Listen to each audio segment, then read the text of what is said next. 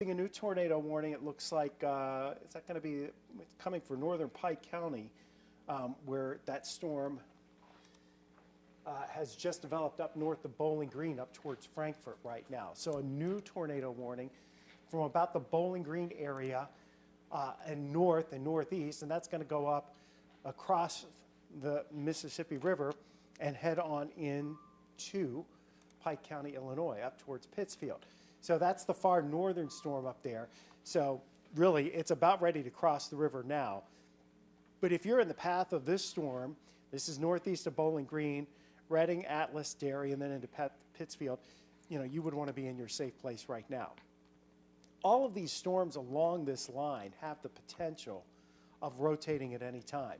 The greatest threat appears to be along Interstate 70 into St. Louis and then points east and south as we head through the remainder of the evening.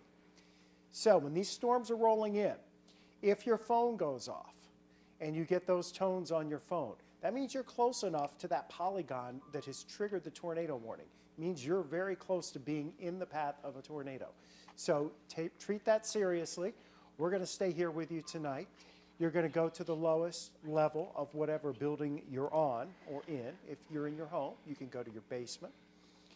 You don't want to be in a mobile home. You want to abandon that for a more substantial shelter. So hopefully there's a nearby place you can get to. If you live in a mobile home and you're out ahead of this line by 15 or 20 minutes or so, there's still time for you to get to where you need to go and a safe place for you to be inside. You're putting as many walls between you and the outside as possible, going to that small interior room. And you're also going to stay away from windows and doors this evening as these storms roll in. They potentially have a tremendous amount of wind. The jet stream aloft, you don't have to go very far up to find 70, 80 mile per hour winds. And some of that gets worked down and pulled down by these thunderstorms to the ground. So we're concerned about not only straight line winds, we're concerned about the rotation in the storms and the potential for tornadoes, and the potential that we could have some stronger, longer track tornadoes across the region as well. There's that storm just north of Louisiana right now, up towards Frankfort, and it is racing northeastbound, so it'll be crossing over the river, and it looks like that we do have that circulation in there right now, so this will cross over and head into Pike County, Illinois, and your tornado threat will then shift east of the Mississippi River and technically out of the 5 on your side area. That's this whole line of thunderstorms, which is strong. Warnings are up pretty much all along this line of storms for the potential of wind gusts to around 60 miles per hour, perhaps some hail up to the size of nickels, maybe quarters. And then as you get into the Herman area, you're already picking up the heavy rain. Looks like the circulation would be just back to the west and to the southwest of St. Louis in that area. So there's an awful lot going on tonight with these storms. We're going to need you to stay alert, stay weather aware this evening. We're going to stay here. We'll be with you. Tracy Hinson and I both here tonight tracking the storms. Tracy's driving the radar right now, zoomed in on this storm out around Herman where it's already pouring. But again, the circulation looked like it was back here a little farther to the west, and that is racing off towards the northeast. So these storms, 50 to 60 miles per hour is how they're moving to the northeast of St. Louis. So they are racing. Moving very fast, and something that developed very quickly. Came into our very unstable area. We had all the right ingredients for this today.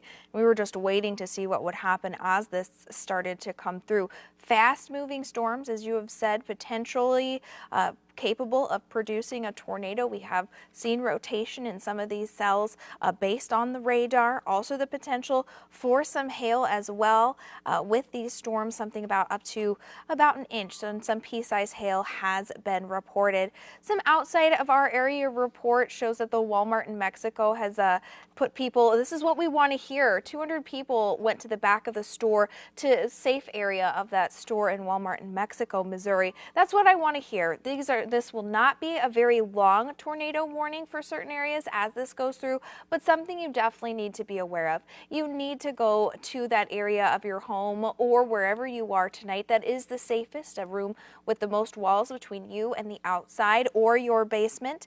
This will be moving pretty quickly, so that threat you will not be in the basement for very long as these storms track through. We also have severe thunderstorm warnings out there as well, so some strong winds are just blasting through the 5 on your side coverage area. We will be on for a while tonight to see you through this storm system. As you can see, as I zoom out here, I'll do it as slowly as I can. I know that it can be a bit jarring when you watch that, but you can see here that that is a very long line of storms. That is going to encompass the entire 5 on your side coverage area at one point or another throughout the entire night tonight. So we have some rotation in these cells, widespread, as you can see, tornado warnings just about everywhere. And we have this one here that is extended into Franklin County that is moving pretty quickly here. All of these storms are moving fast. I'll go ahead and zoom in on this one and give you a better track on this storm as these cells have developed. Strong winds with this. You'll expect to hear that, a rumble outside as these track through. Some lightning as well, and of course it's nighttime, so I know this is a thing for dads to do, to go out there and try to see this, but you're not going to see it with things being so dark.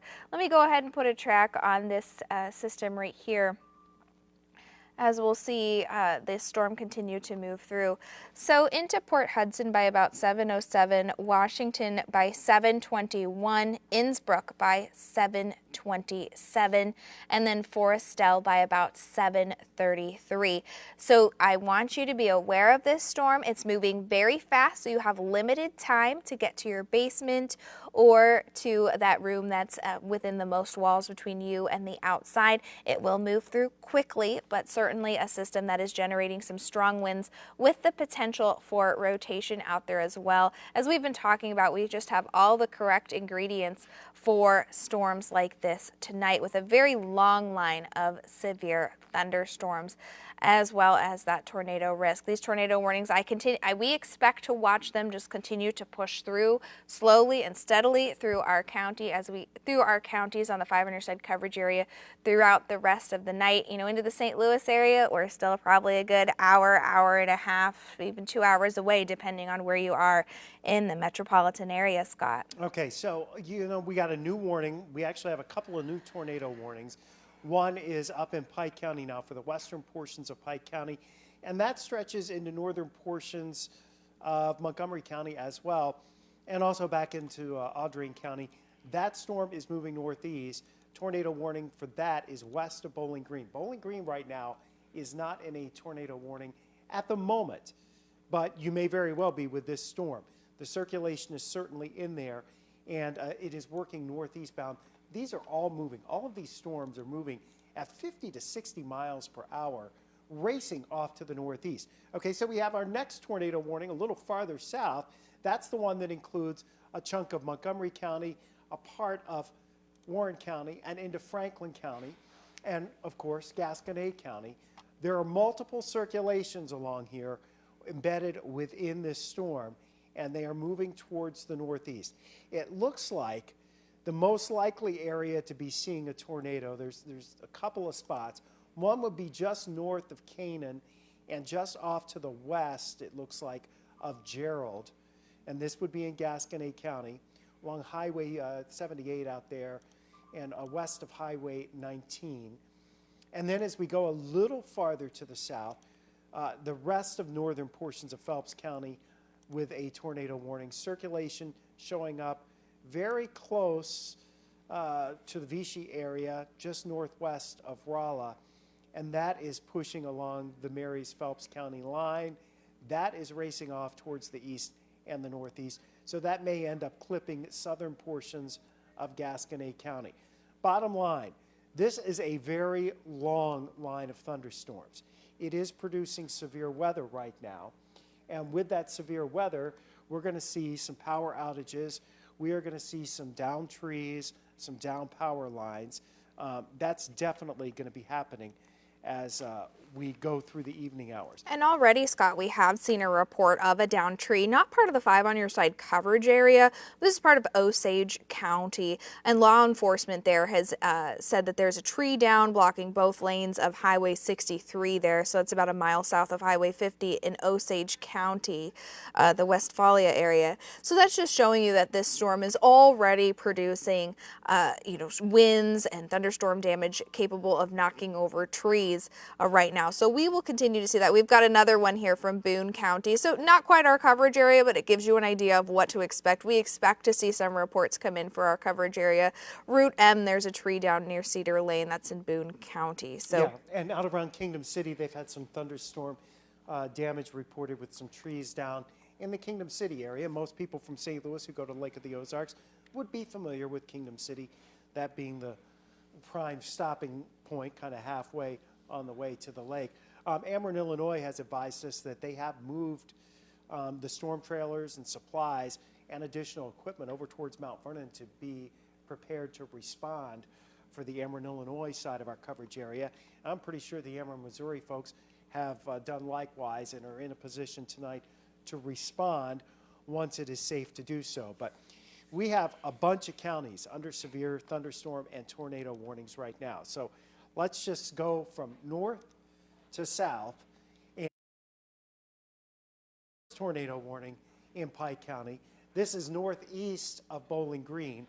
It looks like that rotation is about across the river and heading on into now and working its way on up towards Pittsfield. In fact, trimmed up that tornado warning as we're speaking. So that is moving northeast up towards Pittsfield. So this part, at least, of Pike County now out of the tornado warning, but there's another cell that is coming east of Mexico, southeast of Mexico. It is bowing out here.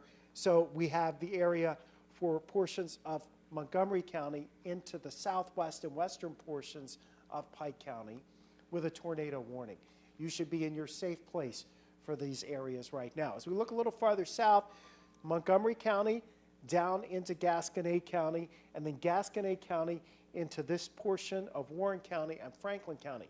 Numerous circulations are showing up along this line, and there is rotation within these thunderstorms capable of producing a tornado. We do not know if we have tornadoes on the ground at this point. We're not seeing indications of that, but we are tracking these storms, and this one that's pretty close right now to Canaan, that's going to move across Gasconade County into Franklin County and potentially move into Warren County. Eventually, that's going to get into Innsbrook. It's going to get into Warrenton. It's going to get to Washington, Missouri, to Augusta, to New Melle, eventually into the west side of the metro area. So everybody that's in the western portions of the metro St. Louis area and then down along 44, in the next hour, hour and a half, is going to be racing northeast. It's moving at 55 to 65 miles per hour. So these storms are on a tear to the northeast, and they have a tremendous amount of wind. We've had some wind damage with these cells as they work through to our southwest. Tornado warning, northern portions of Phelps County now. That takes it very close to St. James. This storm's probably going to stay right along or just north of Interstate 44 as far as where the current circulation is within the storm. Now, the environment that exists from the St. Louis area on down to the south, across much of southeastern portions of Missouri, southern portions of Illinois, it is a very favorable environment. All the ingredients appear to be there for the potential of stronger tornadoes. We're now at the point where the sun has set, it's dark, it's hard to see, you have hilly terrain, you have trees, it's not easy to see those can be very dangerous. One thing we're hoping is that they get out of here, and we're thinking that they will, so most of us can get a good night's sleep if they don't impact us. Because it is very bad to have severe weather rolling through, of course, when you're trying to sleep and when you are asleep. That's where we end up with the biggest problems from nocturnal tornadoes, and that is going to be a problem for areas along the Ohio River Valley and down into the Mid-South as we go through the overnight hours. Around St. Louis, we're thinking over the next hour to 2 hours, we are going to get this line of severe thunderstorms through here. Tornado warnings stretching now from Phelps County into Gasconade County, parts of Franklin County, the southwest corner of Warren County, into Montgomery County, and then north up into Pike County. There are individual circulations all along this line that are racing to the northeast, each one of them capable of producing a tornado, in addition to the potential of widespread wind gusts of 55 to 65, maybe 70 miles per hour out of some of these storms. Kingdom City's had some damage reported. Out towards Columbia, they've had some damage. 60-mile-an-hour wind reported at the Columbia Airport. We've had some damage down 44. And if you notice, just north of Springfield, there's yet another storm developing there, well down to the southwest of St. Louis. Here are some of the damage reports that Tracy's pulling up for us. And again, it's wind damage that's been reported. That means we're going to have the trees down, power lines go down. We are going to have scattered power outages across the region tonight. There's not a question of if it will happen. It's a question of when it happens and how widespread it's going to be. If these storms plow through St. Louis and they produce widespread 60 or 70 mile per hour winds, we're going to have some problems. We got a lot of trees. That's just the reality of it all. Richland, you can see that report, some trees down south of Richland to south of Crocker. So tree reports down, branches down. This whole line of thunderstorms is coming towards St. Louis, potentially producing to the straight line winds. It is going to be a very active weather evening across the bi-state area for sure. The tornado warning still continuing. They're drawing a new warning up for much of Warren County, and it is coming out right now. So Gasconade, Lincoln, Montgomery, Pike, and Warren County. Certainly a blustery night too with this. Lots of winds being generated with these storms. Are moving very fast, so this will be kind of short-lived here. Scott, there's that new warning box that you were talking about. Yeah, in fact, if you look right now, the new warning that just got popped up here is the one that's taking the storm from around Herman. And to be honest, it's a messy line of thunderstorms. It's hard to find those circulations in here. But this is the newest warning that comes in. It includes parts of Gasconade County, parts of Montgomery County, even goes up into the southeastern tip of Pike County, much of Lincoln County, and Warren County. So Warrenton's in on this, Hawk Point, Truxton. You're going from Troy up towards Eolia. You're going over towards Winfield with this. That's a pretty expansive area. But this is the area of circulation here, very close to Herman right now, that is working its way towards the northeast at about 50 to 60 miles per hour. So towns in the path include Hawk Point and Troy and Moscow Mills. And, you know, eventually Winfield. It's moving that fast. This is all going to happen within the next 35, 40 minutes. That's how fast these storms are moving. So tornado warnings, these are serious storms. Traditionally what happens with these storms, when you have these storms moving so fast, the damage that occurs, by the time we find out about it, the storms are long gone, because the first responders who have to deal with the mess that's on the ground and deal with all the 911 calls are very busy, and they really don't have a lot of time to chit-chat. So we don't get the storm reports until a little bit afterwards. And because the environment is so favorable for us to see potentially larger tornadoes and tornadoes that would stay on the ground longer, that's one of the reasons why we are staying on the air with you tonight. We need you to know where your safe place is. We need you to track this line with us. Again, the storm's leading edge coming into Troy right now, the circulation from that has been back towards Herman, and it is racing to the northeast. There's probably a good swath of strong winds pushing out at 60 to 70 miles per hour here, coming across a good chunk of Gasconade County and into the northwest corner and western portions of Franklin County. Looks like a new tornado warning now down here across northwestern portions of Crawford County and into the southern portions of Franklin County, the southern portions of Gasconade County. All of these storms are rotating. So, again, these will be in the metro area within the next hour or so. Less than that, probably. If you're in the path of these storms and they're threatening you right now, your safe place is in the basement. If you don't have a basement, you're going to the lowest level of whatever building you're in. You're going to put as many walls between you and the outside as possible. That could be a bathroom, maybe a closet. You're wearing your shoes. You're taking something to cover your head. You got a bicycle helmet, use that. Have a pillow, that's fine, but make sure you're covering your head away from windows and doors in the center lowest part of your house. Mobile homes are not substantial shelter.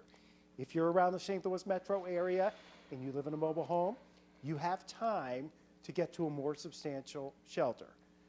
And by that, we mean go to either a storm shelter that is in your village or go to a neighbor's house where you have more substantial shelter.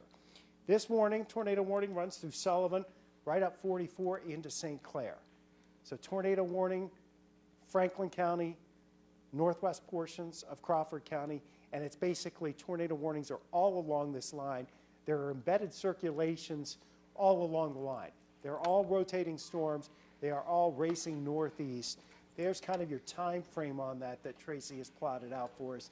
And Tracy, these storms are really on a tear moving north and northeast. Very fast. So as you were talking about getting to your safe place, whether that's that room with the most walls between you or your basement, you will not be down there for very long. This storm system is moving across very quickly right now. I do expect it to come into the St. Louis area, starting to make its way into the metro area here pretty quickly within the next hour and a half. So the good news with that is most of us will be awake for this, to keep an eye on this. If you are planning to go to bed, maybe you're in Illinois, here's what I do when I am set to fall asleep during some of these storms when Scott and Jim are in, is what I will do is I'll set a couple of alarms for every 30 minutes or so. Sometimes it's every hour. With this storm, it's moving very fast. I would set them every 30 minutes to go ahead and check in with us until that storm comes closer to you. As you can see, we have widespread tornado warnings with this one. I'll go through the counties that these are currently affecting. So we have a warning still that's up through about 7:30, so another 25 minutes on this warning through Montgomery and Pike counties. This is a bit of a longer tornado warning. This is a disorganized system, so there's lots of little areas within these storms that we are seeing some rotation in. So this warning is for Lincoln, Montgomery, Pike, and Warren counties through about 7:45 tonight. Going down the line here, 7:45 tonight, they're continuing on through parts of Franklin, Gasconade, and Warren counties. You can see the National Weather Service go ahead and updating this as that storm continues to track very quickly off to our northeast tonight. And then here's 7:45 for us, Franklin and Gasconade counties, parts of Crawford. So Rolla, you, my friends, are starting to get into that. We have some severe thunderstorms in your area, but your tornado risk has diminished. So that is some good news for you for Dent and Phelps County. That's about 7:45 tonight. And in Lincoln County, Tracy, in Lincoln County, the emergency manager says the Performing Arts Center in Troy, Missouri is open for sheltering operations. So if you live in a mobile home in Lincoln County, you're getting close here. You need to move it along. But you still have time. The Performing Arts Center in Troy, Missouri is open for sheltering operations there. One thing to remember too, when we get into a scenario here that plays out where there is wind damage and power's out, we're going to treat any down power line as if it's live. If your power's out, it may be a while before it gets back on, depending on how widespread it is, but you don't want to be out there putzing around with wires. Treat any wire as a live wire, okay? And in the morning, tomorrow morning, if there's widespread power outages, you don't want to be wandering around outside, especially if there's a lot of debris around. We don't know what we're going to be into, really. For the next hour or so, we're just going to track these storms through the region. I think we'll be mostly done by 10:30, 11 o'clock, based on what we're seeing right now, because these are moving very quickly. They will have done the damage. We can at least get a preliminary assessment of what's going on. Hopefully, the circulations stay up in the clouds, and they don't drop out of the clouds. But in this environment, there is a history of thunderstorms like this causing and producing large and damaging tornadoes. So with that environment that exists, and given the fact that we have this long line of thunderstorms, and we have rotating thunderstorms all along this line, rapidly racing off to the north and east, and all the tornado warnings from western Pike County into Lincoln County, into Warren County, Franklin and Gasconade counties, and into northwestern Crawford County. all along this line. Storms are rotating. There's the potential we could be dropping a tornado at any moment. We have seen winds gusting above 60 miles per hour at times. We've had reports as these storms were really at the cusp of just getting organized back in parts of mid-Missouri and southwest Missouri. As they were just getting organized, they were producing some stronger winds between 50 and 60 miles per hour or even higher. And we've had some reports of some trees down and power lines down.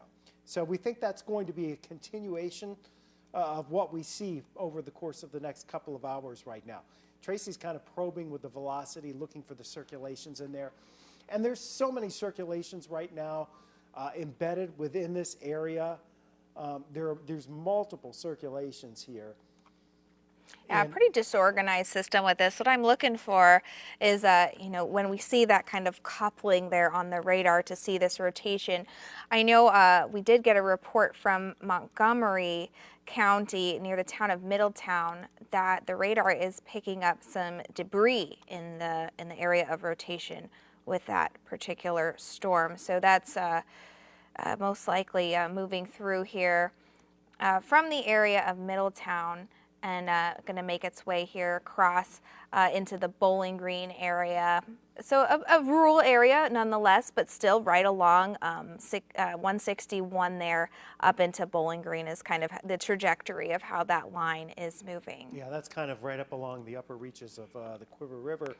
In fact, if you go over to Max 2, Sean, you can see that would be what's indicated with a little bit of a debris there north of Middletown. That's an indication that there has been something other than raindrops and hailstones, your traditional radar targets. There's other things in there that the radar is detecting, and they are not of the same size. And that usually means we've lofted debris up into the air and that a tornado has touched down.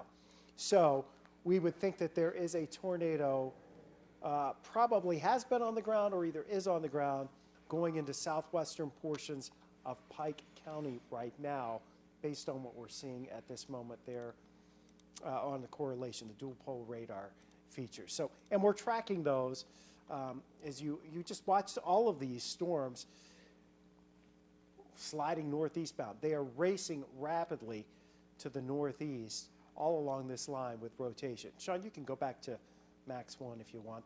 Thanks. And all along this line, we've got tornado warnings in effect, Tracy, and I think we're going to be sticking with them here for quite a while this evening. Yes, definitely, Scott.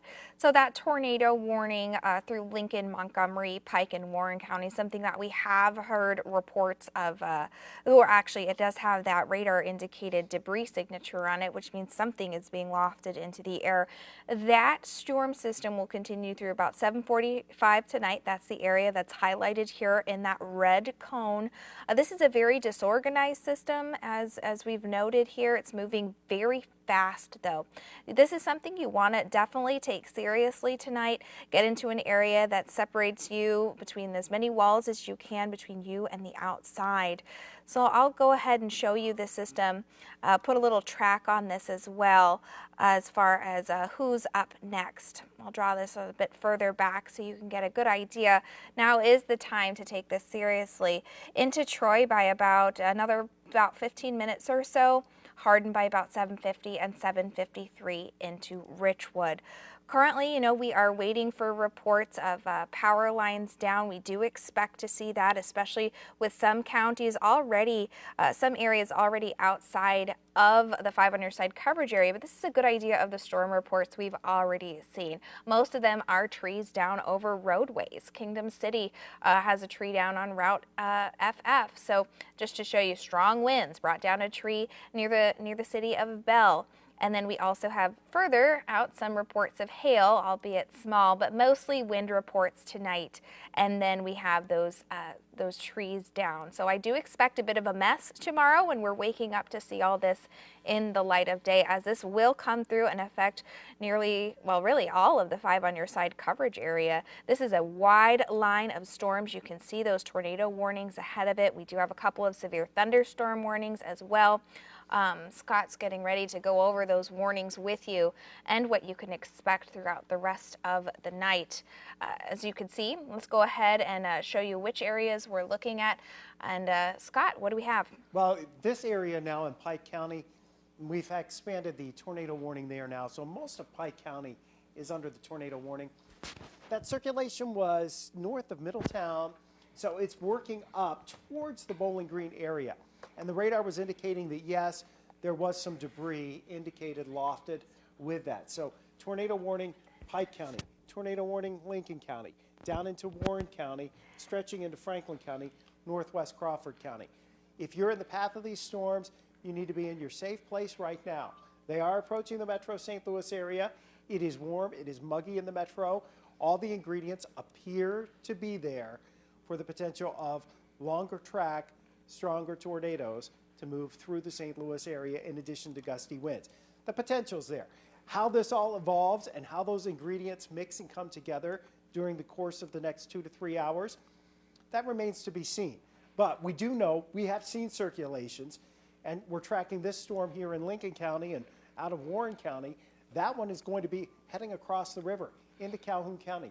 You don't have a warning in Calhoun County. You'll probably get one in a little bit if this storm continues to rotate and continues to maintain its strength. Again, be prepared. If you're downstream, if you're in the metro area, time to prepare right now. Coming up 44.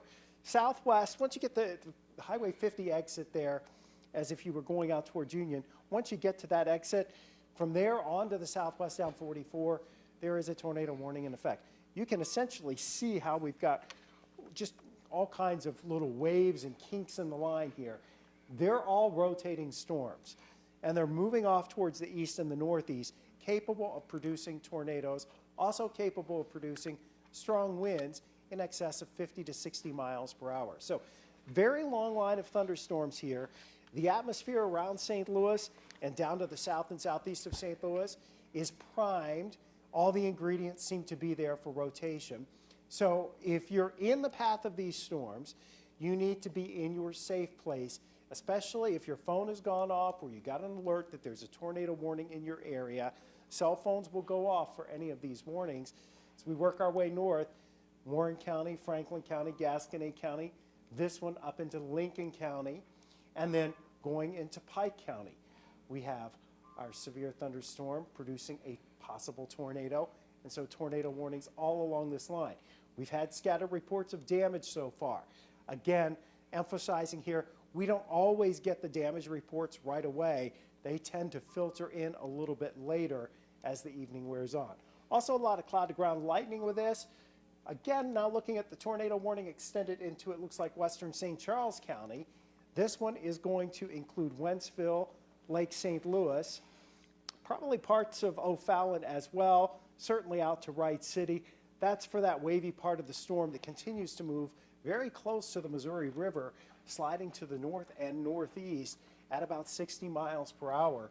So these storms racing to the northeast, they are dangerous storms. They do have a history of producing some damage, and they are quickly moving off towards the east and the northeast. This tornado warning that includes St. Charles County also includes parts of Franklin, Lincoln, and Warren counties in effect until 8 o'clock tonight. So it's in effect for about another 45 minutes or so.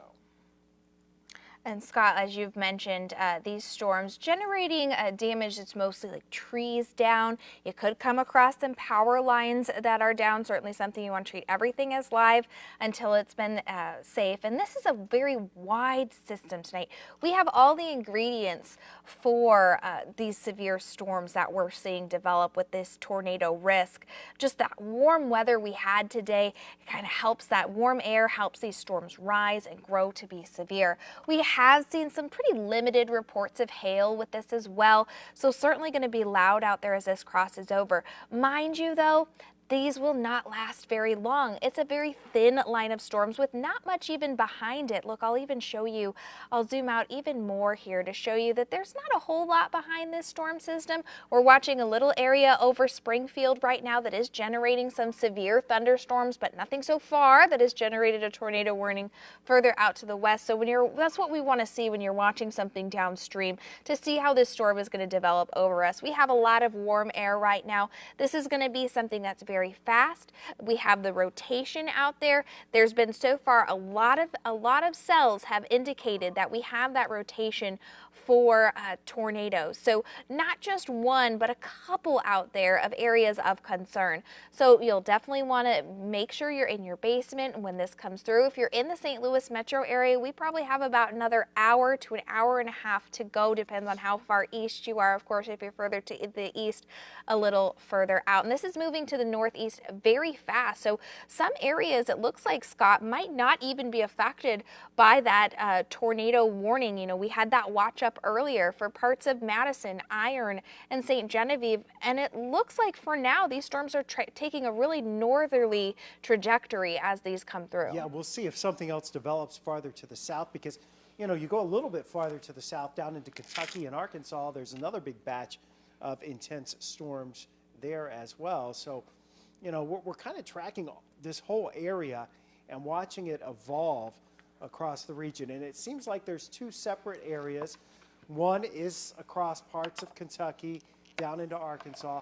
There's the next area that we're dealing with right now, and our areas just west and northwest of St. Louis and down 44 under tornado warnings right now. You need to be in your safe place. And then there's another third line that's starting to develop back down towards Springfield, Missouri into northwest Arkansas. And we're going to see how long these things hold together, because they evolve, and as we go through time, you know, you're watching how the storms are moving, and there's so many kinks in the line. And when I say that, I mean there's lots of little ripples in this line indicating severe thunderstorms and possibly rotating thunderstorms with the potential of tornadoes in there. So just kind of getting an update here. So Crawford, Franklin, Gasconade County, we still have the severe thunderstorm warning there for the southern part of the county. We have a tornado warning in effect for much of the rest of the county. Basically, you know, all along this line, tornado warnings are in effect all the way right from north of Cuba up to Sullivan, and then going northbound from there. And then south of that, we have severe thunderstorm warnings still in southern portions of Phelps County down into Dent County. But these are the storms here coming into the metro St. Louis area within the next half hour to 45 minutes that are really racing northeast. You can see notches here. We're bowing out here right around Innsbrook right now. Wouldn't be surprised to get some reports out of Innsbrook of some really intense winds out in Warren County. That's going to be sliding up towards Wright City and pretty close to Wentzville. We've got other areas here from New Haven and heading down to the south that's moving northeast bound. Here's that cell that's really going to push towards Wentzville, Wright City, Forestell. Likely to see some strong winds in here, maybe 55 to 70 miles per hour, kind of in that ballpark.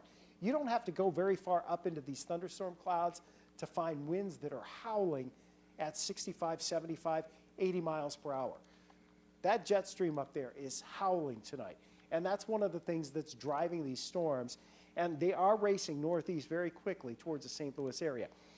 Would not be surprised here very shortly to see a tornado warning, or at least a severe thunderstorm warning, posted for the rest of the metro area as these storms are moving so quickly to the north and northeast.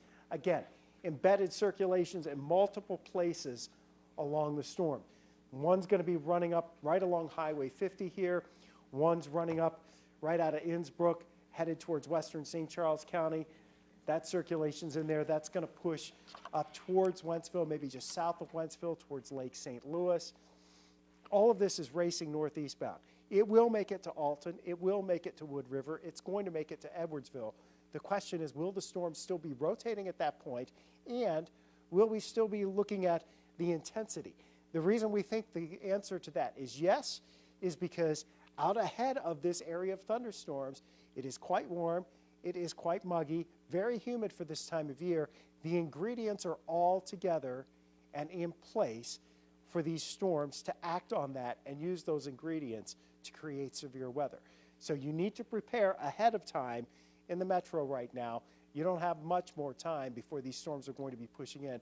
Where your safe place is, where you're going to go. The best place, lowest floor of whatever building you're in. And of course, a basement would be best, but not everybody has a basement available. If you don't have a basement available, as many walls between you and the outside as possible on the first floor, and you can basically get into a closet, into a bathroom, away from windows and doors. We're going to cover our head, protect our head. We're wearing our shoes because if there is damage, you want to be able to walk out into it without having to worry about scratching your feet and getting cuts. So the tornado warning continues for Franklin County. It also continues here across much of Warren County, into St. Charles County, up into Pike County.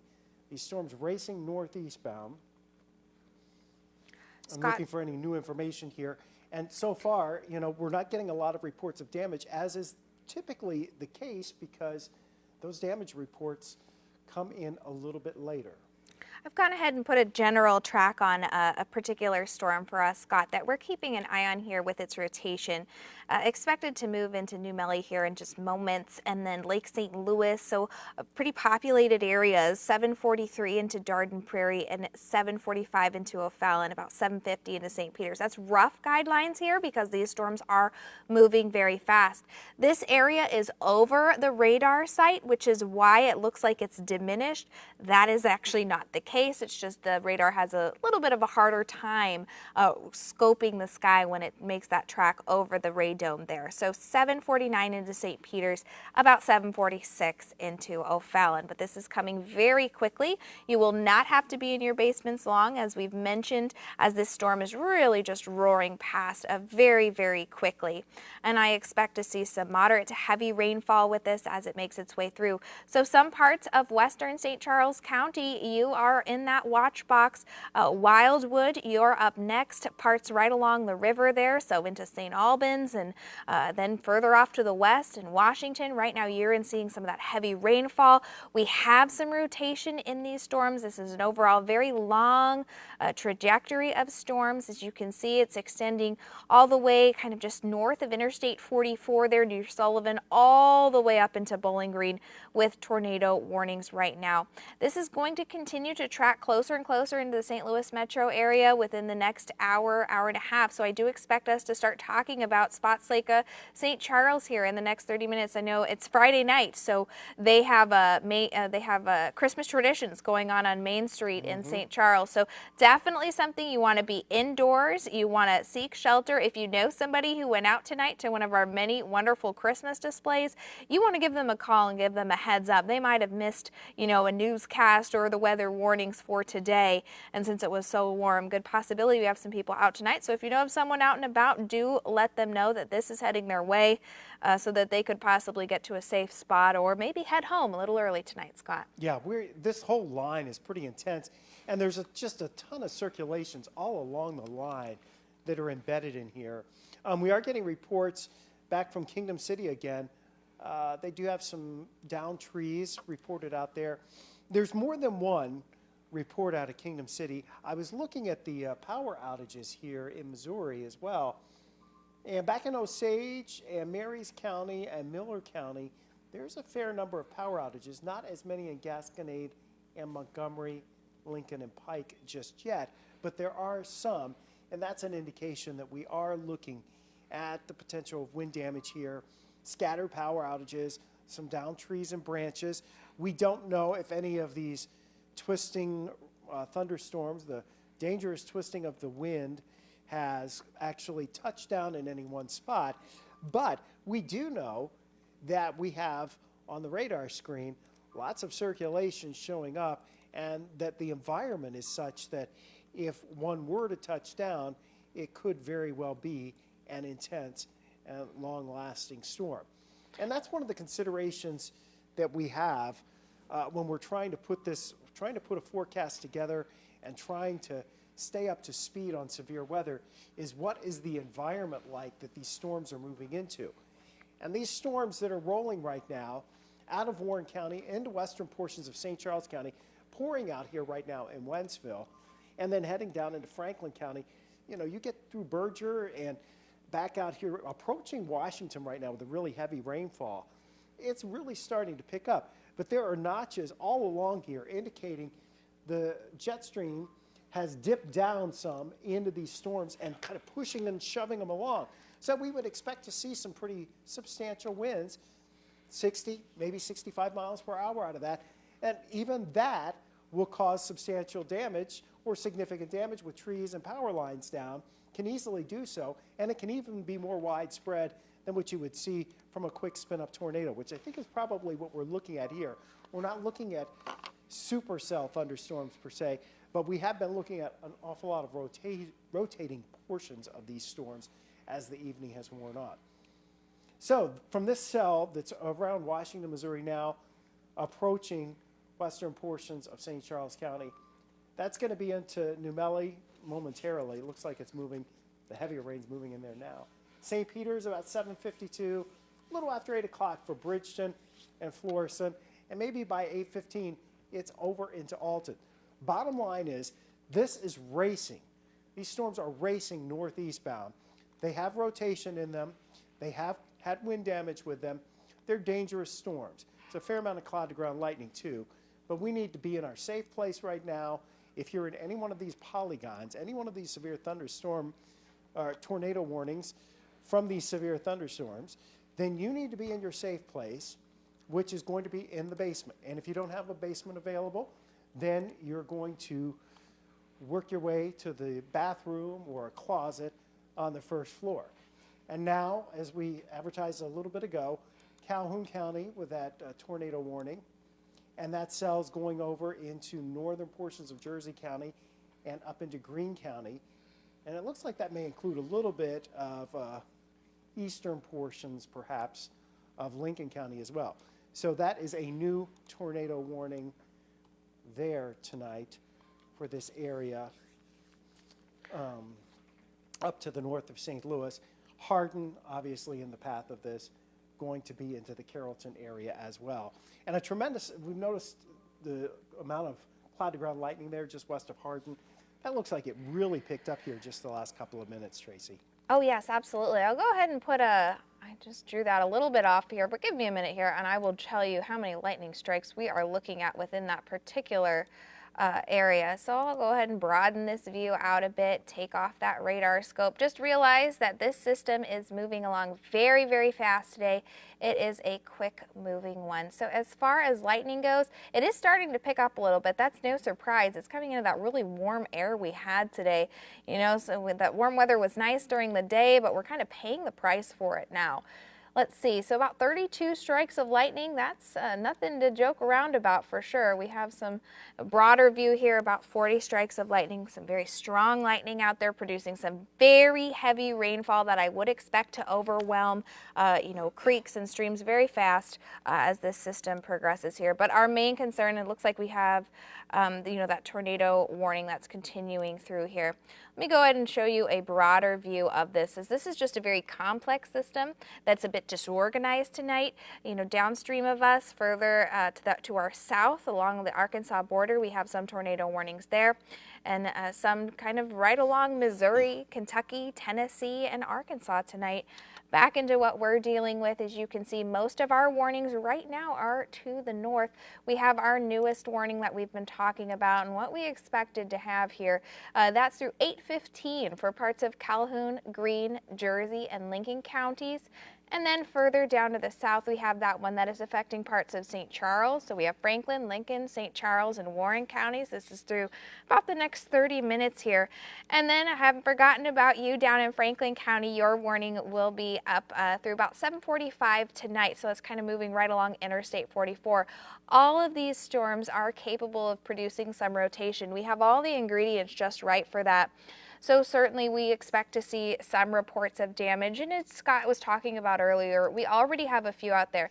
Damage reports do tend to come in a little later after that storm passes through, when law enforcement is out to see what has gone on. So you can see the Callaway County Sheriff's Office has reported trees down in Fulton. This is what we can expect later on tonight for some of our areas. Are these trees down and blocking roadways? So if you are driving later tonight, do be careful. Wouldn't be surprised if you come across some downed trees or branches. Closer into the St. Louis area, we do have some reports of some larger hail here. We have an inch-sized hail reported for Marthasville. That was just about 4 minutes ago at 7:29.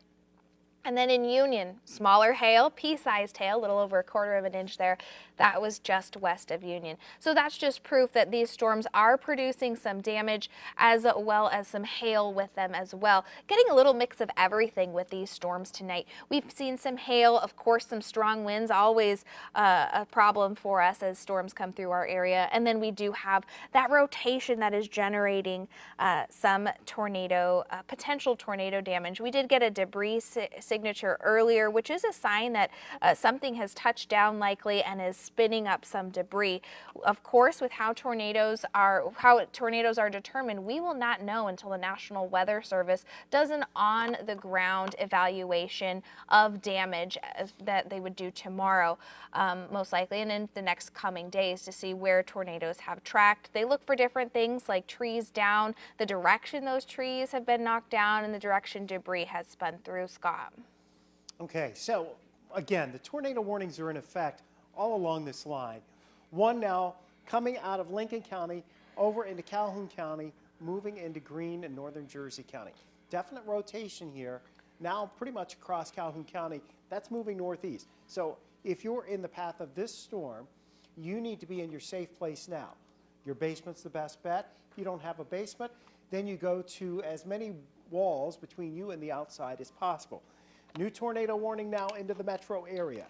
This one is for southern Calhoun County, southern portions of Jersey County, much of St. Charles County, into the western portions and parts of northern St. Louis County, extreme northern portions of Jefferson County, and back into Franklin County. That's because we got a big surge here pushing out of Washington, Missouri, near Washington, Missouri. It's going to run right along the Missouri River here and going to the northeast.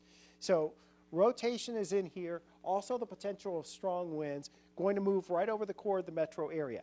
This includes the Chesterfield Valley. It includes that new entertainment district out there, the district that it's called. Includes the factory outlets. Obviously, those areas that are out to the west of St. Louis, in downtown St. Charles, Lambert is also under this tornado warning. St. Peter's, O'Fallon, all of our bigger cities here, populated cities here out to the west of St. Louis, and just up to about 170 in the metro area, up to about Shrewsbury on 44 under this tornado warning. So you have time here on the west side of the city to get into your safe place. But these storms, and again, it's hard to pinpoint one circulation, but there's a pretty good surge here coming out around Washington, Missouri. There's another surge down here towards Union. At any point along this line, we could have rotation, and the environment is favorable for that rotation to spin and reach the ground. So you've got dangerous twisting winds in multiple places along this line of thunderstorms coming through the metro area right now into St. Charles County, into the northeast corner of Franklin County, and sliding into, over the course of the next hour or so, in and across much of western and northern St. Louis County. So a good chunk of the metro area now under a tornado warning. All right, we do have a tornado on the ground determined by radar here. And let's see, it was northeast of Augusta, and my NWS chat just went down. But I think north of Augusta, moving northeast towards Weldon Spring. So let's go to max 2, if you would. I think it's Steve in there. we're going to kind of watch this here. And there you kind of see a little bit of something right there just north of Augusta. And so just tracking that, I'm going to track that one towards Weldon Spring, and we'll put on the towns there. So that particular, from where that damage is located, that puts it into Weldon Spring at 750, Harvester at 757. Okay, that's along Highway 94, along the Page Avenue extension, along 364. So again, that appears to be a tornado on the ground north of Augusta, moving northeast right towards the National Weather Service office in Weldon Spring. So that storm, obviously a dangerous storm racing northeastbound. You could have a tornado on the ground here. Radar's certainly indicating it with a debris signature there. So you need to be in your safe place. We've been saying this all along. Where are you going to go? We're going back to the basement, and you can go back over to Max 1. You want to be in the basement or the lowest level of whatever building you are in, okay? So you go to the basement, you go to the first floor, you put as many walls between you and the outside as possible. We're staying away from windows, we're staying away from doors, and we're going to cover our head, protect our heads, and we're going to wear shoes just in case we do actually have some damage that we have to muddle out from. So, again, the National Weather Service is showing a tornado on the ground moving towards Highway 94 and the 40, 64, 61 interchange in Weldon Spring, which would also mean it's moving right towards the Missouri Highway Patrol. All right, so the Missouri Highway Patrol office. That's where that circulation is moving right now. So tornado on the ground, indicated radar detected tornado on the ground, moving along Highway 94 or very close to Highway 94 towards the interchange there at 90, 94 and Interstate 64, Highway 40. This is just west of the Boom Bridge, very close to the radar site here in St. Louis. The folks up in Lincoln County, your 911 service in Lincoln County may be impacted. It looks like you had a direct lightning strike at the emergency operations office there. So you may or may not have 911 service in Lincoln County at the moment. So 911 lines in Lincoln County, just so you know, could be a problem there. Potential tornado on the ground. It is moving towards the Weldon Spring area, as best we can tell. And again, we're getting in close to the radar site. So since we are so close to the radar site, you know, I'm going to actually switch mine over. I changed something up on mine. Sure. So what Scott's talking about here on that radar site is once you get over the radar site, there's a little gap. So you can see that here. This is right where that confirmed tornado is moving. So we're not going to have immediate access over this area as this storm progresses. This is just a 30-minute loop. Shows you how fast this storm is moving. It's currently coming across Interstate 70, 64, and then 94 was where that area where we had that rotation. If you are ahead of this area, I do want you to be prepared for it. This is coming through very fast, so you probably have about another 30 minutes or so less in some areas to get to a safe area. With it. So if you go over to Max 2, I've got Max 2 over in a tight little spot here. This is down along Highway 94, and just from about Weldon Spring, looking just to the south, down towards Hamburg, and this is moving northeast. So if you're in the, I'll get a little bit tighter in here. So there's a circulation embedded in here, and it appears to be on the ground, okay? And it is moving northeast, so it's moving very close along Highway D and 94. So this would be very close to Francis Howell High School, over Bush Wildlife, and it will move to the northeast, likely to move over Weldon Spring. Very close to Cottleville, into the Harvester area, just kind of where this circulation is. It's going to be taking it right along the Page Avenue extension. There's a whole bunch of schools here in the Francis House School District in this area, just going right on up as you work your way along 94 and 364. So we do have the debris showing up here, and I'll flip it back over to another mode with the other radar. And it's not as easy to see here, but again, there is debris here showing up just southwest of the National Weather Service office here in St. Louis, in St. Charles County. So we know we have had a tornado on the ground just northeast of Augusta, and it's moving generally towards Weldon Spring. This is going to be the area here, Weldon Spring, you know, along Highway 94, Independence Elementary, Bryan Middle School. It's going to take you up towards Francis Howe Middle School. This very well could impact areas just kind of going on up here towards Barnwell and up towards Central Elementary. It probably gets up close to Francis Howe North. It may very well, this is very close to taking the similar track of what the tornadoes back in 2013 and 2014 took in these areas as well. So if it stays on the ground, it's definitely in an environment that is favorable for strong tornadoes. And Scott, we are hearing now that sirens are going off. So if you do hear that siren, which remember, tornado sirens are meant to be heard outdoors. So if you are inside and you do still hear that tornado warning, it is time. That tornado area of storms is in your area, so you need to seek shelter, head down to the basement.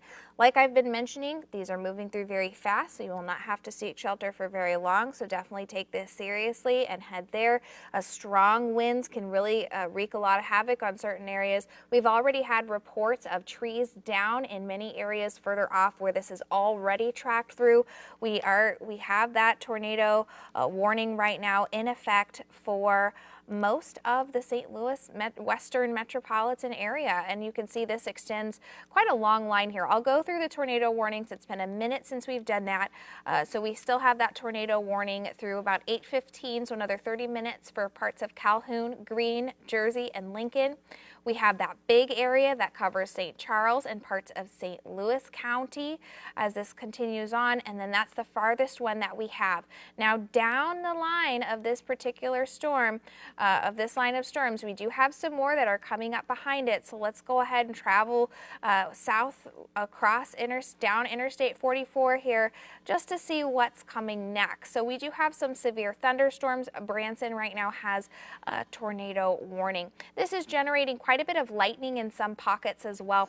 I'll go ahead and track how many lightning strikes we've already seen. So already we have some tornado, a confirmed tornado, and then we've had reports, radar indicated reports of other tornadoes. So this is just the lightning strikes within that red area. So 71 strikes of lightning, certainly lighting up the sky tonight. We had that warm air, just all of the ingredients lined up really nicely for this system to develop the way it did today with that warm air over us. Let me go ahead and zoom in here. I know, Scott, you've been working on that as well, so if you're ready, just let me know, and I'll toss it over to you. But where we have, unfortunately, right where we had that confirmed tornado, it's now, that line is crossing over the radome. So when we have that area, it's kind of like a little hole over the immediate radar site. It has a little bit of a harder time reading that. But where that is currently headed is along some major populated areas, plenty of lightning strikes in there. We're continuing to watch this as this tracks through. So Scott, I think you're getting ready here to go over where this is headed and what we can expect next. Now, if you are in the city of St. Louis, anywhere within that kind of inner circle, you're up next. This is coming in about the next 30 minutes to about 45 minutes for some spots along Illinois and eastern St. Louis, Scott. Okay, so I kind of switched over the radar here to Max 2. I've gone to the Lambert radar, the terminal Doppler radar, so we can kind of still see what's going on down here by the radar site. So the folks at the National Weather Service in St. Louis have handed things over to Kansas City right now. They are seeking shelter, and you should be too if you're anywhere along Highway 94 and the Missouri River. This includes the bluffs there. It includes the area around Camelot. Also looking at, well, really all along 364, working all the way up towards Harvester. So Weldon Spring, parts of O'Fallon, parts of Cottleville, parts of St. Peter's are really right in the line of where the potential tornado is rolling. It's going to be very close to Highway 94 and Highway 40, and it may go just east or south of the area right along 94 and then press on up towards the Family Arena or into western portions of northwest portions here of St. Louis County, which will put it very close to Earth City. So again, they are sheltering at the National Weather Service office here in Weldon Spring as this tornado moves over their office right now. They've handed it off to Kansas City. You should be in a shelter and in your safe place in the Chesterfield Valley, in the area here, all along 364 and 94 in St. Charles County. Basically from Francis Howe High School, that's where it looks like the storm is now. It's moving and racing northeastbound, and that's going to be pushing in towards the Cottleville area, the Harvester area. Get to your safe place now, your basement, the lowest floor, any spot that is away from windows and doors on the lowest level as this storm continues to race off towards the northeast. And Scott, some of these cells right now, some of these stronger cells are moving right over the Wildwood area. I'm currently watching on my Nest camera, seeing the trees in my backyard just swaying around, and then those lightning strikes have very little time in between the thunder, so they're very close right now, and then lots of lightning. This is really a storm system that is lighting up the sky tonight. Already looking at my driveway, let me tell you, it is a mess.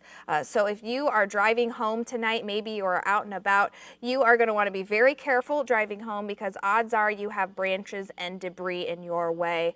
And I'm looking at my backyard view now as it gets lit up. So lots that's moving around. Like I said, I live in the Wildwood area where some of these storms are coming through, currently under a tornado warning. So be very careful if you have to drive home somewhere tonight. And then if you are sheltering, thank you. We want you to do that.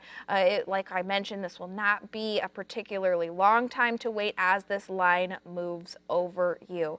We did have that confirmed tornado that moved through Augusta that is continuing on to the northeast. Very fast line of storms tonight, Scott. Yeah, and on Max 2, we've got our live camera from Weldon Spring right now, and basically you can see that the rain is coming down and that there is some wind. You can see that by the rain being driven. It looks like Missouri, the tornado is now just south of the Missouri River and is headed into the Chesterfield Valley. So it looks like it has gone just south of this location in Weldon Spring, and you see there's a big flash of lightning there, and is sliding into the Chesterfield Valley. So right along the river and into the valley now, and it's going to be rolling up towards Earth City and up towards Bridgeton.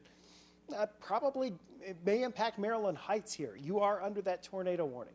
So it looks like it's 2 miles south of the radar is what they were saying, and the debris is still evident on the radar. So let's pop that scan on. And yeah, I can see some of that debris sliding by here. It's not as clear cut as usual, but there's definitely something there going into the valley. And so, you need to be right along the river, right along the Missouri River here, St. Charles County, St. Louis County, going from Highway 40 up through Highway 70. You need to be in your safe place in these areas right now as we watch this massive area of rain take hold, and we also watch that circulation and the debris it's lofted into the air at this point. So again, you're looking at that right now. It's really raining hard around Weldon Spring and in Cottleville and into Wildwood right now, and all of this is sliding northeastbound. Tornado warnings are in effect. We had the tornado confirmed by radar, but we still don't have a lot of damage reports. I'm going to check on the power outages here very quickly. Quiver River in Lincoln County is reporting about 3,500 customers without power. Some of that could be because of lightning. Some of it could also be because of wind damage. But we've seen a big spike in Lincoln County's power outage numbers. Warren County had about 200 customers out. St. Charles County has about 239. Those numbers get updated frequently, and as the damage adds up and we go from there, then we see additionally what happens. We get more reports as the evening goes on, and we can get a better assessment of how bad it is. But the reality is, right now, tornado warnings are stretching through Greene County, Jersey County, into St. Charles County, Calhoun County, St. Louis County. I think we're in the clear here now, finally, in Warren County. It looks like all the storms have moved out, but you still have the area along 44 here down in Franklin County that we're a bit concerned about. And that's a severe thunderstorm there that we would also be concerned with down across Washington and Crawford counties. It's in Crawford County right now, not too far from Cotaway. That's going to try to push towards Potosi. Now, since this storm's by itself and out on its own, that may have a better chance of actually becoming a storm that starts to rotate and gain supercell capabilities or characteristics. So that one's definitely worth watching. But if you're in the metro area now, you need to be in your safe place. You need to be inside, away from the windows and doors, as many walls between you and the outside as possible. And just be prepared for these storms to be moving through during the next hour or so, potentially with tornadoes, and also the potential that we're going to see some winds of 60 miles per hour or so. And Scott, something that makes me nervous to see, I was just checking around some of the MoDOT cameras, and there's quite a bit of road activity around some of these more populated areas. I was checking the Chesterfield cameras, for example, and there's quite a few people on the roadway. So if you do know somebody who is driving right now, give them a call. Let them know. They might not know that this is up ahead. They might have their phone silenced or notification silenced. These are the nights that you definitely want to have your notifications on, that they can alert, so that you can get an alert that this is coming your direction, since this is moving so fast and it's at night. So if it was during the day, we'd see that dark cloud development and we'd really know that it was coming. Now let me go ahead and pause this view that you're looking at here. You can see that little edge that's towards Wildwood. It's bowing out. That's indicating some very strong wind gusts. So yes, we have had some of this radar indicated tornado activity. We're also seeing some very strong winds with this. So I expect to have some more damage reports come through. Right now, as expected, most of our damage reports are further off into the west, but lots of reports of trees down. That's coming from sheriff's departments that are off into the west, not part of the 500 side coverage area, but those we expect to come once those officers are back out on the streets. As we mentioned, even the National Weather Service was seeking shelter and transferred the warning capability over to Kansas City. So strong winds, we are taking precautions. For us here at Channel 5, our studio is already in the basement, so we are ready to go for when this crosses over into St. Louis City, which we do expect it to do just that. This is a very long line of storms. I'll go ahead and show you the broad view here. You can see we have some into St. Louis. It's touching down into Arkansas, and then there's a whole separate system that is wreaking havoc tonight in through some parts of Tennessee, just barely, and then into Kentucky, and then up into Indiana, also generating quite a bit of lightning tonight. This is really putting on a show out there. I'm going to draw a very broad view and show you just how many lightning strikes we have out there across parts of the 500 side coverage area. Currently 53 strikes of lightning just rapidly for us tonight. So a very loud storm as this comes through, generating a lot of rain, a lot of wind. This all has the capability of producing some isolated tornadoes with this. As this tracks through, we had that cell towards Augusta, and then we've seen some debris signatures as well, which tells us that something is being kicked up with this. That's branches, that's tree limbs, etc. that is being kicked up. That's usually, sometimes it's roofing material that can be spotted in those debris areas. And just downstream of this, as you can see, right along Interstate 44, we do have some severe thunderstorm warnings. Some spots we still have a severe thunderstorm warning further down to the south, so you're not out of the woods just yet, some of my far south counties. counties, but so far our main risk is currently in the areas just to the north of St. Louis, as well as western parts into St. Peter's and St. Charles, and then into some parts of St. Charles. We have a lot of light shows out there. I do want you to tell your friends what is coming their way if they are out tonight. It's just about almost about 8 o'clock here. We still have that. I do expect this to be extended, mind you, this tornado warning that's currently for St. Charles and St. Louis counties.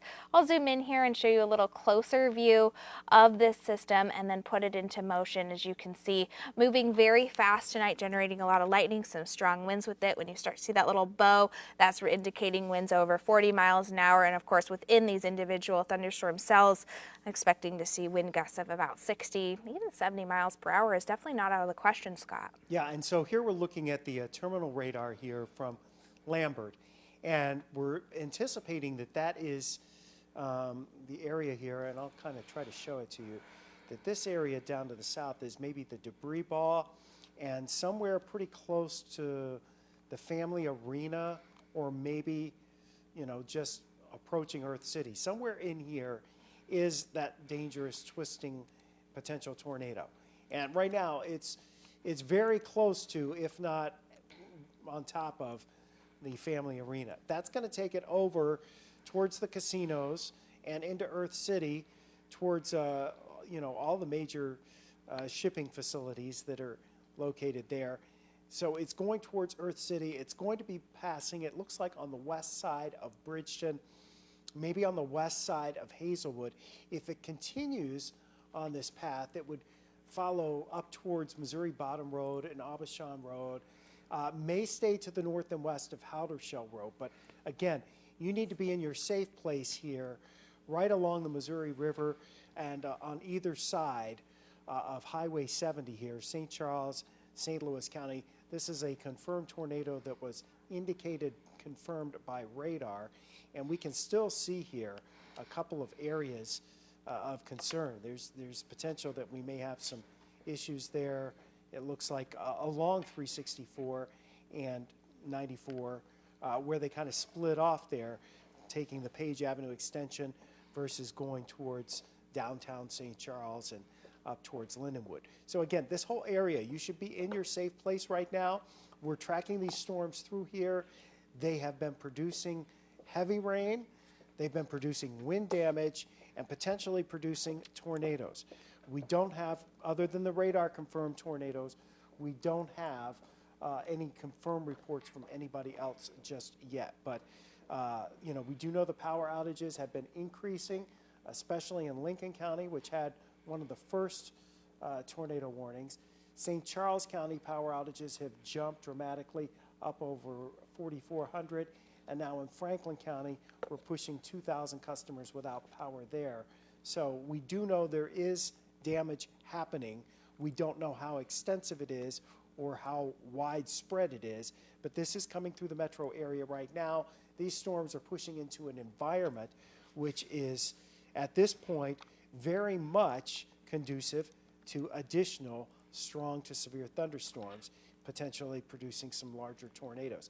They're racing northeast bound. So the storms coming through the metro area right now will be heading towards Bridgeton. They're headed towards Creve Coeur.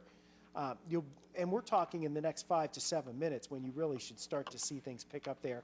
Jennings at about 8:22. Alton, same time frame. Wood River shortly thereafter. And Bethalto at about 8:31. So, you know, even though you don't have the warnings per se, a little farther north and east of St. Louis, they stop in North St. Louis County, they stop in St. Charles County until you go up into Jersey County and then up into portions of Greene County as well, farther north of St. Louis. I think we're in the clear in Calhoun County, central portions of Calhoun County, the very southern tip of Calhoun County around Grafton. Let's give it another 10 minutes or so. Western St. Charles County in the clear now. Warren County is okay. We got to watch the area down 44, although that tornado warning now trimmed up quite a bit to include just west of the city of St. Louis and then down 44 to the St. Louis, Franklin County line. So these And- storms rapidly moving northeast. And Scott, with this, we did get an observation as this crossed through. We got a reading from winds and wind knots. So this was reported from the St. Louis Spirit, so Spirit of St. Louis Airport there in the Chesterfield Valley. Reports gusts of 61 knots, so that's about 70 mile per hour winds. So whether or not that was related to that thunderstorm cell that came through, the tornado cell that came through, or just regular thunderstorm wind damage, that's enough to do quite a bit of damage, knocking trees down in those areas. We also, still seeing reports of trees down further to the west, but with wind gusts, confirmed reported at Spirit that of about 70 miles per hour, I expect to see, some damage in those areas, certainly trees down for sure. And also seeing some reports of some larger hail, nothing that's crazy, but certainly something that's going to be very loud as it crosses over. I've seen some pictures from my friends that are out and about in the St. Louis County area, sheltering in place at Chinook. So happy to see that people are taking this seriously out there. This is something we've already seen some, confirmed tornado readings on the radar of debris signatures that have come through with this. So this is something to take seriously.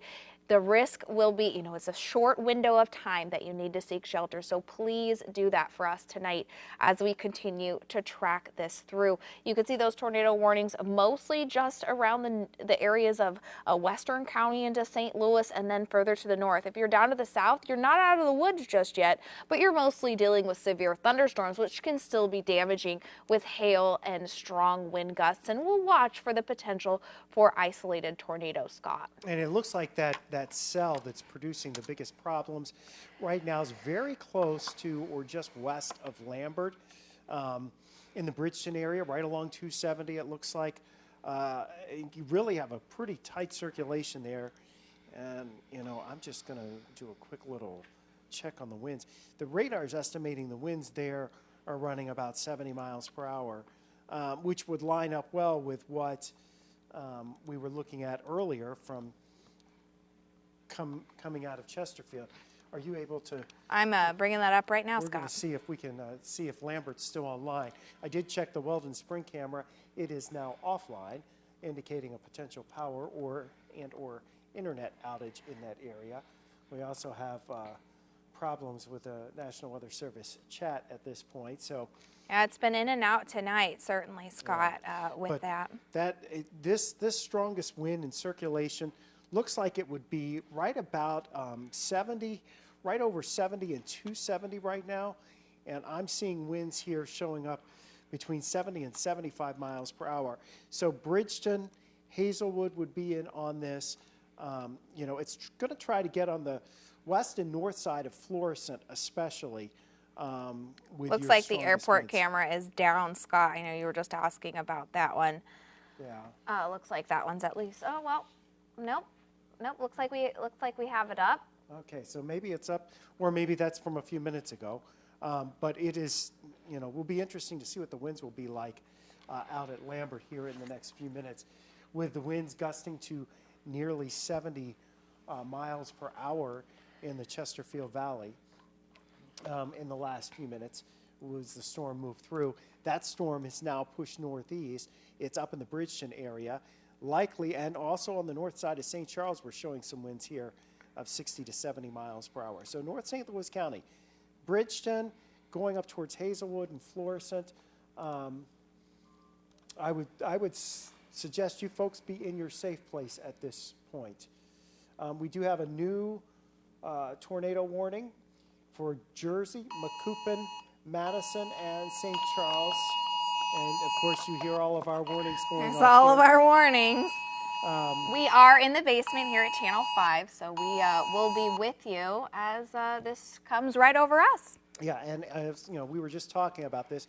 The worst of it near Bridgeton, going into North St. Louis County, and we have potentially clipping by the northern parts of St. Louis County as well. I think the worst of this, as best I can tell, and there's several circulations along here, but the worst of it is right now in the area that's very close to an approaching Spanish Lake and approaching Florissant right now. in this area. You're already starting to see the torrential rainfall. This is all racing northeastbound, and embedded in here, we are looking at intense winds. I mean, we could be looking at winds of 70 to 80 miles per hour, potentially outside of thunderstorms. Let's see, in Defiance, they have building collapse and multiple homes damaged and debris in the area. That would be down along Highway 94. So we're tracking this now. Again, the possible tornado, or the actual confirmed by radar tornado, continues to move northeast towards Bridgeton, and through Bridgeton towards Hazelwood and Florissant here in North St. Louis County. Tracy, can we zoom in on this particular area right in here that'll take us up towards Alton? 270, where 170 and 270 come together. A lot of construction going on along 270 at this point too. And so that's going to be a problem, because you got all those road signs, you put those strong winds in there, and that could be an issue as well. We may very well be looking at this approaching the Alton area and into Godfrey here within the next 5 to 10 minutes. So this portion of it certainly showing us signs here of strong damaging winds, and that is racing northeastbound. So again, we need you to be in your safe place right now. That means in the basement. If you don't have a basement, you're going to the lowest level of whatever building you're in. You're putting as many walls between you and the outside as possible. Ham operator air. What did you say? Okay, so we do have crews that are going to check out the damage. Before NWS Check kicked me out, we did have a wind gust up there. It looks like 59 knots, so about 65 miles per hour or so up at Smart Field. Scott, I have some of those reports, even though we're not part of the National Weather Service chat right now because of that outage. But there's that building collapse report, multiple homes damaged and debris in the area. We're told this was near the Defiance area, so that's right along actually kind of the area I got married in. So there's Sunflower Hill Farm, Defiance Ridge Vineyards, all kind of along in that area of that small, very quick town of Defiance. There's that biker bar that's also in that area, and Good News Brewery that has the pizza right along in that area, and the bike rental. So all those areas, could have some damage reports in there. We already have reports of a building collapse and multiple homes damaged with debris in that area. If you are driving in those areas, please be careful. It's a very dark road out there right along the bush wildlife area, so something you want to be aware of. There's that report from earlier that I was telling you about, the strong wind gusts reported out of St. Louis Spirit. But so far, that main damage. And then we also have some smaller hail reports, an inch, quarter-sized inch, reported in the town of Winchester. Yeah, and so eastern portions of St. Charles County, we're talking, West Alton, and then across the river into Alton proper. You have some really intense winds going through right now, 60 to 70 mile per hour winds. The tornado possibly is in this vicinity right now. It's hard to say, hard to see it at this point. But we do know that we've had damage reports. We continue to get damage reports, and we can still see some indication of debris lofted into the air here. Just watching the kind of sliding on towards the northeast along the river. So you need to be in your safe place. There's just no other way to get around this right now. These are nasty storms. They're not going away. They're going to move through the metro area. All of the metro area now, city of St. Louis, especially the northern part of the city of St. Louis, is under the tornado warning. I think we're going to escape. If you're south of 44, you're mostly going to escape that threat because the storm is moving northeast. But we can track it here from Jennings back through Creve Coeur and into Frontenac. There's still going to be some circulations trying to develop on the southern end of this storm too, which would be right along 4064 going west of St. Louis. So there's that report out of Orchard Farm, out of St. Charles Smart Field, of a 68 mile per hour wind. So we know the wind damage is out there. Stay away from your windows and doors. I'm going to get you a quick update here on the power outages because they tend to tell the story. And the number of customers out now in St. Charles County has jumped to about 6,100 customers. Lincoln County has about 3,500 customers out. Franklin County has 1,900. So far, St. Louis County doesn't have many. That's reported as of about 10 or 15 minutes ago. But in that 10 or 15 minutes, we've also had winds that have been pretty strong with these thunderstorms as they're racing off to the north and east. So if you're in the path of this storm, really North St. Louis County and back out along 4064 to 170 to the Galleria, and then going northbound up towards Hazelwood and working your way all the way up into North St. Louis County and across the river up towards Alton into Godfrey. You're going to be impacted by these storms, and some of them are strong to severe with winds from 70, 75 miles per hour perhaps, in addition to the potential of producing tornadoes with it. It looks like there could be some sort of circulation trying to move towards Alton right now, and we also want to watch the southern tip of this storm that is back here just about to the Galleria. That'll be racing northeast as well. That's going to run right along the city limits here of your North St. Louis County communities and the city of St. Louis up towards Riverview over the course of the next 15 to 20 minutes. If you're back in St. Charles County, most of St. Charles County is in the clear with the exception of around the West Alton area and up there along Highway 94 in the northern parts of the county, still a bit stormy there, but we're going to trim out that warning as these storms continue to move towards the north and the northeast. So your safe place is in the lowest level of whatever building you're in, and that would traditionally be the basement, but not everybody has a basement. So if you don't have a basement, then the place you want to be is in a bathroom or a closet. As many walls between you and the outside as possible, and you're staying away from windows and doors. And we've already had reports of damage, and we know that there's been some trees and power lines down. We know there's power outages that are scattered around. Definitely some power outages out there, Scott. I'm looking at the Ameren outage map right now, and currently there are about 15,000 customers without service, all within roughly the St. Charles area in there. As far as, let's check over into Warrenton. About 1,300 customers are out of power, and then we have a little over 4,500 in the immediate St. Charles area. But these power outages are, they're kind of tracking right along with the storm, so a broader area, currently between St. Charles County, parts of Franklin, parts of St. Louis and Jefferson and Warren counties in there, all reporting those power outages. We have about 16,000 customers without service tonight. So we did get reports earlier that Ameren, Illinois was already mobilizing, and I'm sure Ameren, Missouri was doing the same to make sure that they were ready for this line of storms tonight. Certainly some strong winds out there. I expect power lines down.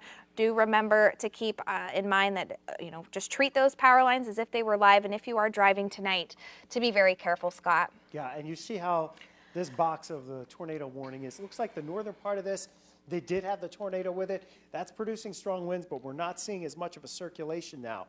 The area we're a little more concerned with is as you go farther south.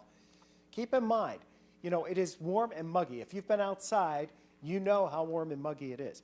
All right, so this southern part of the line here that's down pretty close to the Galleria at this point, that has an atmosphere over the city that has not been disturbed by any thunderstorms at this point. So is being fed very rich, very moist, very unstable air.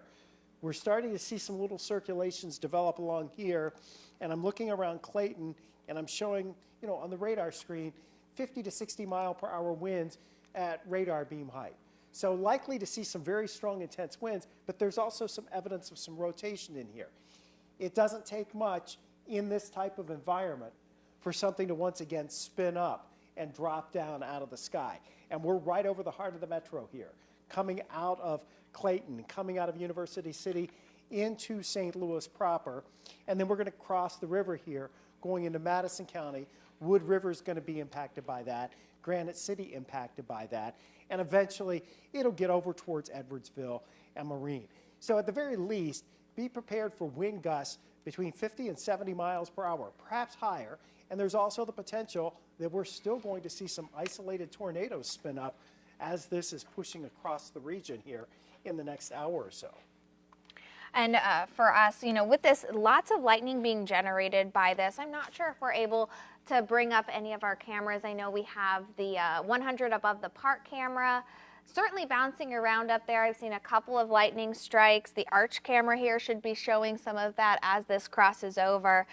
There's the view over the arch. I expect to see some lightning strikes. You know, of course, this is a eastern facing camera, but as this crosses over, we'll certainly have some of that. Currently, as we've mentioned, that tornado warning over most of the, just kind of the northern part of St. Louis.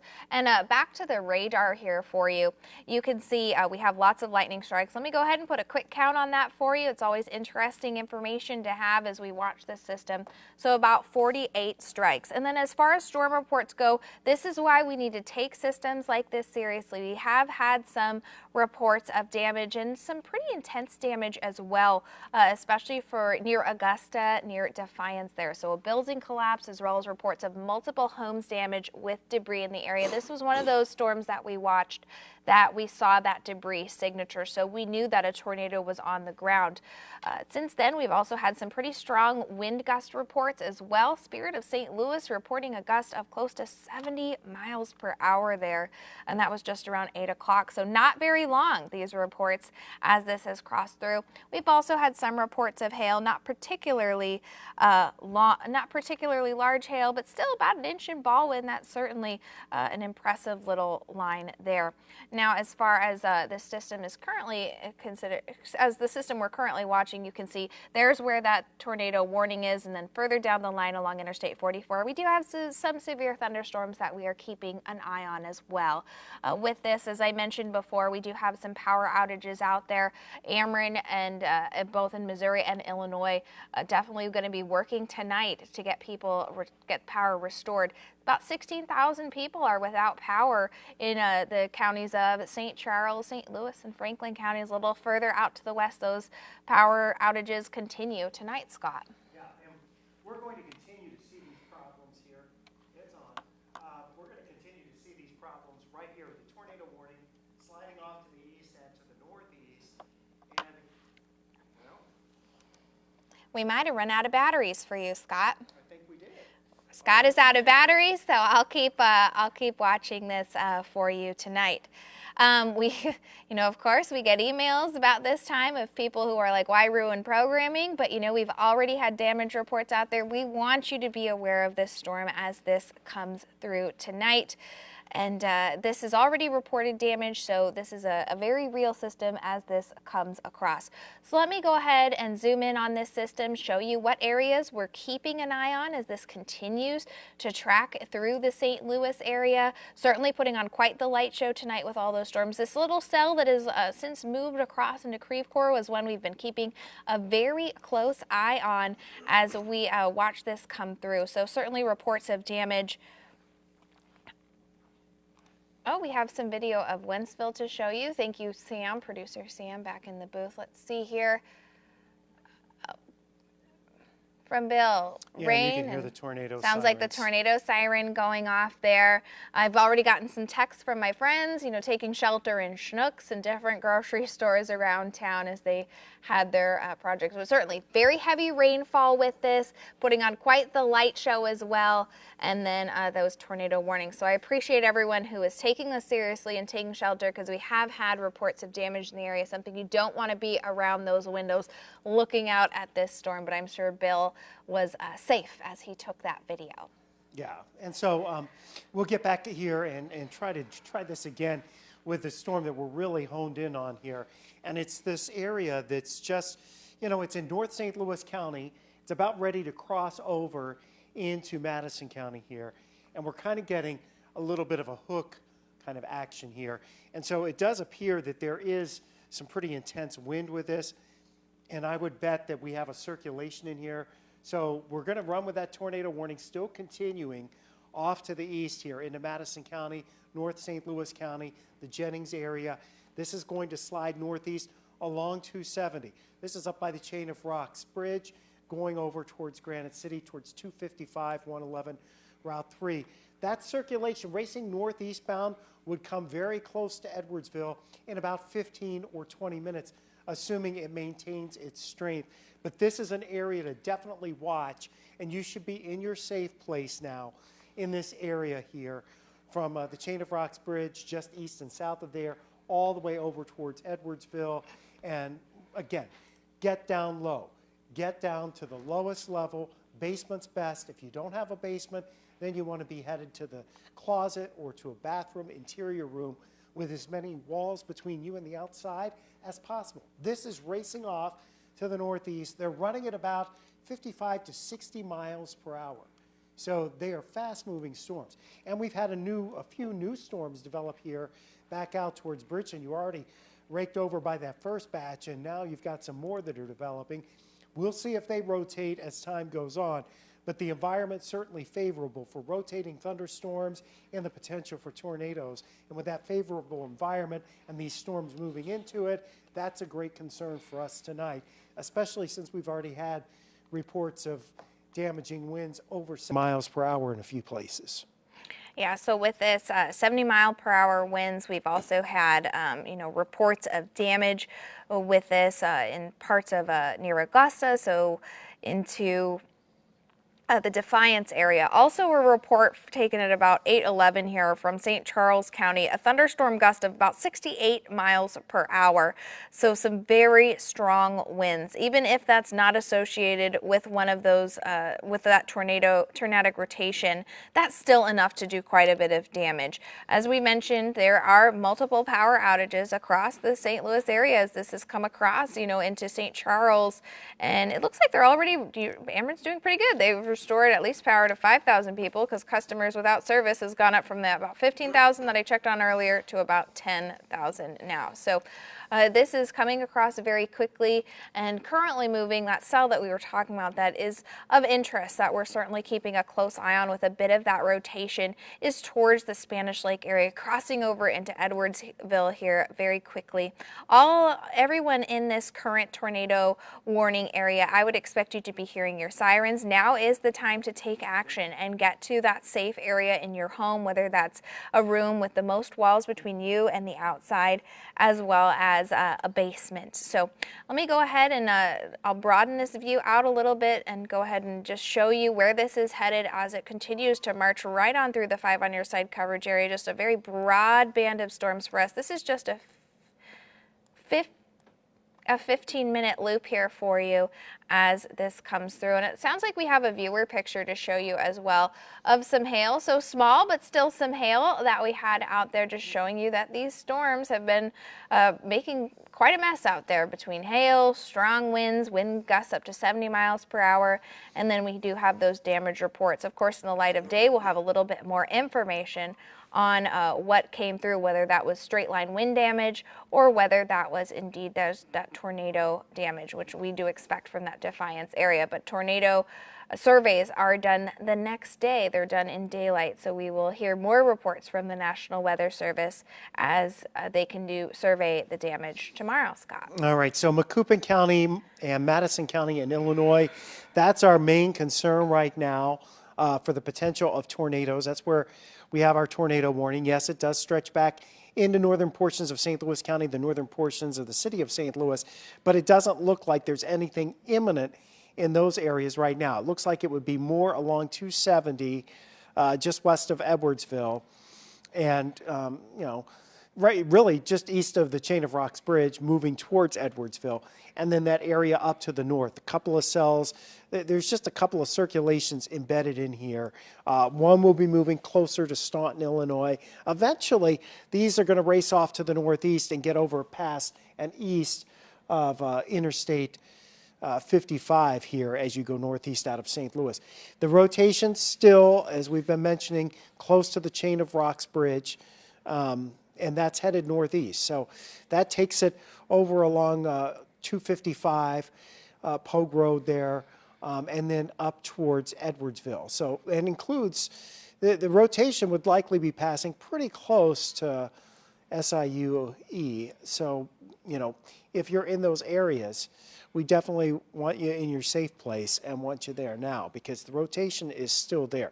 Nothing confirmed on the radar that we can see right now, although it looks like there may be a little bit of a dropout on the CC scan, but I can't say for sure whether that would be associated with some kind of debris, but it's very possible And if that is, that would be a problem, again, for you folks heading towards Edwardsville and over towards 141, moving towards Edwardsville, Glen Carbon, right along New Pogue Road there.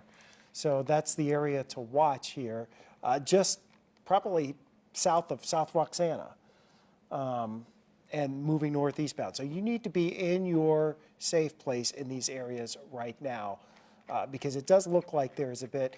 If you flip over to Max 2, Sean, you can get a little bit of a glimpse at that, what we're looking at here with this area that's in that shaded area of green. It looks like there's a bit of a dropout that would indicate that potentially some debris is here. And this is just north of 270 once you go just past Route 3, just north of the 255, 270 interchange there. So there's a truck stop over in that vicinity, just to give you some kind of a reference there.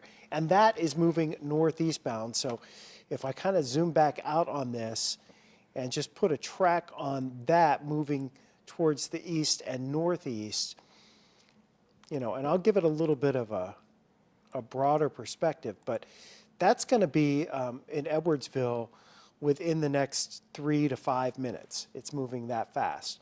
So, you know, you should be in your safe place in the Edwardsville area right now.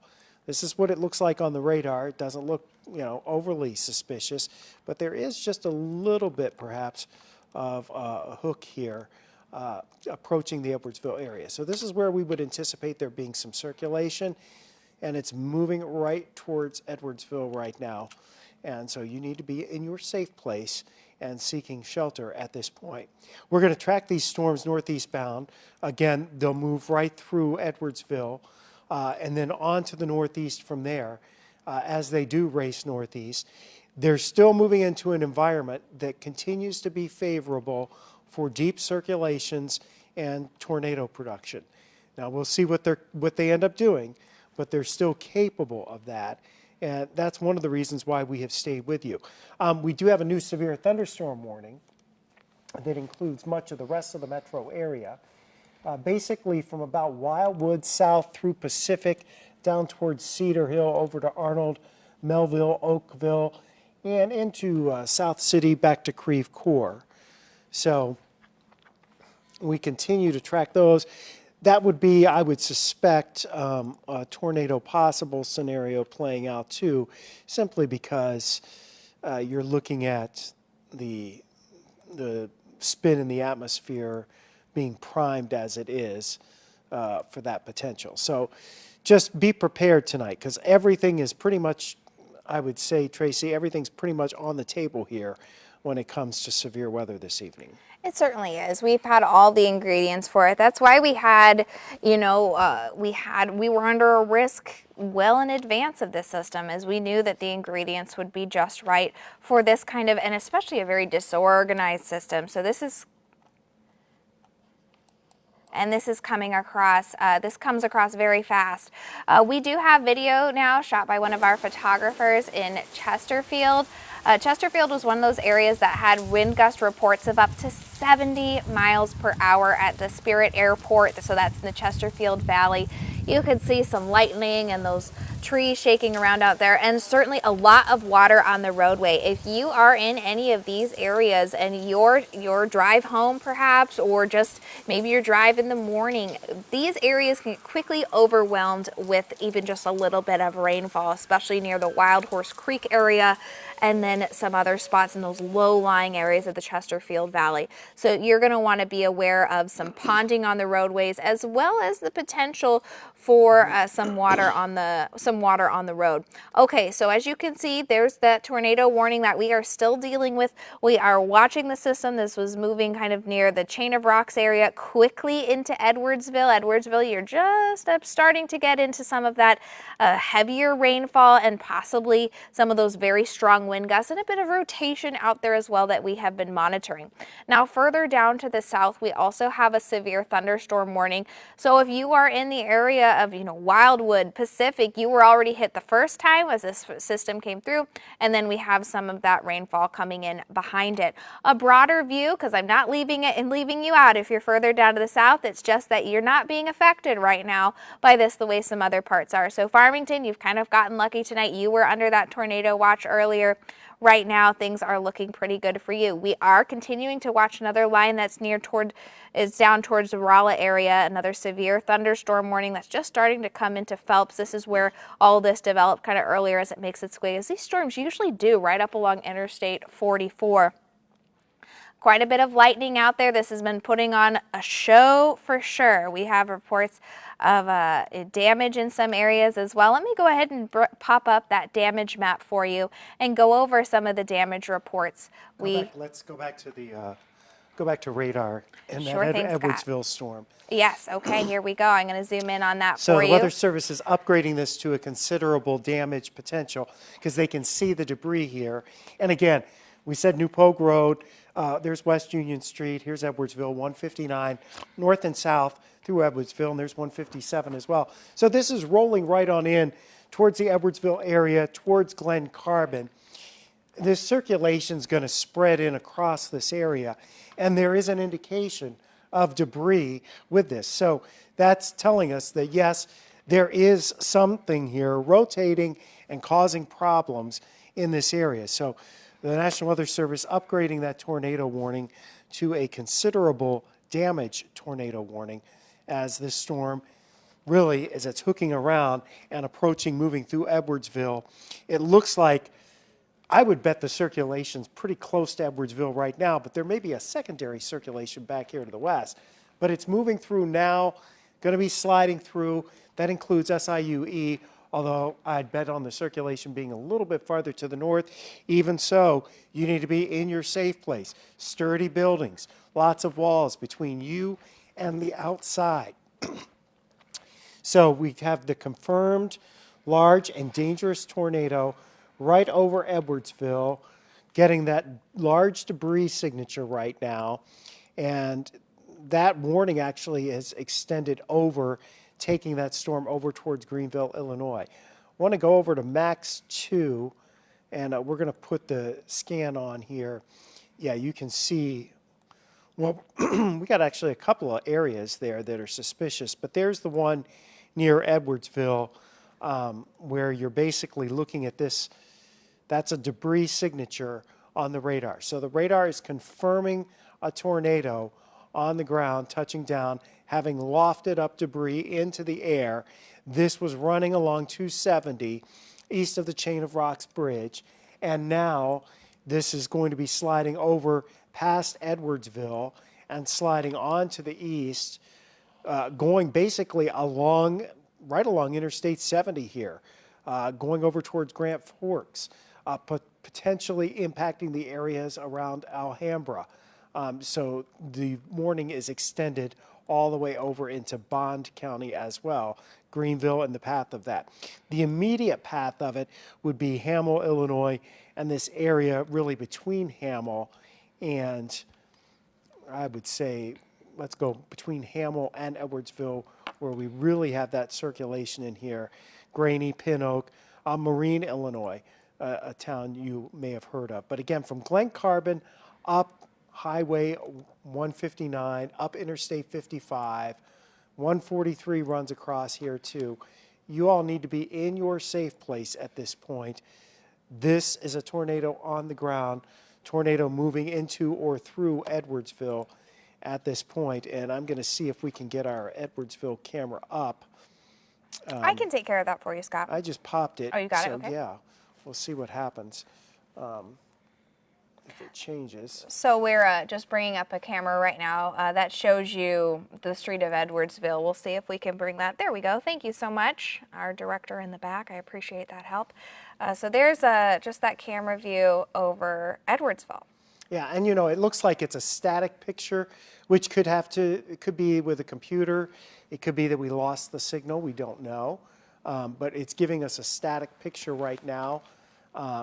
And so it may be that the power is about ready to go out, or it just went out, and that's the last frame that it showed us. But certainly appears that though there is a large damaging tornado in the vicinity of Edwardsville right now, and you should be in your safe place. In fact, there's a couple of dropouts here. One is right over and just south of downtown Edwardsville. Looks like that's pretty close to most of the university there, all right? So most of SIUE looks like where that dropout is, so you could have some debris falling out there. And then there's another area a little farther to the east along Fruit Road, and that's along 157. That too is showing signs that there was some debris perhaps lofted into the air there. And even more areas up to the north, they're a little more, becomes a little more nebulous as you go farther north. But the bottom line is there are debris signatures located in here. There is rotation located in here. We have strong winds in here. These are dangerous storms, and they're right over you in Edwardsville right now and off to the east and northeast of Edwardsville. So you need to be in your safe place right now to be safe. Yes, Scott, and as far as this goes, we are getting reports of outages out there, so I do want you to be safe. Treat every wire on the ground as if it was live. We are continuing to track this storm, especially this area of rotation in Edwardsville, with a confirmed tornado on the ground with debris in the area. This is not something to be outside. This is something to be inside. We really do want you to be safe as this tracks through. So you can see on deck next, this will come right along, kind of traveling along Interstate 70, so that's an easier marker for you as this continues kind of up into the northeast. Let me put this into motion just to show you how fast this, sorry about that, it's zooming in and out on me, but very fast system. So this is moving at a quick pace here. This one towards Edwardville is of concern for us. We've seen some very strong winds with this and a confirmed tornado in this area with debris. Let me go ahead and put a track on this for you, just roughly over the area of Edwardsville where we expect this to move on. So Alhambra, you'll be up next here within about the next 10 minutes. Old Ripley, you'll be up in the next 20 minutes. Now is the time to take action and get in a safe area. There's also quite a bit of lightning around these storms as well, certainly putting on a show for us tonight. I'm going to broaden this view out just a little bit more so you can see our other tornado warnings, because we don't want to forget about those other areas as well. But you can see we still have that warning over parts of Jersey and into Macoupin counties tonight. And then this is just further down to the south. We are a bit more in the clear, as you can see. So I'm not forgetting about you. This is just the areas that are being affected right now by these damaging storms. So once again, we have that tornado that has moved towards through Edwardsville really now as that continues moving right along Interstate 55, making its way very quickly. These are fast moving storms. They've been moving at about 60 to 65 miles per hour. So roughly they're going speed limit on those roads out there as they make their way towards the northeast. Or exceeding the speed limit. That one right now, it looks like between Edwardsville and Alhambra, the area around Hamel, Illinois is getting pounded with heavy rain and gusty, strong winds right now. Again, that circulation is showing up here, and you need to be in your safe place. If you're anywhere along Highway 143 going out of Edwardsville and off to the east, but you've got time now going into Bond County. These storms are getting ready to cross the border into Bond County, the tornadic thunderstorms. Probably going to stay just to the north and west of Greenville, Illinois. So again, along and north of 70, as you work your way onto the Illinois side, through Madison County, over into Bond County.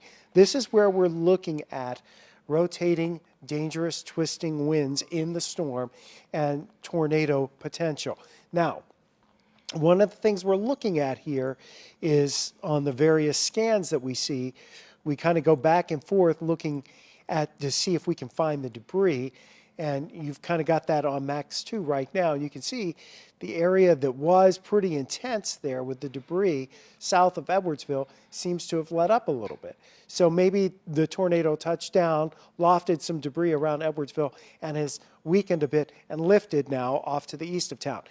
Either way, we're still looking at a lot of wind in this area 50 to 60, maybe 70-mile-per-hour winds. We've had some 70-mile-per-hour wind gusts with these storms tonight as they are pushing off to the east.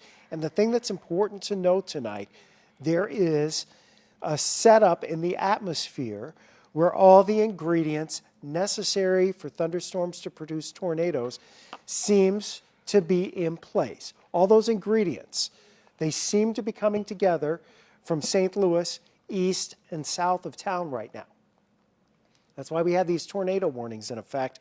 And the main area, the storm going just east of Edwardsville, likely to track to the northwest of Greenville.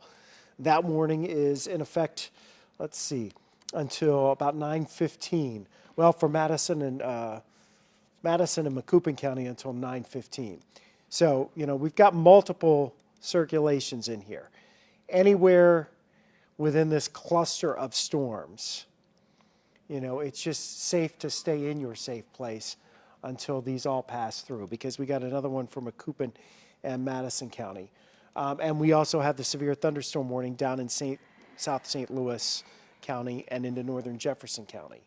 And that's, you may have some 50 or 60 mile per hour winds, although those storms right now, as they're down around 44 and down around Highway 30, approaching Highway 30 there, they don't look as impressive as some of the other storms we've seen this evening. So that's a good thing. Scott, we do have a storm report here from St. Louis County in the Weldon Spring area. About 20 vehicles with debris damage. That was eastbound of 64 along the Boone Bridge there. Just east of the Boone Bridge, it says. So just going into the valley. And that would have been with that tornado that was lifting through there. We're also looking at, let's see, let's go up here to this storm, up into Macoupin County, Mount Olive, and south of Gillespie, Illinois. So let's kind of get up in this area here and see what we see. So this tornado warning here. Do you want max 2 or are you good on max 1, Scott? We're okay on max 1, okay. I think. That storm, it's just such a messy. It really is a difficult area to track tonight. It's a messy situation, but it does look like there's something just to the west or south of Mount Olive in Gillespie, Illinois. South of Gillespie and west of Mount Olive, it looks like there was a little bit of a dropout. Near the Wilsonville, Sawyerville area? Yeah. Yeah. And so, we still have, you have so many circulations embedded within these thunderstorms right now. When they take on the supercell characteristics, that's when we get really concerned that they're going to be long track. Otherwise, they're going to be fairly isolated. But we are about ready to get a new tornado warning. It's being drawn up right now. That's likely going to take it over into Montgomery County and Illinois here, I would think, in just a few minutes. But you already have the tornado warnings there for southeastern portions of Macoupin County, Bond County, into Madison County. The new tornado warning is for Fayette, Macoupin, Madison, and Montgomery counties. Okay? So that's near Beneld. 9:30 tonight, Scott, with that one. Yeah, that storm south of Gillespie towards Beneld and then moving towards Mount Olive, that's where the circulation was. And so that is pressing off towards the east. So this one's going to go till 9:30. So that's only 45 minutes from now. That's how fast these storms are moving, racing off to the east-northeast. So if you're in this area right now, with this new tornado warning into Macoupin County, the far northwest corner of Fayette County. This is northwest of Ramsey. Okay, so it's far northwest portions of Fayette County. But if you're in this area, and it's a very rural area, includes Litchfield, rest stop right there. Rest stop's a good place to stop and get into substantial shelter if you have friends traveling along Interstate 55 right now. These storms are racing northeast.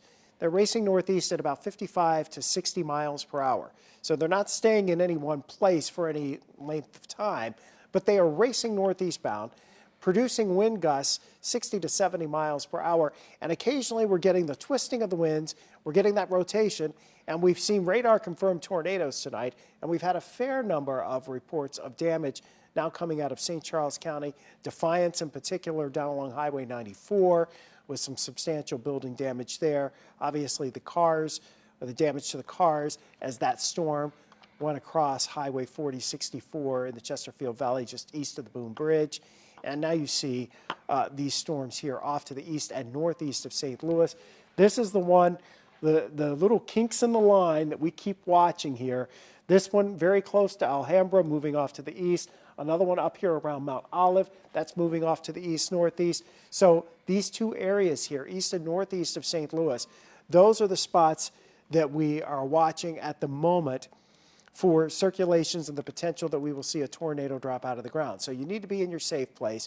You need to pay attention to these polygons. If you're inside the polygon, if your phone went off, like ours did a little bit ago, that says you're in the polygon, that means you're close enough to that storm that it's a threat to you, and you need to take it seriously, and you need to be in your safe place.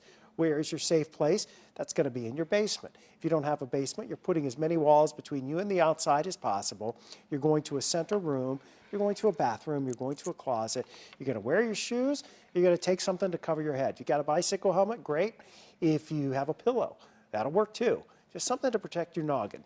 Okay, so we got another tornado warning here going back to the southwest, Tracy. Yeah, I was just reading about that one for Franklin, Gasconade, and Warren Gasconade. County. We're up again. So another circulation here, and yeah, these are coming over the same spots that already have had rounds of rough weather. So this one, this is a rotation that we're seeing, not confirmed by radar at this point, but a radar indicated rotation very close to Owensville. So the southern portion here of Gasconade County, moving northeast bound. So that's going to put it again into parts of Franklin County. Same drill again for you folks out here to the southwest of St. Louis. You need to be in your safe place as these storms are rolling on to the north and northeast. They're fast-moving storms. They could spin up a tornado at any moment. It looks like the notch we'd be watching here, just south of Owensville. If I put just a little track on that, I'm going to do that on Max 2. Just a little track on where that notch is and just kind of run it off to the northeast. Peters Ford is a spot that would be in that area. Now it just moved off. Let's erase that, and we'll go back. I want to go back and clear that off because it looks like I'm going to broaden this out a little bit. That rotation kind of maybe shifted or... And Scott, there's a damage report I want people to know about here. There's a tractor trailer that's overturned on 270 westbound. That's near milepost 7, which I'll have to look to see where that is. But I need you to be very careful if you have somebody out on the road tonight and let them know. Cables are across the roadway with that particular accident. So this is just a storm that's really producing some damage. This That's was on Illinois State Police. 270 westbound. 270 westbound, that's up going to be 7 miles from the Mississippi River, east of the Mississippi River on 270. So I would think that road would be closed too. So the rotation in Gasconade County, that's going to be pushing up in Union. You're going to be in the path of that eventually. So we're going to be dealing with this again. These storms are going to move towards St. Louis. And guess what? We really didn't get a chance to work over the atmosphere. We still have some gusty winds out there. Those winds are out of the south. They're pumping in the moisture. The humidity levels are up. So we still have another couple of hours. That tornado watch is in effect still for most of the area until 11 o'clock tonight. I think they may have let it go farther north and west of us. But again, I'll bring up that map right now for you on Max 1 of our tornado watch. Looks like it's still in effect. Yeah, I think for most, I saw them cancel a couple of counties farther north and west, but they've still got it for us. And you see all the highlighted areas there that have the tornado warnings in effect. I mean, we have a large number of tornado warnings in effect right now. The latest busy night one, for us here in the St. Louis area. This is the latest one, the one in Franklin, Gasconade, and Warren County, in effect until 9:30 tonight. Those storms, too, are going to push right back into St. Louis, so don't let your guard down around the St. Louis metro area. We still have another hour, hour and a half, 2 hours before we're going to be in the clear with this.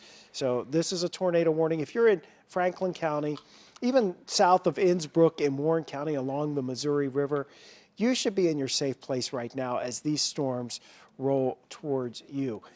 If you're on the Illinois side, in Madison, Macoupin, Montgomery, Fayette County, and Bond County, in the northwest corner of Fayette County. This is a messy complex of thunderstorms up here. You need to be in your safe place in these areas as well as we continue to track the thunderstorms there this evening. So let's see, we're going to... Also, quite a few reports of power outages. We expect that to continue through the evening here. So these are storms that you need to be aware of tonight. We've already had reports of damage, vehicles damaged on the roadway. We've had reports of a building collapse in the Defiance area, so near Augusta and those areas. These are storms that are generating these strong wind gusts. We've had a report of 70-mile-per-hour winds at the airports here, so strong wind gusts, something you want to be inside for, something you want to stay with us or check in with us throughout the night for. We do expect this to continue on for at least the next 2 hours as this tracks through, affecting a good part of the 5 on your side coverage area.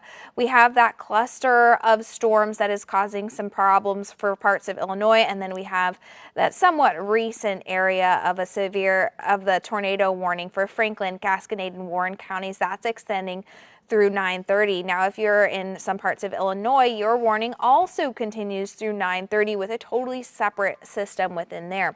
Further back, Bond and Madison, you'll be up now till about 9:15 is what we expect with that line of storms as it starts to lift up and out of the 5 on your side coverage area.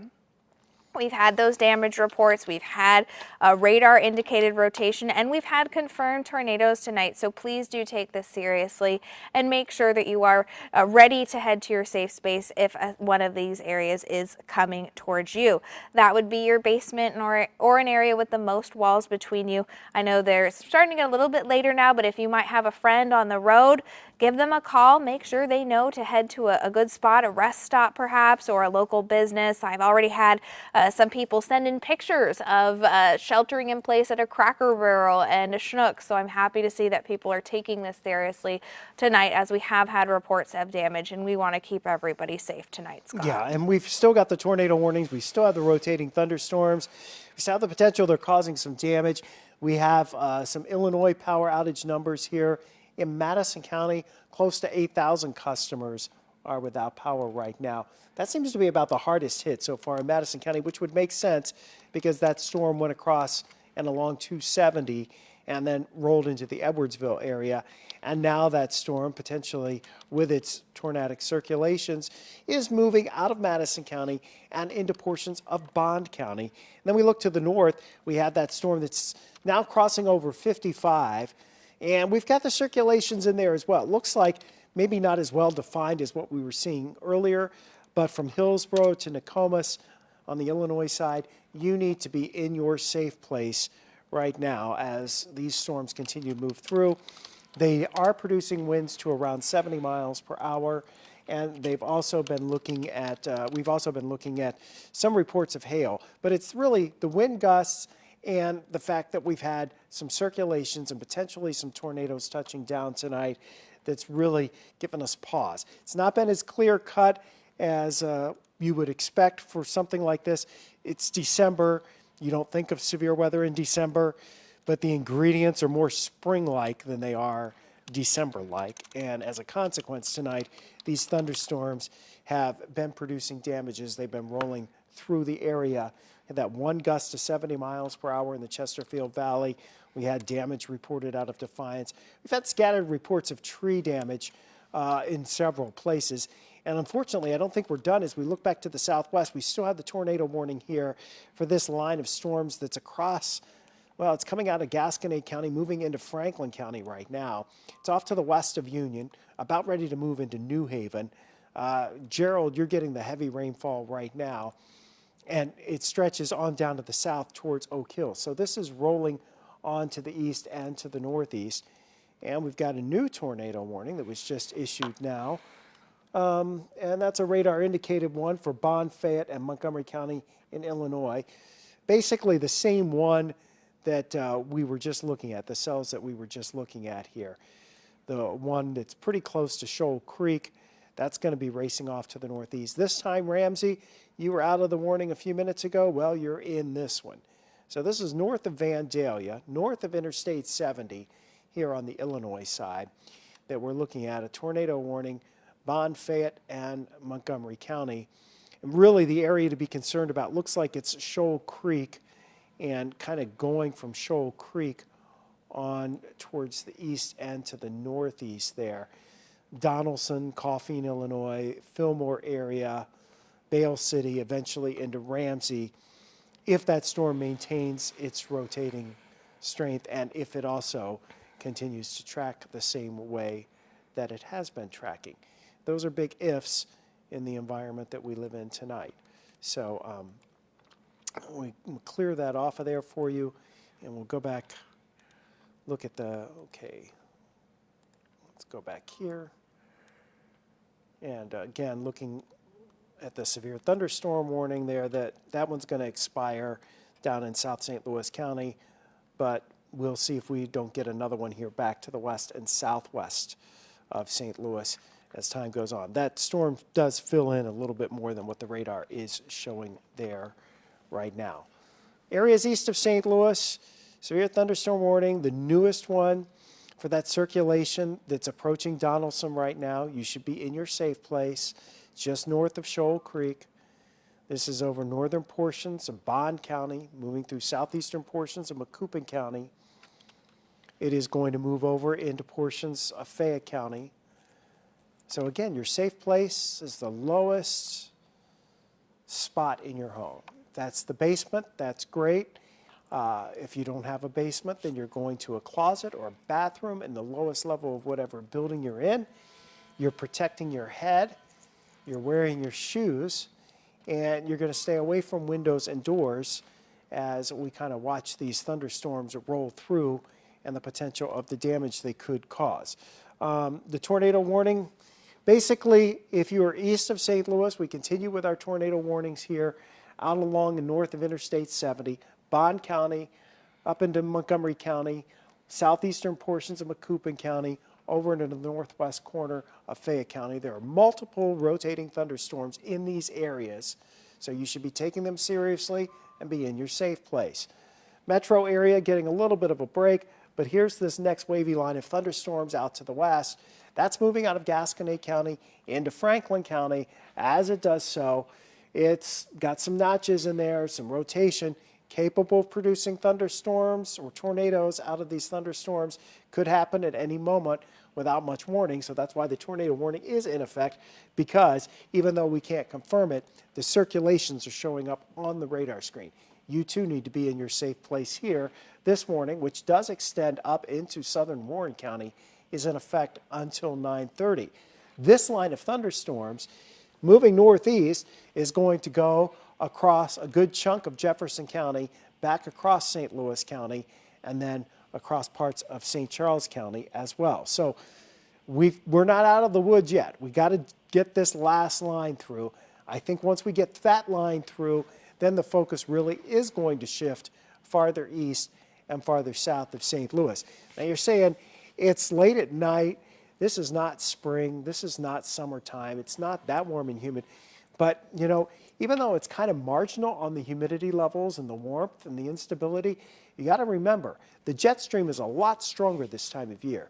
And you don't have to go very far up in the clouds before you're finding 80, 90, 100 mile an hour winds whipping overhead, essentially acting like a vacuum cleaner with these thunderstorms and sucking up the air from the ground and helping to fuel these storms. That's going to be with us for the next few hours.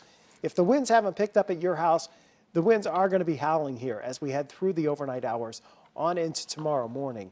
We should see some gusts, and this doesn't involve thunderstorms. We should see some gusts around 40 to 45 miles per hour on the backside of this system as it pulls away. So, you know, that's separate from the thunderstorms. That's going to last into tomorrow morning, and we'll be dealing with those winds and the potential that if we've had some damage from some of these thunderstorms, gusty winds that stick around through tomorrow morning could certainly aggravate any damage we have from the thunderstorms, or if branches were knocked loose because of the thunderstorms or have a crack but just didn't fall, you get a 40 or 45 mile per hour wind late tonight, early tomorrow. That could result in additional power outages and some down power lines and down trees and branches. And one thing we got to remember, if you come across a down power line, treat it as a live wire. Any line that's down, you don't know if it's a cable line, a telephone line, a power line, treat it as a live wire. And it's hard to see that at night, so you don't want to be out putzing around in the dark if there's power lines down in your neighborhood. So just treat everything as a live wire, let the power company come and figure it out. You know, your electric cooperatives, Ameren, Illinois, Ameren, Missouri, they're very good at assessing damage and fixing it once they get that assessment in. They've already dispatched crews across the area tonight. They've moved storm trailers into position to be proactive and ready to react. Don't go out and mess with any lines tonight, any cables or lines that are down. Treat it as a hot wire. We don't want anybody to have any problems with that. We certainly have had some of those reports as well, Scott. We've had an overturned tractor trailer in Illinois with some lines down around it. And currently, let me go over a couple of outage reports for you. In Wentzville, we have about 2,300 people without power right now, 2,300 customers, 2,800 in the O'Fallon area. And then as we get closer into the city of St. Louis, it gets a little less, about 600 in the Maryland Heights area, a little less for St. Charles at about 91.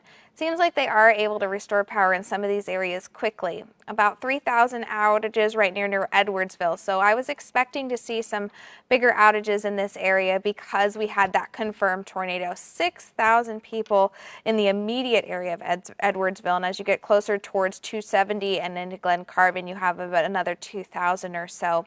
And then that just kind of continues on with those outages. So they are working hard tonight to restore power after this has come through. But, you know, we continue to see this storm and more develop. It looks like Washington will be up hit yet again. That was one of the areas that had this kind of area of stronger rotation come through with those stronger wind gusts that then moved into Augusta and Defiance, where we had those storm reports. I can go over some of those storm reports for you, or I could pass it back over to Scott. That's up to you, Scotty.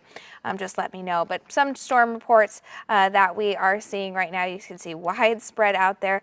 Looks like we do have a report of damage over along in Illinois. This does not surprise me right now. So let's see what we have. We have that tractor trailer overturned on 270 westbound with cables across the roadway. So that's near Pontoon Beach. So 270 westbound with a tractor trailer overturned.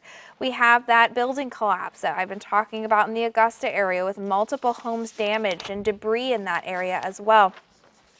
We have reports of strong wind gusts as well. Chesterfield, we had wind reported about 45 miles per hour, and look just a little bit closer there for Weldon Spring Heights. You know, this is the Spirit of St. Louis Airport, so there in the Chesterfield Valley, gusts of about 70 miles per hour. That was generated with that storm. We think that was the storm that came through with that tornado damage that impacted the area right around Defiance. So that's kind of like the Defiance Ridge Vineyard area. As you can see, more reports, just some reports of hail. Hail hasn't been a particularly large threat this evening. Those hail reports have been somewhat small, but about an inch, so that's quarter size in Marthasville.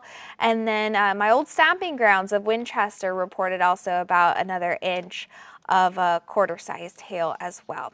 So certainly some reports of damage out there that I want you to be aware of, especially as you we get into the first light tomorrow. Some areas could be waking up with quite a mess out there.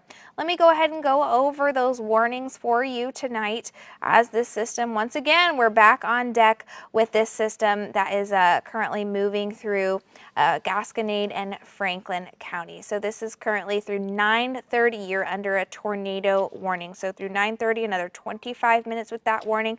We do expect this, just like how the other ones, we do expect this to be continued as it continues to move up into the northeast. And we're still not done with that rather messy system that's up into Illinois right now. So I'll go ahead and zoom in on these areas. You can see we did cancel one of those warnings, so that is some good news there. Yeah, and if we pop it over to Max 2, looks like we're getting a bit of a signal here of a tornado debris signature that would be, as I kind of flip it back and forth between the Lincoln radar and St. Louis radar, This is north of LaGrange, south of East Fork. This area here that is under the tornado warning, southeastern portions of Macoupin County, actually Montgomery County, and the northeastern corner of, it looks like Bond County, into the northwest portions of Franklin County, very close to Coffeen. That's where that's showing up. And you see it just kind of dropped out even a little bit more and went down to that blue shading. That's an indication to us that we have a tornado on the ground, that it's been confirmed by the radar, because the radar is seeing something besides all the uniform raindrops. It's seeing things of other shapes and sizes, and because of that, it tells us debris has been lofted into the air. So this is the area that's just west of South Fillmore and Fillmore. And if I kind of broaden this out and we just switch radar views, that's just fine. I'm going to pop it back on the reflectivity here. Just to give you a little bit of a track on this, let's go ahead and give it kind of a wide track off to the east and northeast. This is going to take us over towards Ramsey, Illinois, and over towards US 51, which runs north and south there.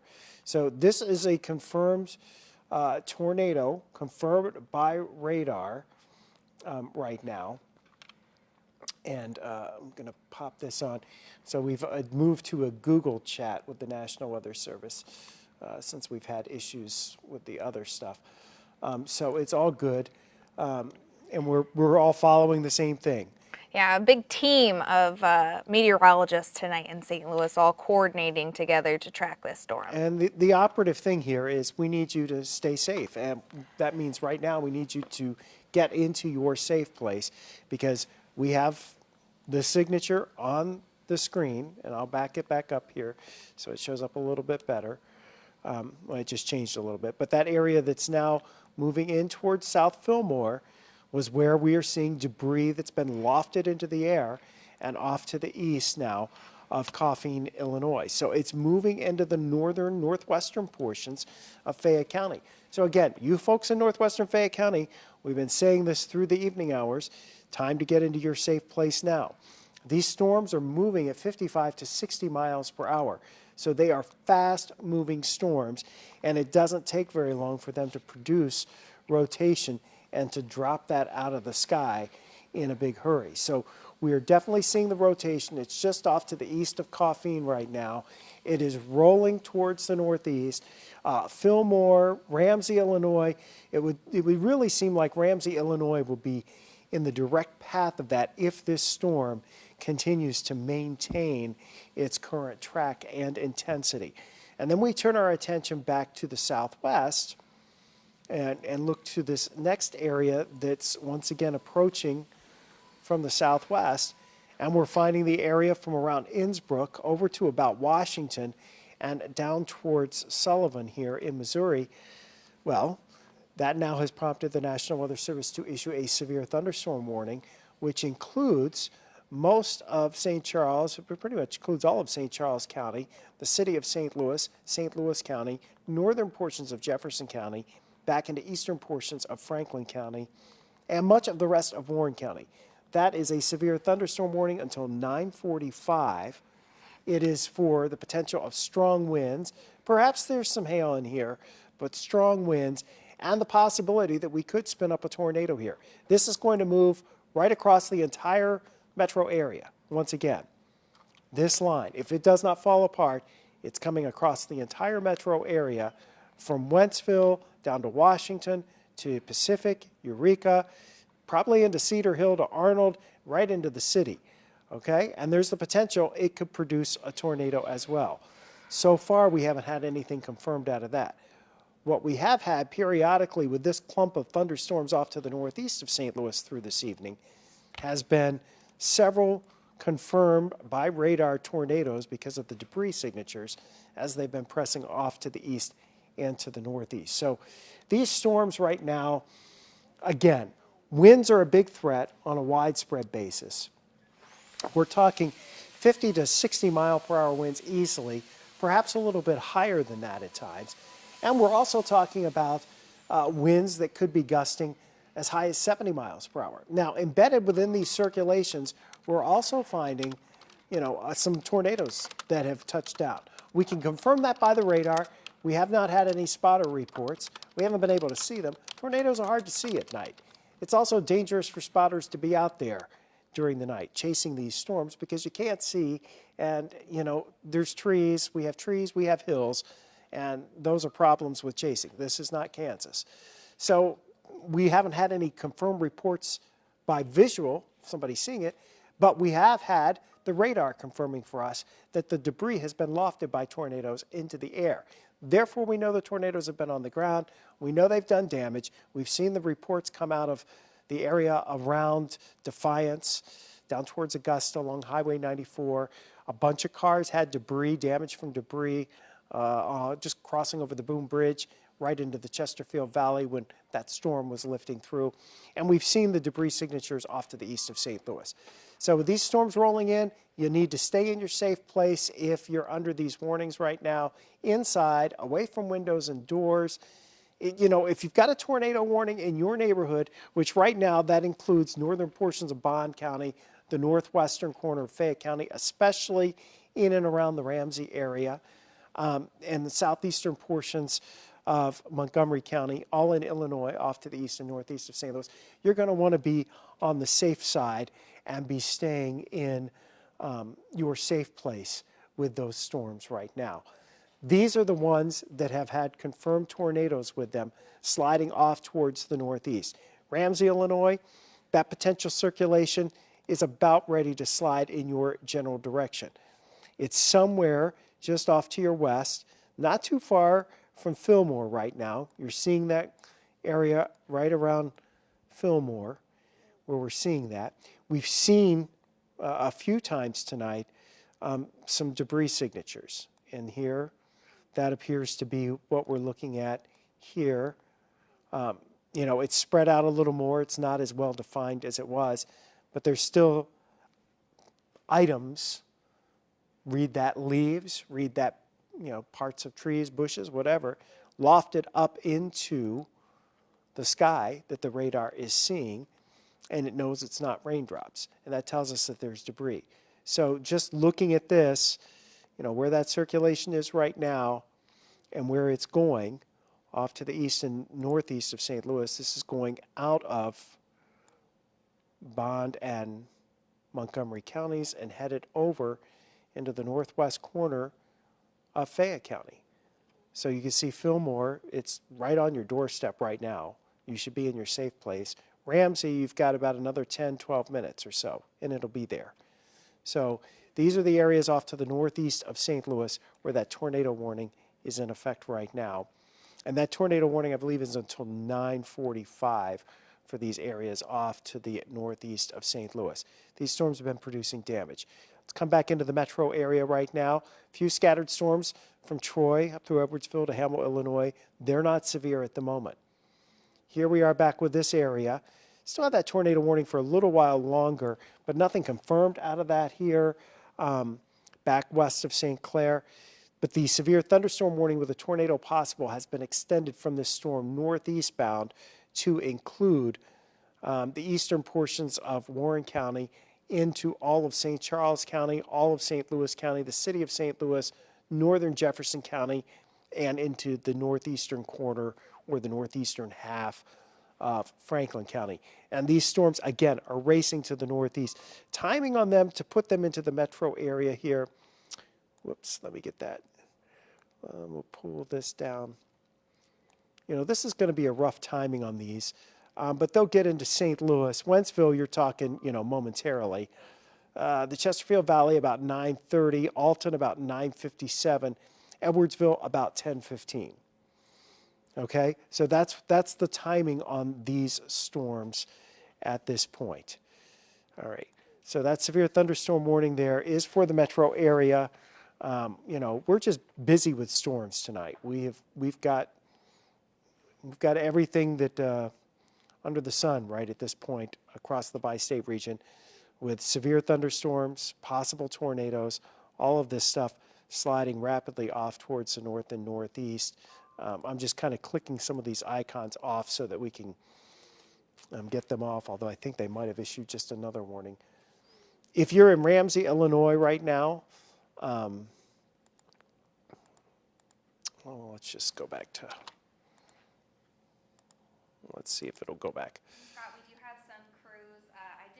I just went back to make sure some of our crews are in safe areas right now because we have a crew headed to Defiance. We have another crew that is headed to an Amazon warehouse where we have reports of some damage. So that's right along where we were tracking that tornado earlier. So we do have crews in that are working right now to get us some scene from on the ground, and then we are going to keep an eye on that as well, but making sure that they are safe tonight as well, because that's very important that our crews are safe as they make their way out there. When we track these systems in the dark as well, we'd like to switch over to Max 1. There you go.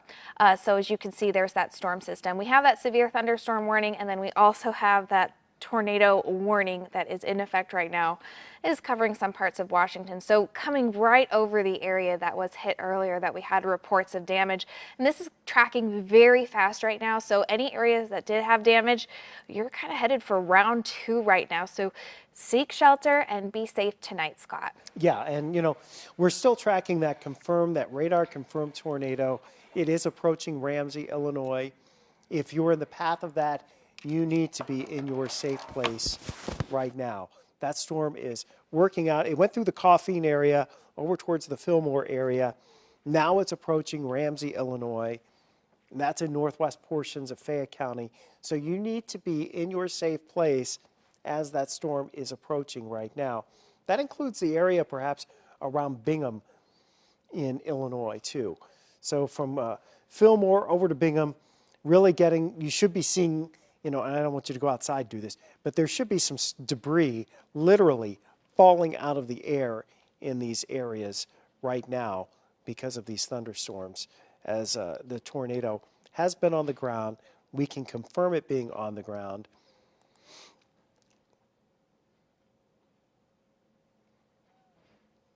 Okay. Okay, so we do have, yeah, Tracy just mentioned that. We have, it's Edwardsville or Pontoon Beach, the Amazon warehouse.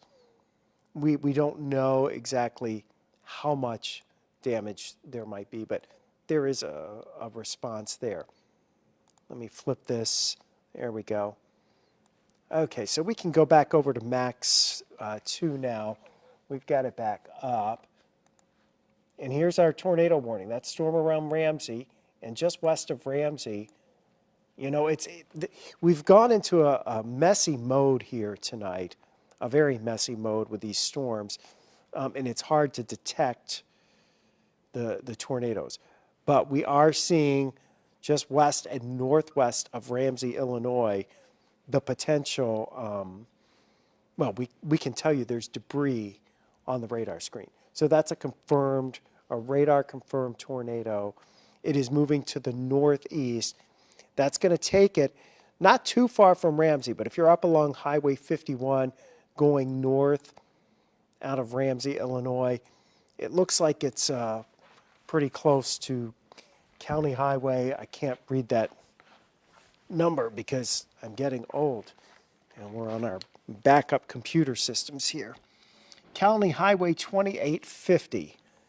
So, you know, this is south of Hanson in Illinois and north of Ramsey.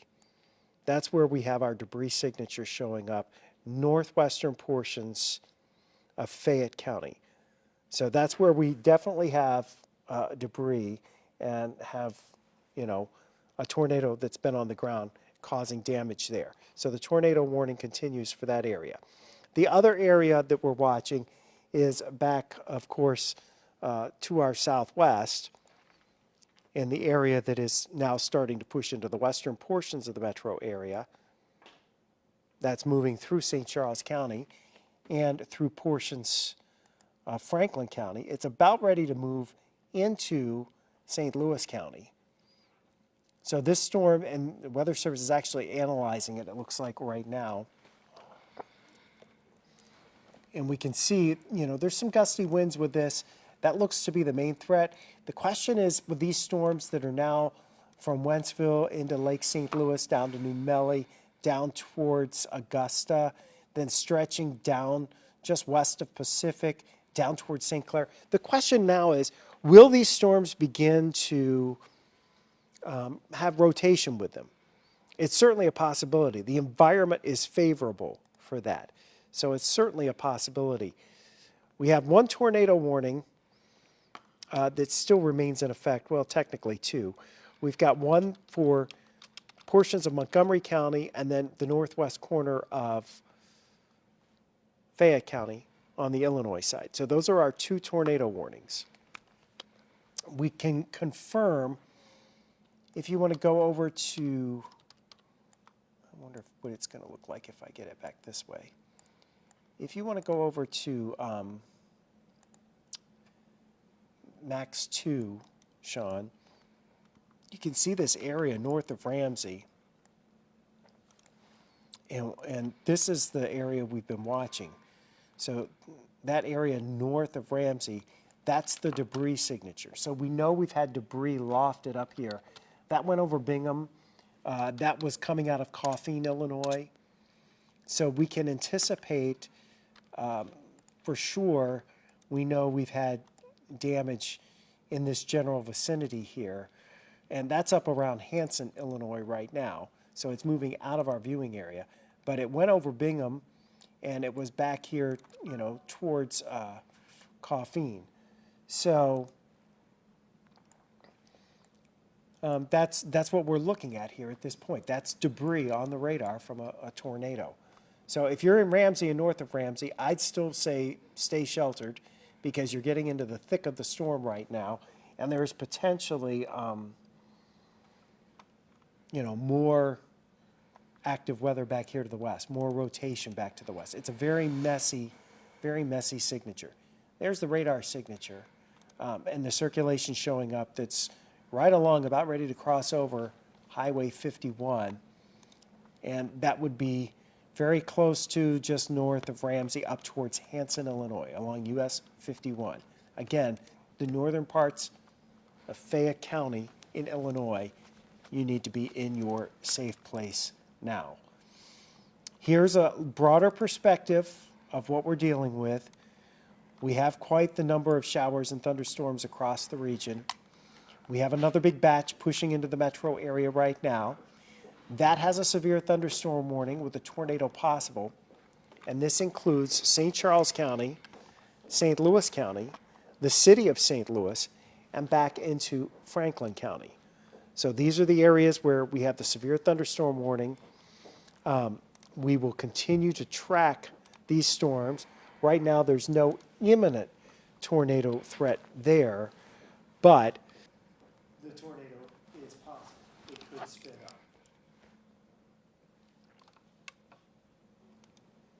And then we go back. Might be dealing with batteries that are dying since we have been on so long with you tonight.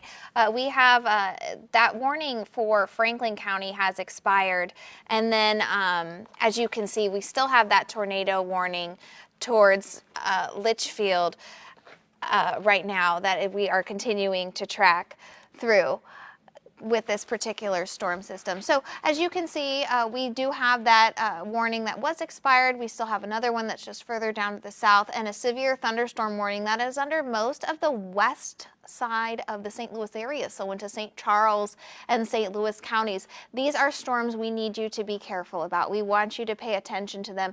We have had reports of damage. We've had a report of an overturned semi-truck. We have a report of damage at an Amazon warehouse right now. So these are dangerous, and we want you to be aware of them. We're not going to be in them too much longer here, but about after midnight, I think we'll be in the clear from all this. So as you can still see, we are tracking this system tonight. Some reports from the National Weather Service include wind gusts up to 70 miles per hour associated with these storms. So some very strong storms. We've also seen some larger hail, about an inch in size for some spots. into the West County and then up into Illinois.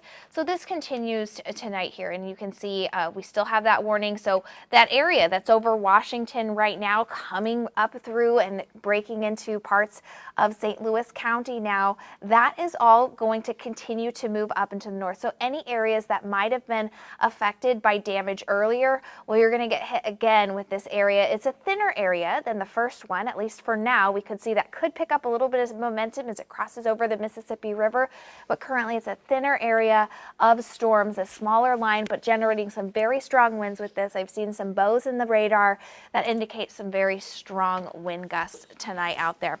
So as far as this storm system goes, let's go ahead and take a look at this one here where we have that severe thunderstorm warning. That's in effect for about the next 20 minutes for parts of Calhoun, Franklin, St. Charles, and St. Louis counties. We have that tornado warning that's going to expire here in about 3 minutes, so we don't have to worry too much about that one anymore as this crosses over. Now that line of storms that we still have tornado warnings on, just about to cross out of the 5 on your side coverage area. We still have some tornado warnings that I want you to be aware of if you are in these counties in Illinois. So this is going to continue on here. This is almost out of the 5 on your side coverage area though. Fayette and Montgomery counties. This tornado warning is going to expire at about 9:30.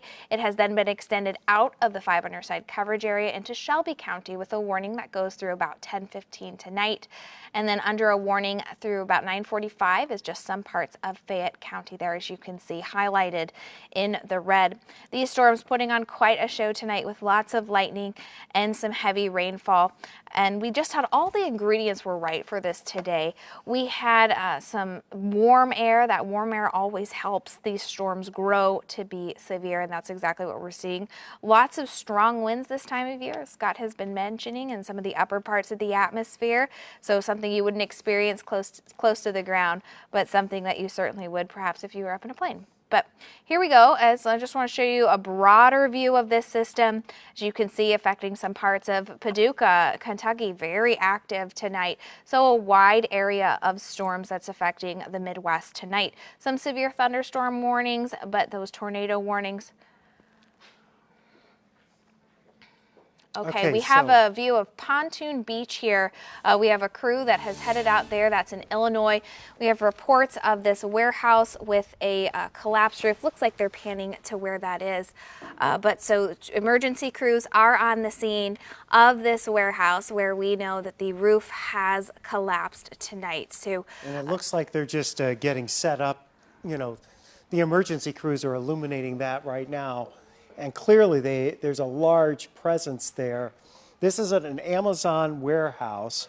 And of course, this is the busiest time of year for Amazon. So we have, this is Pontoon Beach. This would be earlier this evening. We don't know if anybody's hurt or not. Obviously, we're watching live. Here's I'm not sure if those are 24-hour operations or not, but I wouldn't be surprised if they were. I would think this time of year. For this time of year especially. And you can see more first responders are arriving here to the scene. Robert Townsend will have a live report hopefully coming up for us tonight at 10 o'clock. Remember, this was part of the storm in Pontoon Beach. That part of the storm was the one that's now over there. It went through Edwardsville and then worked its way over into Bond County. And now it's part of that same little area that's up there in northern portions of Fayette County. And with those crews that are on the scene now, there's going to be another batch of thunderstorms that are going to come through right through that area again. Currently, there's no tornado warning, or we're not detecting anything worthy of a tornado warning. But with that, we're going to have some heavy rain again in those areas that have been impacted by this storm. So that'll be difficult for our first responders. Certainly, do not leave your homes to go out and survey for damage.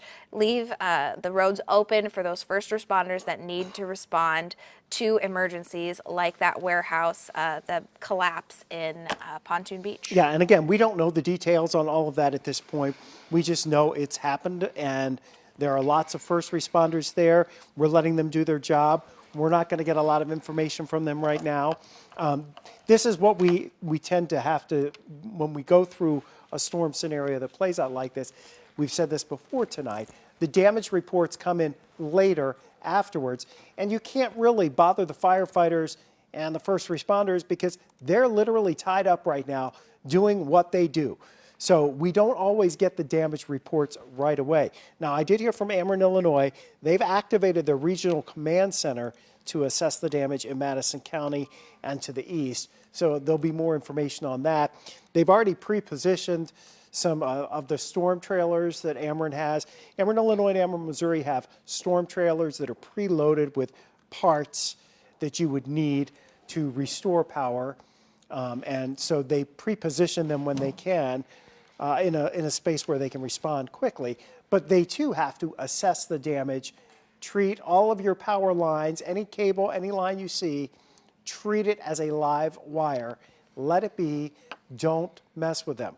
We don't want anybody to have problems with electricity tonight if you're outside with the lights, with power lines down. That's a very dangerous thing. Leave it to the power company. This will go for later tonight into tomorrow morning. If there's damage from these storms, you know, the nighttime hours, it's hard to see. And so dangerous yes, to see. and dangerous. So treat any live cable or any cable or power line, even though it may be a phone line, it may be a cable line, you don't know. Treat it as a hot wire, a live power line. Stay away from it and let the power crews do their thing here as we go through the nighttime hours tonight. We're still watching this line of storms here out to the west and southwest of St. Louis. Still have the severe thunderstorm warning, St. Charles County into St. Louis County, northern portions of Jefferson County, kind of zooming in that area here.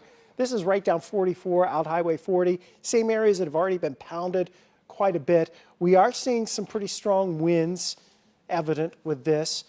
I think that's probably the greatest threat. There's not a lot of really tight circulations in here that we're following with that. Does look like things are finally starting to settle down a little bit out there, Scott, which is good. This may be our last big effort here from this tonight. But, you know, that one storm that was up in Fayette County, we now, that went north of Ramsey or very close to Ramsey from Coffeen over here in eastern portions of Montgomery County. And really, that was the one that was part of that whole complex of what has gone through from Pontoon Beach on to the northeast.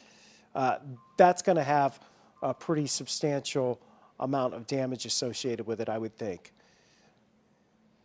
So it's not in Pontoon Beach, it's in the Edwardsville area is where this is. So let's go, we've got that live picture right now. And we're off in the distance here. Our videographers are being safe. But there is the Amazon. This is an Amazon warehouse. There's been some type of roof collapse. Don't know if it involves the walls. We're just kind of, we're looking at this together, and we're looking at it live. You can see the large fire presence there. And this is going to be a mutual aid situation. There are fire departments from multiple agencies clearly in this area. So this is an Amazon roof warehouse. Certainly a busy time of year that we expect. And this area I expect within about the next maybe 30 minutes or so to be in that severe thunderstorm that's coming through. So we definitely are hoping for the best with those first responders that are on the scene. A very large, what looks like a steel structure there. You can see roof that has collapsed, some fiberglass and wires that are hanging from the ceiling. Looks like the fire department has that's Edwardsville Fire Department with their ladder trucks deployed, trying to get a better handle on this situation. But you can see just a very large area of this building that has collapsed, and then we're starting to get in parts of the building that are still standing, but you can see that full part of the roof and part of the ductwork there. That's that silver reflection that you're seeing that's down on the ground.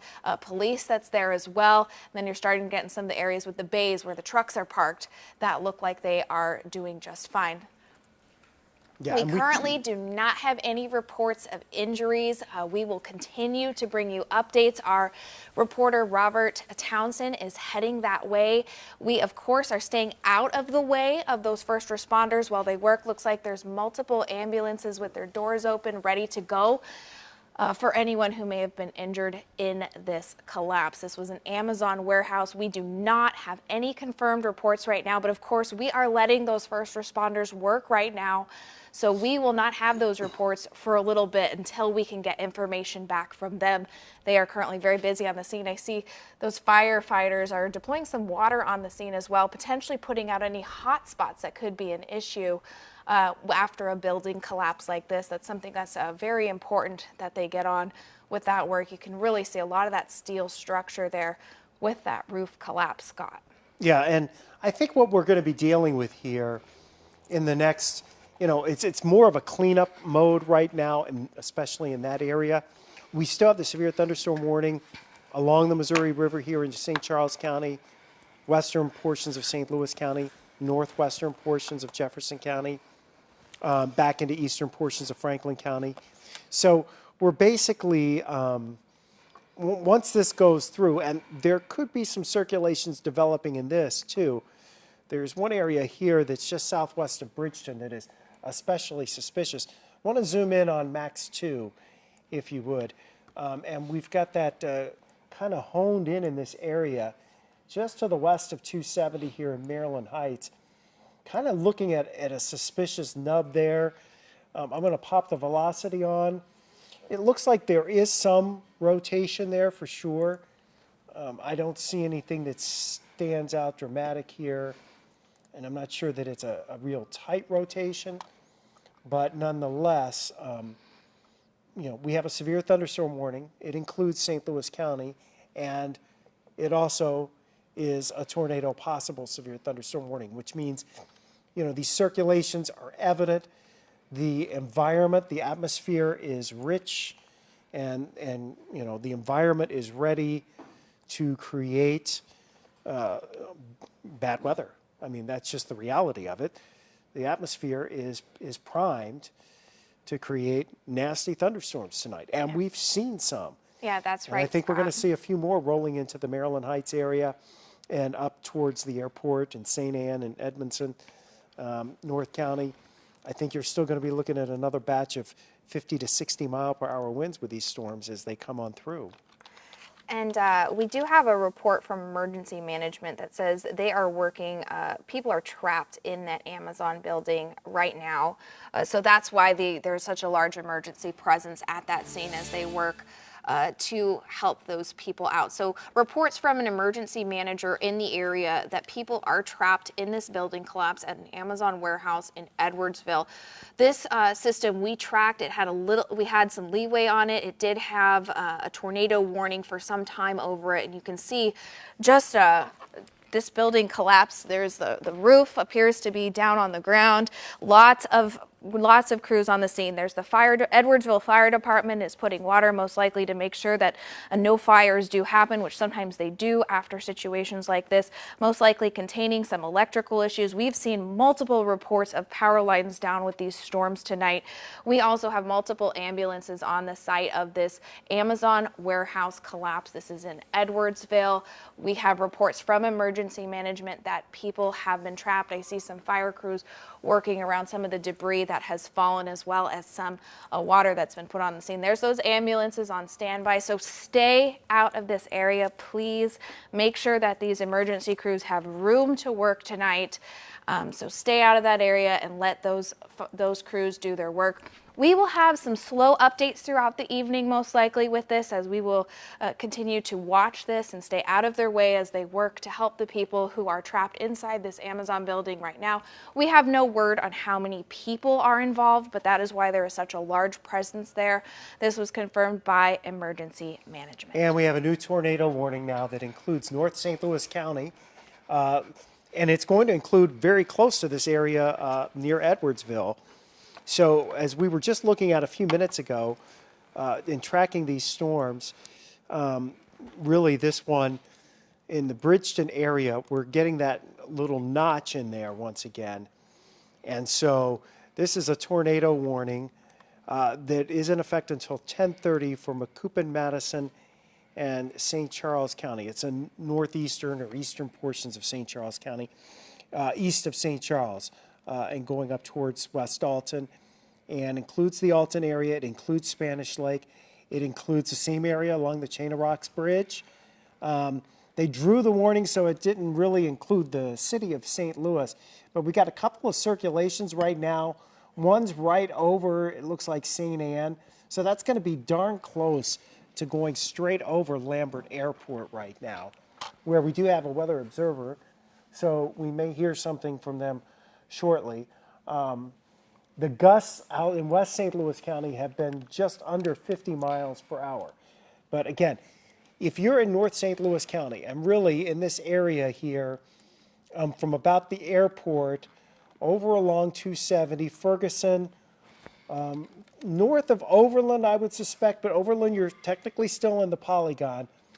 Belnor, Bell Ridge, Ferguson, into Jennings, Bell Fountain Neighbors. This whole area here from Lambert on to the east, and really either side of 70, we need you in your safe place right now. You're in the immediate threat area as there's a potential tornado very close to Lambert Airport right now. We're seeing that circulation on the radar screen. Very intense rotation in there. Now we extend this out a bit, and we're going to push this out, and that tornado warning extends off to the east, and it goes all the way over towards Alhambra. It goes up into southern portions of Macoupin County, so it includes Staunton. It looks like it just skips by Brighton, Illinois, and it's just west of Litchfield.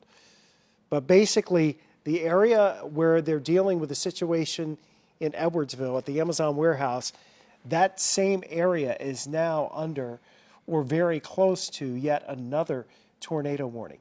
The circulation with this, and I'll put a track on it, the circulation with this is very close to the airport. So just moving it east and northeast, and that fans out a little bit. Florissant, it should be in your vicinity. It's pretty close to your vicinity now, but within the next minute or two. You should be in your basement if you're in Florissant. If you're in Blackjack, Spanish Lake, safe places in the basement. If you don't have a basement, as many walls between you and the outside as possible. We're staying away from windows, staying away from doors, wearing our shoes, getting something to protect our head. You got a bicycle helmet? Use that. Got a pillow? Grab that. You want to protect your head. Okay, this crosses the river, goes over into Alton, Wood River, Bethalto, Hamel, and eventually over towards Staunton. If it stays together, it could very well be in Alhambra in the next hour or so. So again, this is a tornado warning, radar indicated tornado. We've got the circulation very close to Lambert at this point. It continues to roll rapidly off to the northeast. All of these storms are moving rapidly northeast, and as they do move rapidly northeast, they've been creating winds and causing damage. A lot of power outages. Ameren, Illinois has activated their emergency center to assess the situation, particularly in Madison County. We had a tornado, we're pretty confident, on the ground, eastern portions of Montgomery County in Illinois, over into northern portions of Fayette County. That's since gone up south of Shelbyville. We don't know if this is a tornado on the ground, but the rotation is certainly there here in North St. Louis County. So we're talking in the Florissant area and Blackjack, your area, New Halls Ferry Road, all of your main thoroughfares here. Washington Street, Washington Elizabeth, the exit, and 270 is under construction and it's just a big mess up here. So, along 270. But you folks here, Calverton Point Park, Castle Point, along Chambers Road, anywhere, Parker Road, anywhere up 367 here, as you go by Christian Northeast Hospital, you need to be in your safe place. We've got that circulation showing up here. This is a tornado warning. Circulation has moved, looks like out of the Lambert area, now moving into Florissant along 270 from, let's say, Berkeley up towards Florissant and sliding on to the east. And there may be more than one circulation in here. There's a lot of strong winds on this leading edge. The environment is such, in other words, the air that this is moving into, the winds are such that rotating and spinning thunderstorms and creating tornadoes is certainly within the realm of possibility. Okay? So we need you to be safe. we need you, if you're in North St. Louis County, especially along 270, to get into your safe place now. That notch is right along north of 270. It's moving just east of Florissant now, downtown Florissant, and it will be moving towards Blackjack. Still potential circulation, a couple of them, one for Florissant, one down towards Ferguson. So these are all moving northeast, and then they're going to roll across the river and go into Madison County. All right, so this is North St. Louis County, and I'm going to broaden this back out a little bit here.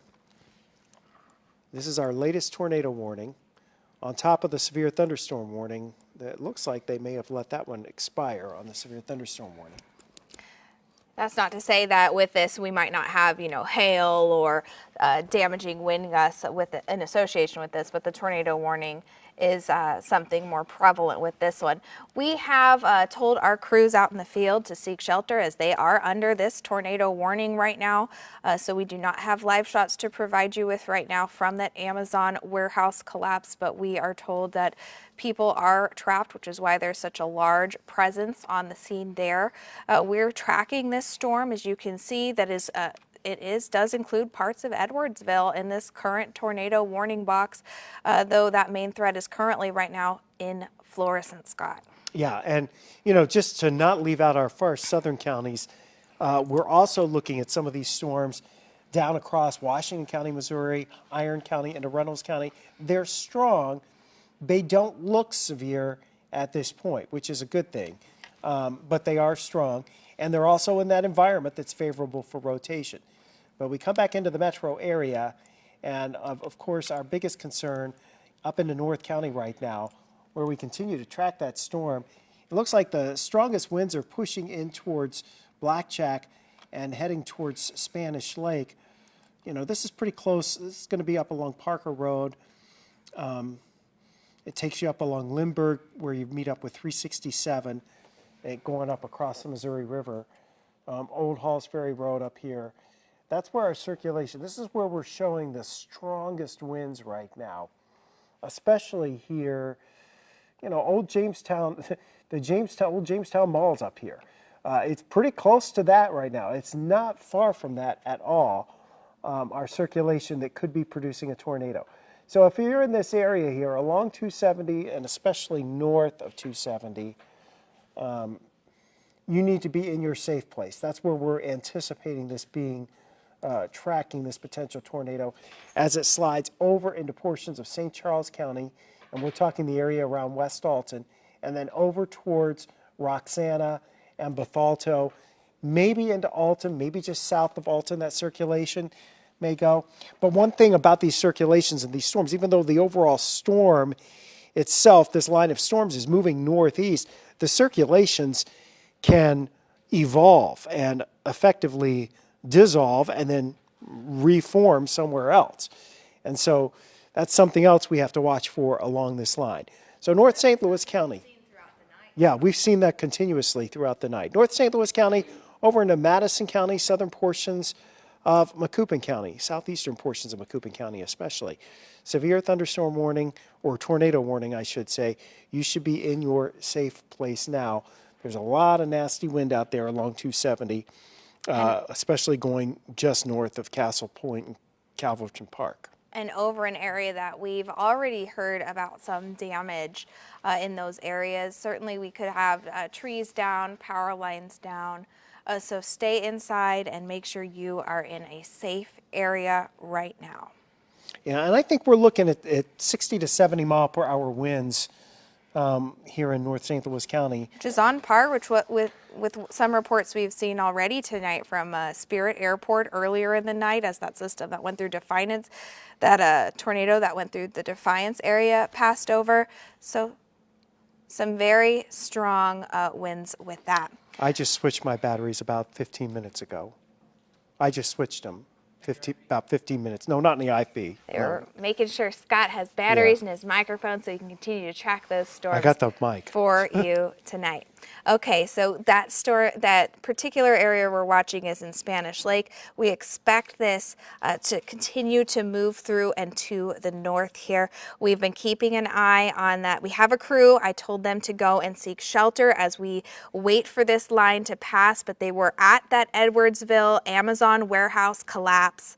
And I told them to seek shelter, so they are seeking shelter, but the minute it's safe, they'll be back out, and they can provide some more updates on that. But we are told that there are some people trapped inside that Amazon warehouse. This line of storms that right now that we are watching through, the main area is kind of coming along Interstate 70. It's just crossed over 267. You can kind of see it's kind of a jagged line here. It's what we're watching, but we are going to keep an eye on this. It's generating some strong winds. We expect winds within this to be about 60 to 70 miles per hour. That has been enough to knock down power lines. We also had a report of an overturned semi-truck in Illinois right along 270 as well. So these are winds strong enough to cause some damage out there. We want you to continue to be safe, and we are keeping an eye not only on this area, but on the surrounding area of the 5 on your side coverage. As you can see, just some storms that are further down to the south, but that main area right now that we're dealing with was just hit by a line of storms that was pretty strong earlier. So that tornado warning currently up for parts of Macoupin, Madison, St. Charles, and St. Louis counties, though really that threat is starting to cross over now through into Spanish Lake. So that is up tonight till 10:30. So we have another about 40 minutes worth of this to be tracking. You know, and I don't know that we're getting any reports out of North St. Louis County, but the radar is estimating that the wind speeds on these storms, at least the raindrops, are being blown around between 70 and 80 miles per hour in this area, right along 270. Spanish Lake is getting it. It's just east of Delwood, Glasgow Village. You know, as you approach 367 and go east of 367, we're talking up here. There's a post office up here, Lilac. You've got Chambers Road, Dunn Road. All of your North County areas here as you go east along 270, approaching the Chain of Rocks Bridge. We're talking about maybe 65 to 75 mile per hour winds, and I wouldn't be surprised if there aren't some gusts a little higher than that. It certainly is showing up.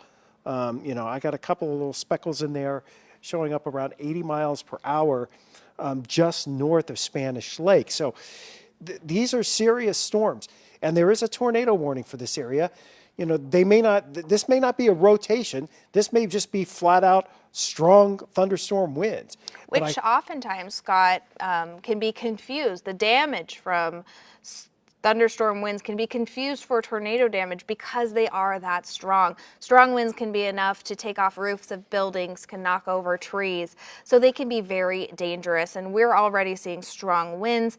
We expect to see some damage in these areas. Yeah, we are going to see a continuation of the damage. And the previous storms, more likely than not, have weakened some tree branches. And in doing so, you know, now we end up with you know, we basically end up with a situation where your previously damaged tree branch is now the one that actually falls with this next gust of wind. So we're continuing to monitor these storms. Again, the worst of it looks like it's right along 270, and it's about ready to cross over the river here, going towards Granite City, and, you know, in that area south of Wood River. You may miss the strongest winds out of this. They may go just to your south. But unfortunately, this bulge that we're looking at here, this bulge may be, and if we can pop over to Max 2 for a hot minute here, this bulge that's going over eastern portions of the northeast corner of St. Charles County and the eastern portions, northeast portions of St. Louis County, that bulge is generally headed, unfortunately, very close to Edwardsville. And this is the area where we are seeing the strongest winds right now. The winds in this area are showing up in vicinity of 70 to 75 miles per hour. So there's some intense wind going on here. This area is also under the tornado warning. So whether there's a tornado or not, we know there's some serious winds in here. You should be in your safe place right now. And your safe place is in the lowest level of whatever building you're in. If you have a basement, that's fantastic. If you don't have a basement, then you go to the lowest level of whatever building you're in, and you put as many walls between you and the outside as possible, and stay away from windows and doors. These are the storms tracking through the metro area. This may be the last of it as we head through the evening hours. I'm hopeful that this is the last of the severe weather that we have to deal with. We certainly are hopeful Cold on fronts that. still back to our north and west. We were in the upper 60s, close to 70 degrees in St. Louis, and we've backed off a little bit. 61 degrees right now in Yeah. the St. Louis area, Scott. So with this, you know, as you can see, we still have that tornado warning. That's in effect until about 10:30 tonight. Now, after this is all said and done, we are still going to be dealing with some very strong winds tonight. Some very strong winds with this. So, you know, into the early morning hours and overnight. So even though we won't have like a tornado warning or severe thunderstorms to deal with, we'll be dealing with very gusty conditions through, you know, midnight all the way into the early morning hours. You can see here, this is a future cast of what we expect those wind gusts to be. Some areas even higher than this. I could see wind gusts up to 40 miles per hour. So certainly with potential damage that we already have out there, that we've seen in some areas, those strong winds are not what we need. So seek shelter, make sure you stay off the roads and let our emergency crews do their work. And then as things settle down later on in tomorrow afternoon, I expect to see much calmer conditions as far as wind goes. The good news for tomorrow, though, is we will be dry. So plenty of dry weather to clean up after these storms. So let me go ahead and show you that satellite and radar view again. We're tracking that storm system that's currently moving very quickly through the Alton area under that severe thunderstorm warning tonight, watching that area of inflow here. So let me zoom in, show you what we're talking about. So Spanish Lake, Glasgow Village, all dealing with that currently right now, and some pretty strong lightning strikes out there. This has been putting on a show throughout the entire night tonight, Scott. Yeah, and we still have our tornado warning.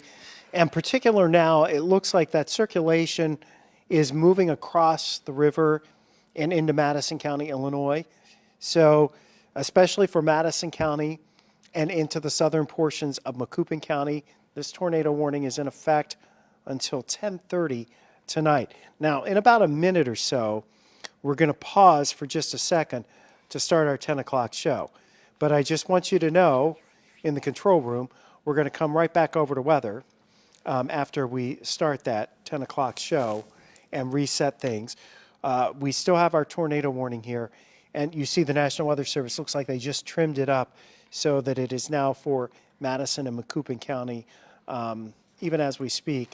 Again, these are very dangerous storms. This one does not have the same consistency that the others did, but a few minutes ago, it looked like it was producing 70 to 80 mile per hour winds. Whether that's getting tight enough to create a circulation remains to be seen, but we also know it's moving into the Edwardsville area, and we've had a situation in Edwardsville involving the Amazon warehouse there, where we've had a partial building collapse or a partial roof collapse.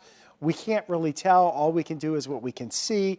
And right now, with this approaching severe thunderstorm heading into that area and the strong winds, we have our photographer and our reporter, our crews, we have told them to seek shelter, and they are in a safe place because we're not jeopardizing our people's lives. We don't want you to jeopardize yours. You need to be in your safe place in a basement and away from windows and doors. You are watching 5 on Your Side. This is 5 on Your Side at 10. We're going to get back to weather, of course, in just a second. This is our breaking news. This is happening right now. This has been a very serious situation in Edwardsville, Illinois. A roof has collapsed at the Amazon warehouse in Edwardsville. We do have reports of people trapped. We do not have any injury reports as we are following the story, but we have had a crew on the scene there. They did have to get to safety, but this was taken just minutes ago. When we look at these images, it's really hard to tell what we're looking at, but it looks like a building, either the walls or the roof, there we see it, has been blown away. And a lot of you in that area have actually been texting us videos and information. We will try to get those on the air in just a bit, but of course, weather top of mind and still ongoing. Thank you for joining us on this late Friday evening. It's 10 o'clock. Of course, we always have the news at 10, but it has been such a very busy evening. Let's go ahead and get to our weather department. It's been very busy. Scott, I know that this night has just offered no breaks for so many people. No, it's been a very long night. Tracy Henson and I have been tracking these storms for you this evening, and we have tracked some tornadoes through the area. We've had reports out of Defiance of damage. We've had reports of cars on Highway 40, 64, just crossing the Boom Bridge into the valley, hit by debris. Report from one of my friends said that they saw a car lifted off the ground in front of them, potentially driving through a tornado. Now we have the Edwardsville damage that you just saw, and we have a tornado warning in effect for Macoupin and Madison County. And that's where we'll go right now. But I did want to tell you, down in Iron County and Reynolds County, there's a new severe thunderstorm warning farther to the south too, but it doesn't look like it's anything like what we're seeing here. We've had a lot of winds going across North St. Louis County. I have not seen a big update or an uptick in power outages in North County, but that's very possible once we get a new report in here. Right now, St. Louis County is a little over 1,000 customers. Going to Madison County, we're up over 10,000. That's from the earlier storms. This batch is pushing in towards Edwardsville right now and sliding towards the northeast. So really from South Roxana over 143 to Edwardsville, you're looking at strong winds, and they're bulging out here from south of Bethalto heading towards Hamill, Illinois. Potential we could see some rotation in here and the possibility that there is a tornado. So tornado warning in effect here. That is until 10:30. That warning stretches up to include Staunton. It stretches as far east as Alhambra, Illinois, again through much of Madison County for that cluster of storms as they move off to the east. In the metro area, these are strong thunderstorms in St. Louis, but they're not severe at the moment. And then we go farther south from Festus down through Farmington, Potosi, and then once you get south of Lesterville down towards Ellington, we're picking up that severe thunderstorm. That's going to take us over into the southern portions of Iron County as we go through about the next 45 minutes. Keep in mind, this environment here across southeast Missouri has not really been disturbed by thunderstorms, although there were thunderstorms farther south into Arkansas as well as into portions of Tennessee and Kentucky that have been strong to severe tonight. So they may be robbing some of our moisture, but the ingredients have been there this evening for severe thunderstorms, and we have seen those storms sliding through the region this evening, producing damaging winds, occasionally a bit of hail, some heavy rain and lightning, but it's been those twisting winds, the dangerous twisting of the wind, and the tornadoes that we could confirm by radar, and the areas of damage that we have seen. So far, it seems to have spared much of the metro area, but we don't know the full extent of the damage because oftentimes the damage reports lag behind what we see on radar and what we are able to tell you about. I put up a 6-hour loop for you, Scott, so Yeah. you can see that system as it's come through, and then that second batch that is currently tracking through Edwardsville where we have that tornado warning. Yeah, and we are looking back to the west at a cold front that will be through here before the evening is done, and that's going to bring an end to our severe weather threat. We have a tornado watch that's in effect for most of the area still for another 55 minutes or so, and it could get extended east and southeast of St. Louis. I think as this batch is coming through the metro area right now, we are pretty much looking at things starting to settle down to the west of St. Louis, so we should be making some progress on that end as these storms move through. But this is the last batch. Tornado warning right now in Madison County and up into southern portions of Macoupin County. We are not seeing the winds quite as strong as what we were seeing earlier, but I take that back. There's still some surging here of 70 to 75 mile an hour winds.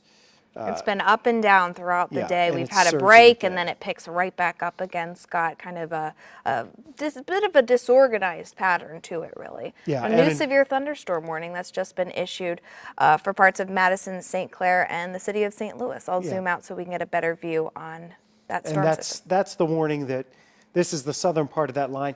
Could there be a tornado possible with this? You know, we're in that environment where you could spin something up. So you're certainly able to spin something up in this area.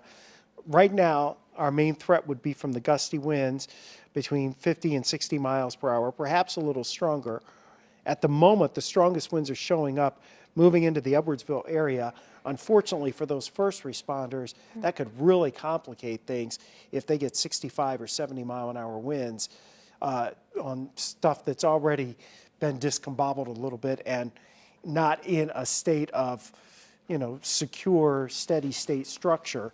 So There were certainly a lot of crews on the scene there, so hopefully they are safe as they continue to work. That those about 60 mile an hour winds possible in that area. Let me go ahead and zoom into the Edwardsville area, give you a closer view of that area. So that was an Amazon warehouse in the Edwardsville area that we had a confirmed tornado earlier on the radar with a debris signature that we were tracking.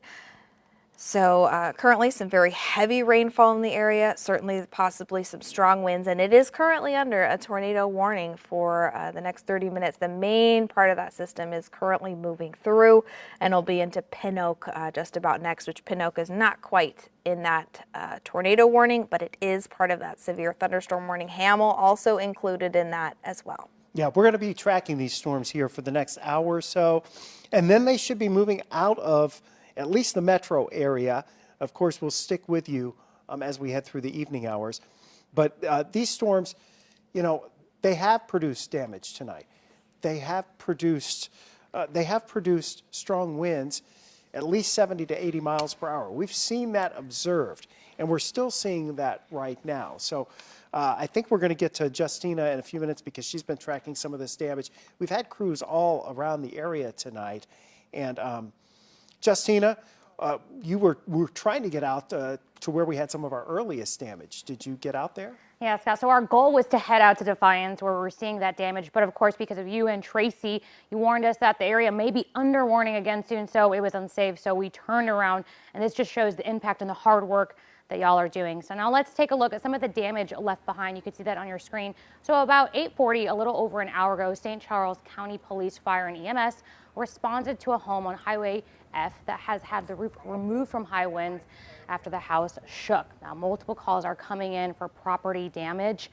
And again, as you can see on your screen or a little bit more of the video, there has been damage left behind. And we heard down the street from there, also there was more damage left behind, several homes damaged, a roof also blew off. So we are just hearing some of that damage left behind. And of course, we just are thankful for the meteorologists doing all the hard work that y'all are doing.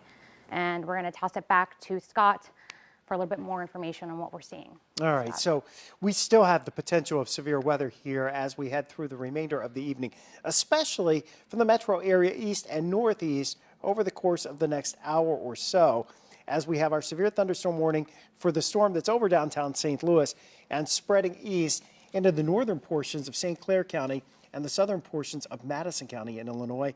And then you have the part of the storm that is so intense across Madison County that has been producing intense winds.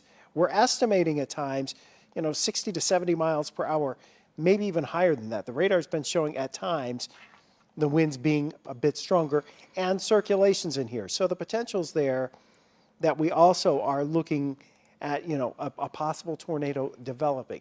Can't say that for sure. So we have video, I'm told, of a possible tornado in Edwardsville. And it is hard to see, but that certainly does look like something's touching down and would be on the ground and causing problems. And we know we could see the circulation. We know we had a tornado there confirmed. And here it is again, because when tornadoes pick up debris and it's lofted into the air, we can see that on the radar screen. It shows up as something that's odd shaped or different size shaped items that are in the air. It's not raindrops, which, theoretically, a raindrop is basically going to look the same to the radar. And when you get all this other debris in there, then you would have problems. So that's from Edwardsville and from a viewer photo. I was going to say, I can tell you that was at 270. That was at 270 and 157 near Edwardsville about 8:45 tonight. Okay, so that was 8:45. So that's when this storm, the initial storm, went through that caused so many problems. Michelle Lee, manning the news desk tonight. Y'all, I don't think we're going to have Sports Plus tonight. I think we'll let you slide. That's sorry. We still have a tornado warning in effect here off to the east until 10:30, and we still have a lot of damage to assess. So Ahmad and we're going to send Ahmad and Hannah back to the sports office and let them settle down for the evening, and we'll continue to track these storms. I got to tell you. Looks like we still have that severe thunderstorm warning further down the south. I didn't want to forget about my friends in Reynolds and Iron counties. So we still have that severe thunderstorm warning there. Could be some hail as well as some strong wind damage. The conditions are just right for this, but our main concern right now is that area that is still under the tornado warning, where we did have that video just right there from earlier, not current, but earlier. That's just, the area did have a tornado come through, as we saw there on the video. And that was part of the same line that worked its way onto the east into the northeast, over portions of Bond County and into portions of Montgomery County and northern Fayette County. North of Ramsey, Illinois, we had a confirmed tornado by the radar that we could see there. So, we still have our severe thunderstorm warning. City of St. Louis, it's pouring in downtown St. Louis right now, and that's stretching off to the east of town along 270 here and going out Interstate 70. And then just north of that is where we have our tornado warning, which includes at this point, the rest of Madison County, if you will. Now, we have not confirmed any tornadoes with that, but we have seen circulations from time to time moving through this area. So these are the storms that we continue to track tonight. They have the potential of causing damage. This should be the last of it. And again, as you go down into southern portions of Jefferson County, once you get south of Festus, heading down towards Bonne Terre into Farmington, and then on down into Iron County, for the most part, those are strong storms. The ones in parts of Reynolds and Iron County showing some signs of perhaps being severe, but not tornadic at this point. We're not seeing that. And perhaps the storms that were a little farther south that were so intense earlier outside of our area may be robbing our southern counties of the needed ingredients for severe weather. But again, we look into Madison County right now, and it's really along and north of Interstate 64 through St. Clair County and then going north up Interstate 55, where we're looking at the worst of this storm right now. This is where we have seen winds gusting 50 to 70 miles per hour this evening. At least on the radar, we've been seeing 70 to 75 mile per hour winds on the radar screen. And I'm pretty sure some of that's been reaching the ground, because we've had observations with those high winds reaching the ground. Wind gusts in the valley measured at Spirit of St. Louis earlier this evening of over 70 miles per hour. So these are not run-of-the-mill thunderstorms. These are intense storms. They've been rotating tonight. They've caused damage tonight, potentially still causing damage, especially in this area of the Metro East, just east and northeast of the Arch, heading along 55. The worst of it seems to be east of Edwardsville right now. Hopefully our first responders that are at that site of the Amazon warehouse building failure, collapse, we don't know exactly, roof collapse, looks like the walls were collapsed, but we don't really know because we're not really there. But we know the first responders are on the scene. We had our crews that were there seek shelter. Once this storm, this is video from earlier, and once we have, once it's safe for our crews to be live, we will get some more information from them. We do have a new tornado warning. Let's pop it back over to max 2.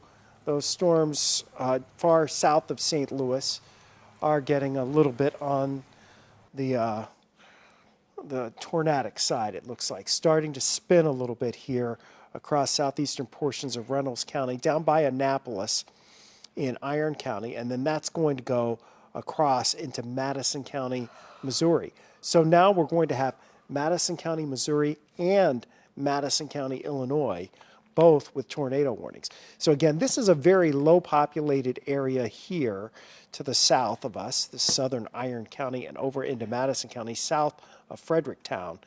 But potential's there for a tornado. We have rotation. So we need you to be in your safe spot in these areas to the south of St. Louis. And we'll put a little track on here, especially for our folks here in Iron County, because we know with the dish and the cable, you folks down here would need to get that information from us, and we're going to give it to you right now. This is where the most concern would be, from about Annapolis over towards Minimum and into Jewett. This is very rocky, hilly territory, St. Francis Mountains down here. So you're not going to get a good view of anything, but you need to be in your basement if that storm is impacting you. All right, so that's south. That's southern portions of Iron County over into really the southern 2/3 of Madison County in Missouri, and small part of Reynolds County. We follow that line of thunderstorms back up into the metro area, and we still have our tornado warning for the Metro East for Madison County, including along Interstate 55 through Staunton, Illinois, south through Hamel, all the way down towards Troy. Now, we've seen winds in this 60 to 70 miles per hour, and okay, so the Weather Service is trying to get us back to NWS chat. It seems a little more stable at the moment. So these storms here are off to the east of St. Louis, especially in Madison County. They've been showing some signs of rotation. So if you could, if you're in the path of these storms, and really it's east of Interstate 55 now, you should be in your safe place. And Michelle, we're going to be moving back over to you and news in a little bit here to get more on what's going on with that Amazon once we find out with the Amazon warehouse situation. We know in Defiance, we had the pictures from Defiance earlier, just kind of getting an update on the power outages. In Madison County, Illinois, we have about 10,900 customers. Fayette County has about 453. And in Macoupin County, you have 538 customers without power. That's from the recent storms. St. Charles and Lincoln counties seem to be hardest hit on the Missouri side. St. Charles has about 8,700 customers without power. In Lincoln County, it's about 2,500. Franklin County, about 1,400. Gasconade County, 296. And the reason I tell you those numbers is because that's a good indication of how much damage one would have seen with the thunderstorms as they rolled through the area. Those numbers go up as the damage reports come in. So that's what we've seen tonight. This is the last of the severe thunderstorms right now, really. This one and the one far to the south, down into southern portions of Iron County. But tornado warning here for this part of Macoupin and Madison County off to the east of St. Louis. And then the tornado warning a little farther south, down here into Madison and Iron counties, down far to the south of St. Louis. It's hard for us to really get a good indication of what's going on down there. Now, we may have another severe thunderstorm warning that was just issued. So it looks like we do. So we have a new severe thunderstorm warning. I'm going to move that back here. Kind of a big one, too. Let me get that one off. So Bond, Fayette, Macoupin, Madison, and Montgomery. So basically, along this whole line, the National Weather Service is issuing a severe thunderstorm warning that's going to take us until about 11:15 tonight. And here's another one for that cell that's just south of Festus. So that's the southern, southeastern portions of Jefferson County over into Monroe County, Illinois. Again, there's some strong winds in here. They're not quite as strong as what we were looking at earlier. Okay, so yes, they're strong. Yes, they're severe storms. Yes, there's some rotation in here, but it's not quite to the extent that we had earlier. The problem is the environment that these storms are in is one that is conducive to severe thunderstorms and the potential for them to develop tornadoes. And that's the bigger problem on a broad basis here, that these storms are an environment where they can spin, where they rotate, and where they can cause problems. So that's what we're dealing with as these storms continue to track onto the east. The threat looks to be over west and northwest of St. Louis. East and south, it looks like this threat is going to continue for another hour or two until we get this line of storms to move on off towards the east. And yes, as you go down here into northern portions of St. Genevieve County and southern portions of Jefferson County, there is some wide, broad rotation with some of those thunderstorms. It's not tight, doesn't look like it's an imminent tornado, but there is some broad rotation in there. And there's certainly the potential that we could see some stronger winds with these thunderstorms as they continue to track on towards the east. So the tornado warning is continuing over into Madison County. The possibility of a tornado there near Sorrento, moving northeast. And again, very small area. It looks like they just finally trimmed that up. So that is just now expired, it looks like. Or they canceled it, but they took that out. But the severe thunderstorm warning continues out along Interstate 70 and then down to the south as well. You treat all of these thunderstorms as if they might produce a tornado because the environment is favorable for that. So what that means is, and for some reason it doesn't, yeah, yours is lit up over there. I can't tell on that monitor. For what that means is, even if you don't have a tornado warning, you treat the severe thunderstorm warning as if it could be a tornado. Or if it's going to happen quickly, you still want to follow the same rules. You want to be away from windows, you want to be away from doors, inside, in the center part of your home and in a sturdy building. And the other thing is, we don't want you running around tonight looking for storm damage. No. That can be dangerous in and of itself tonight. So if you've heard reports, if you got to go down the street to help your neighbor, that's one thing. But to go out specifically looking. And let's do a quick. Yeah, that's Defiance. Oh, this is a view from Defiance. Is this a live view or? No, this is the St. Charles County Ambulance District posted this. Okay. And it looks like the damage to a home there.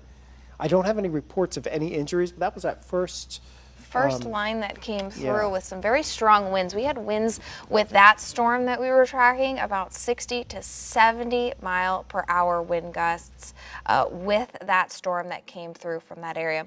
Let's do a quick rundown over the storms, the current severe thunderstorms that we are tracking. So first off, we are going to start from the north and then move down to the south. We still have that severe thunderstorm warning for parts of Bond, Fayette, Madison, and Montgomery counties through 11:15, so a little while longer on that one. We also have that just the remnants of that tornado warning further down to the, let me zoom in on that one for you since it wouldn't click on. But 10:30 tonight through Madison, that's just for the next 6 minutes or so. Moving on down to the south, we have Monroe, Randolph, St. Clair, and St. Genevieve through 11 o'clock with a severe thunderstorm warning. Take these severe thunderstorm warnings seriously because as we have seen throughout the night, we have had tornadic activity pop up very quickly with some of these storms. We also have a tornado warning in effect right now through 11 o'clock, so over the next 36 minutes for Iron, Madison, and parts of Reynolds County there, Scott. So this long line of storms, the good news here, as I zoom out just a little bit more, this does look like it will be the end of it once it crosses out of the 5 on your side coverage area. Okay, and that's good because, we need a break here. North and west of St. Louis, we've had round after round of these severe thunderstorms. And North St. Louis County, some strong winds with all of the storms. Potentially that tornado that touched down in the Defiance area and then moved into the area around Weldon Spring or the western portions of the Chesterfield Valley and then kind of on up towards Earth City. And then those storms, as they continue to move east, there was additional areas of rotation. We know around Edwardsville we have damage at that Amazon warehouse. We're hopeful that we get to hear from our crews out in the field before we leave you tonight. Because we're probably going to go a little longer than usual because the way things are going here until these tornado warnings and the tornado threat goes away, obviously, we'll be staying with you. So we do know that there are power outages across the area. We know that there are scattered reports of trees down. The biggest damage we've heard about has been in Edwardsville with the Amazon warehouse. We were able to confirm earlier that we had a tornado on the ground around Edwardsville because we were looking at the dual pole Doppler. It showed that to us. We also could confirm tornado on the ground down towards Defiance or between Augusta, northeast of Augusta. We could see it on the radar screen. So we had those indications that we could confirm a tornado. As we saw that video just a little while ago from a viewer over in Edwardsville, near Edwardsville, we had video of the tornado touching down near the Edwardsville area. So we have a new tornado warning now. So let's go back to that. And this is going to include that area. Another tornado warning for some of the same areas that had it earlier. If you can believe that, Tracy. This includes Bond, Fayette, Montgomery County, Illinois. You've got another severe thunderstorm here, and we can see the circulation here, on the radar screen. And that circulation is pushing very close, it looks like, to Hillsborough and Coffeen once again, and is going to head up towards the Ramsey area. Looks like it might be just south of Hillsborough. Let me pop on the velocity here and see what shows up. And you can see a little circulation in there just south of Hillsborough. Let's see if we flip radar sites, what radar site we on. So this tornado warning currently over parts of Bond, Fayette, Montgomery, well, Scott has a minute to work here.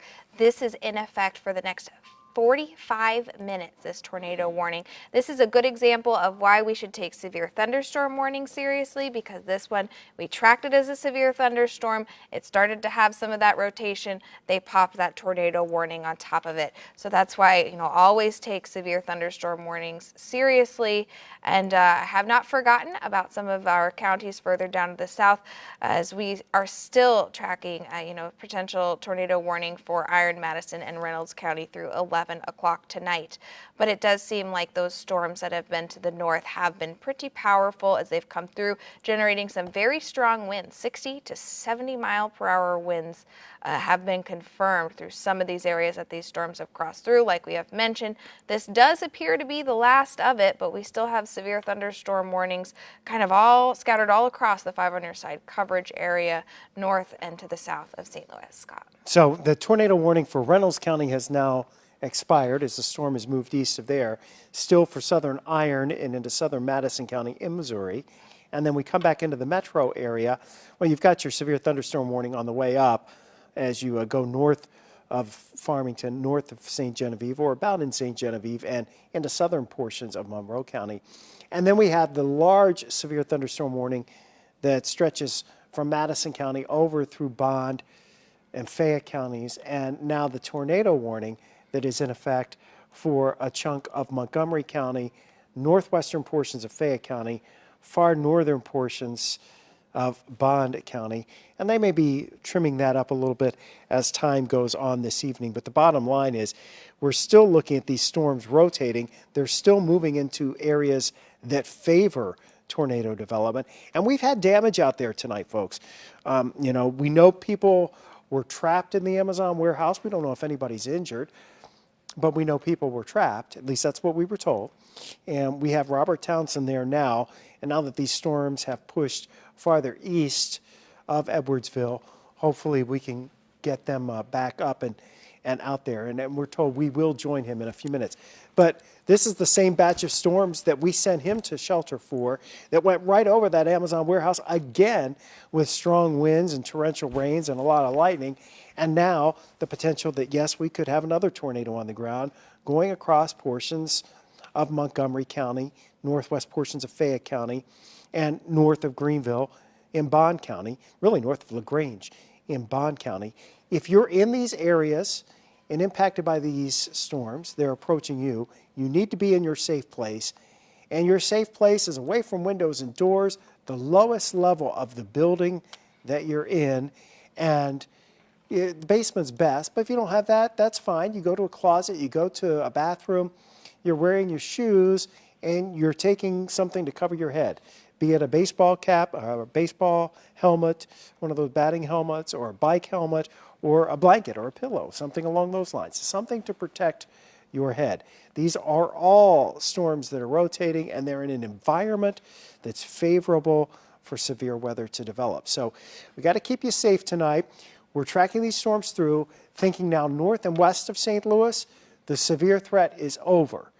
But south and east of town, until this line clears the area, we've got to continue to monitor and be on guard for the potential that some of these storms could spin up tornadoes here going through this evening and cause some damage. We've had reports of damage, again, across the area tonight. That's why we've been talking with you since about 7 o'clock tonight or a little before.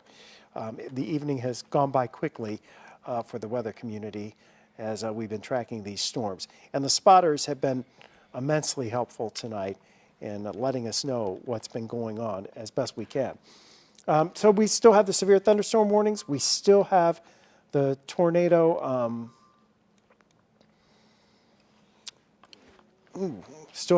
warning here off to our northeast. And again, the storm bowing out here towards Coffeen, which is an indication that you may have some wind damage that's going on there. And then we look down to the south and to the southwest, and as we go down the line of thunderstorms, there might be some rotation happening with this storm in southern portions of Monroe County. That's headed over into northern portions of Randolph County and southern portions of St. Clair County. Okay, and then we go down a little farther, and you can see, well, my radar just disappeared there. Did yours just disappear too? Yeah. Yep. Yeah, it So- sure did. Not sure where we're going with there. It's back. So, okay, good. I'm glad yours is. Let's go to Robert Townsend, if we can. He's over by Edwardsville, tracking what's going on. Hi, Robert.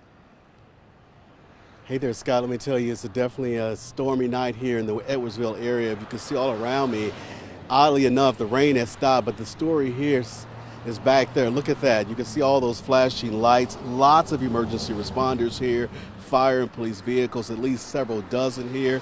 They are all here surrounding this Amazon distribution center where, again, I can tell you we're still waiting to talk to officials, but what we are hearing is that around 9:30 tonight, one of the buildings back there, a large warehouse, apparently just collapsed at the height of the storm. We are told there were several employees inside this building at the time. Again, investigators still have not talked to us on the scene. We've been trying to talk to them, but I am hearing that there are reports that there are possible fatalities here.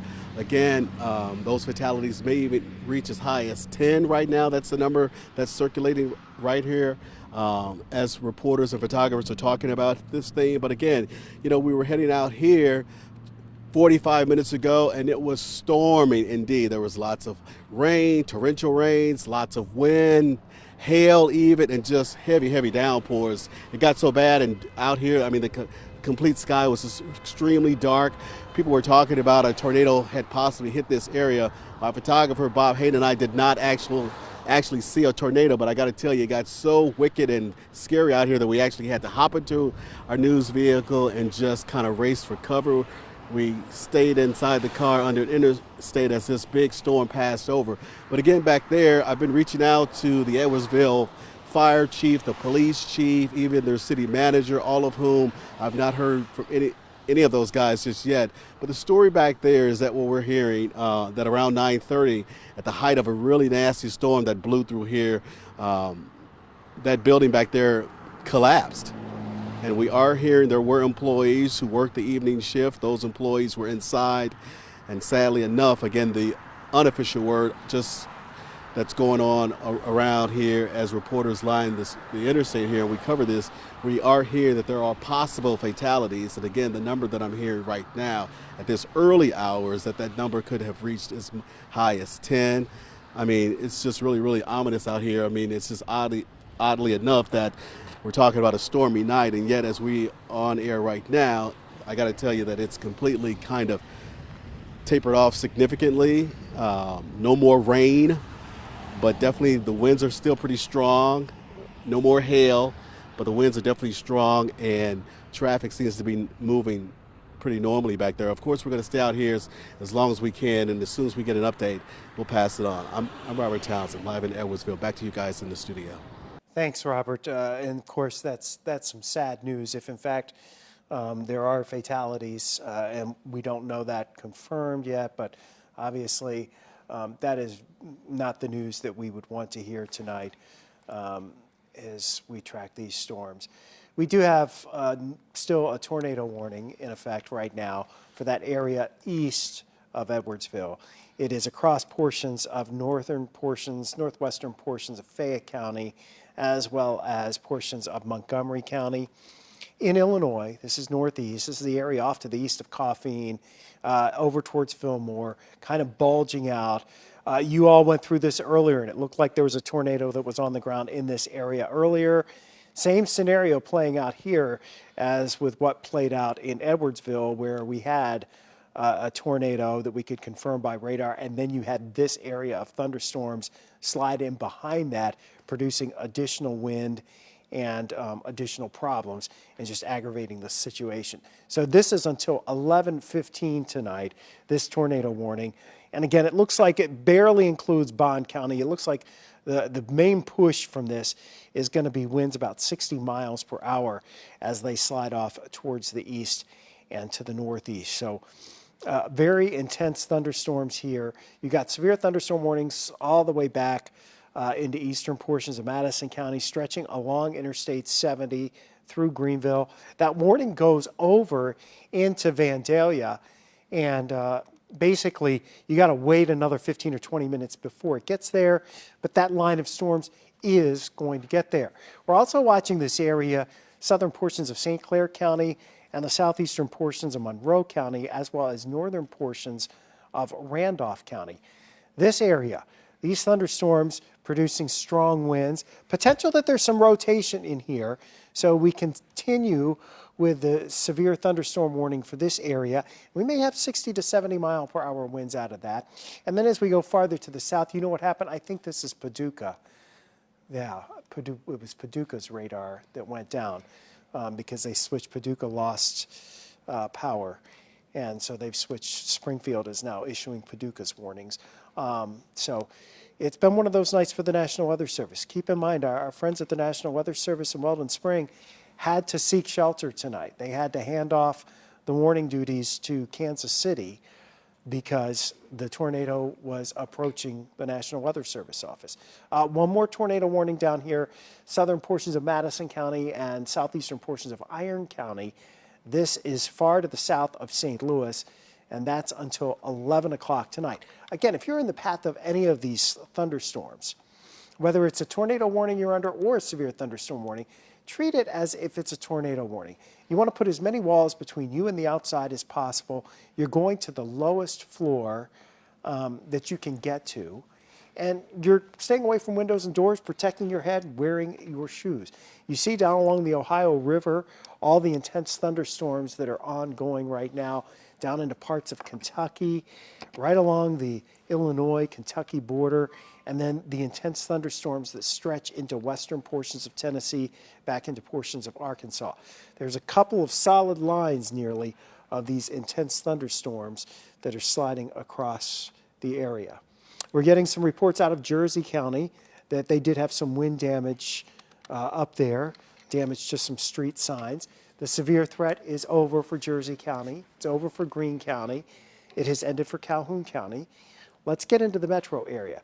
If you're west of 270, I think the severe weather threat is over now, going west of St. Louis out along the Missouri River. Down to the south, once this line gets through, the odds of additional severe weather go way down, and it doesn't look like we're going to see a lot more additional development behind this line, really these two areas of thunderstorms that we are tracking right now. So we still have the tornado warning that's in effect here, northwestern portions of Fayette County, and we have southeastern portions of Montgomery County. And then we have our other warning that's down in Madison County in Missouri and part of Iron County. That's kind of a nebulous, it's far away from the radar site, so it's hard to tell. And then in between, we've got a couple of severe thunderstorm warnings. One of them stretching along Interstate 70 all the way from the Madison-Bond County line all the way through Fayette County. So that's Greenville, and that's over into Vandalia. And then the other one a little farther to the south as you basically are watching that line of thunderstorms advance off to the east.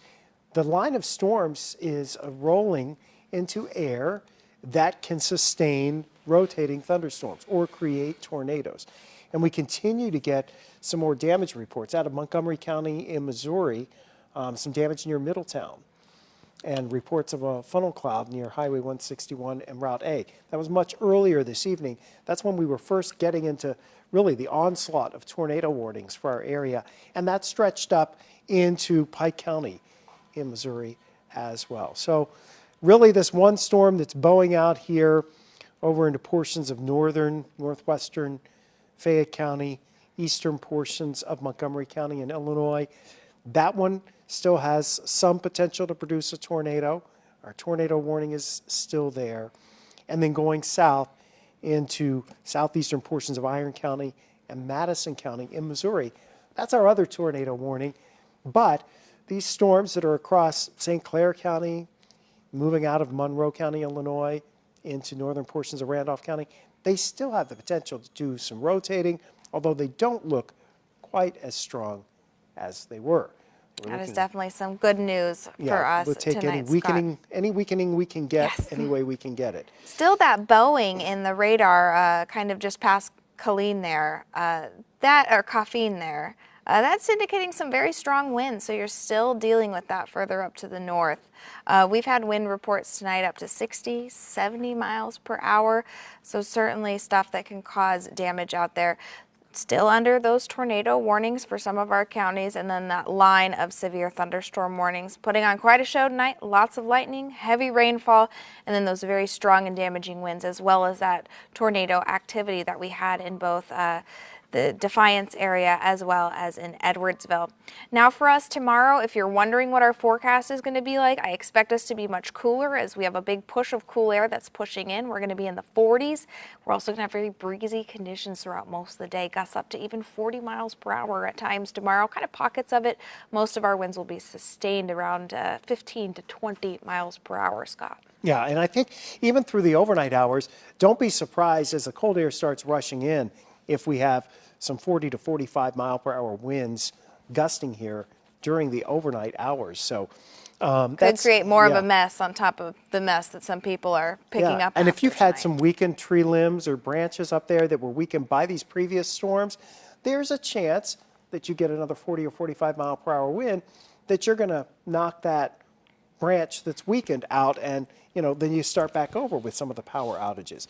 So we've got, for a few more minutes, we have our tornado warning that's in effect for Madison County, Missouri.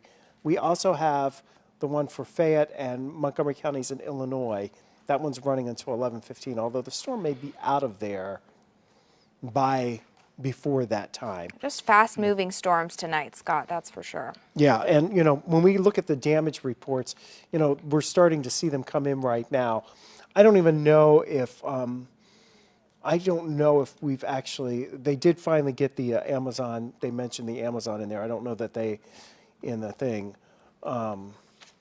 This is in our, so we have an open line of communication with the National Weather Service so that we can all work together to talk about what's going on in these surrounding storms. So I'm gonna look for that report about the Amazon warehouse. Yeah, for you, Scott. they had some communication with law enforcement about that, so they knew about it. I don't know if it actually came out as a storm report. It did. I have, I can bring that up right now for you, Scott.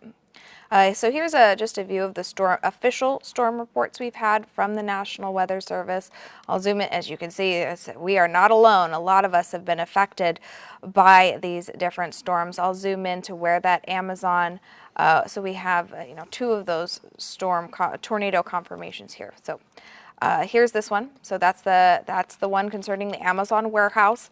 So emergency management reported this as the partial roof collapse. We've had our Robert Townsend on the scene, and then the reports of multiple people who were trapped at the time. That report was at 8:30, and then about another hour or so, maybe a little less after that, we had yet another strong storm come through that area. Not one with a confirmed tornado, but that area was under a tornado warning again. So hopefully our first responders who responded to that scene are safe and that they can continue their efforts now. There's also that second tornado report that we had from the National Weather Service, this time over in Defiance, so just a bit north of Augusta. So that's right along the Katy Trail. There's some spots there like Good News Brews. It's a little closer down to the river, but significant damage to a home there at Highway F and Stubb Road. And then we also have that building collapse, as well as reports of multiple homes damaged and debris in the area. They were not alone. There were multiple reports of damage in some of those areas, and some very strong wind gusts up to 70 miles per hour reported at the Spirit Airport there in the Chesterfield Valley. So showing you that back to the radar view, so I can show you where our current warnings are all the way across the 5 on your side coverage area. We still have that warning that's in effect for Madison County for the next little bit less than 15 minutes here. And then for Fayette and Montgomery counties in Illinois, that's through 11:15, so another 30 minutes to go on that one. And we still have that very kind of large severe thunderstorm warning.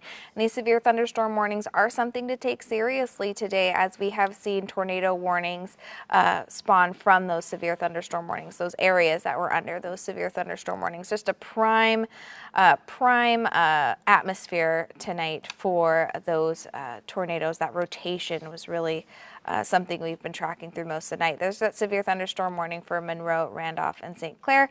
And of course, that is starting to move out of the Monroe County area and moreover into Randolph and St. Clair. Yeah, it's been a very busy night. It does look like, as we just kind of, look at this from the broad perspective, this line continues to advance on to the east. This should be it for us. So we're not anticipating additional thunderstorms to develop back to the west. Now, until that front actually gets through, there still could be a couple of showers that develop.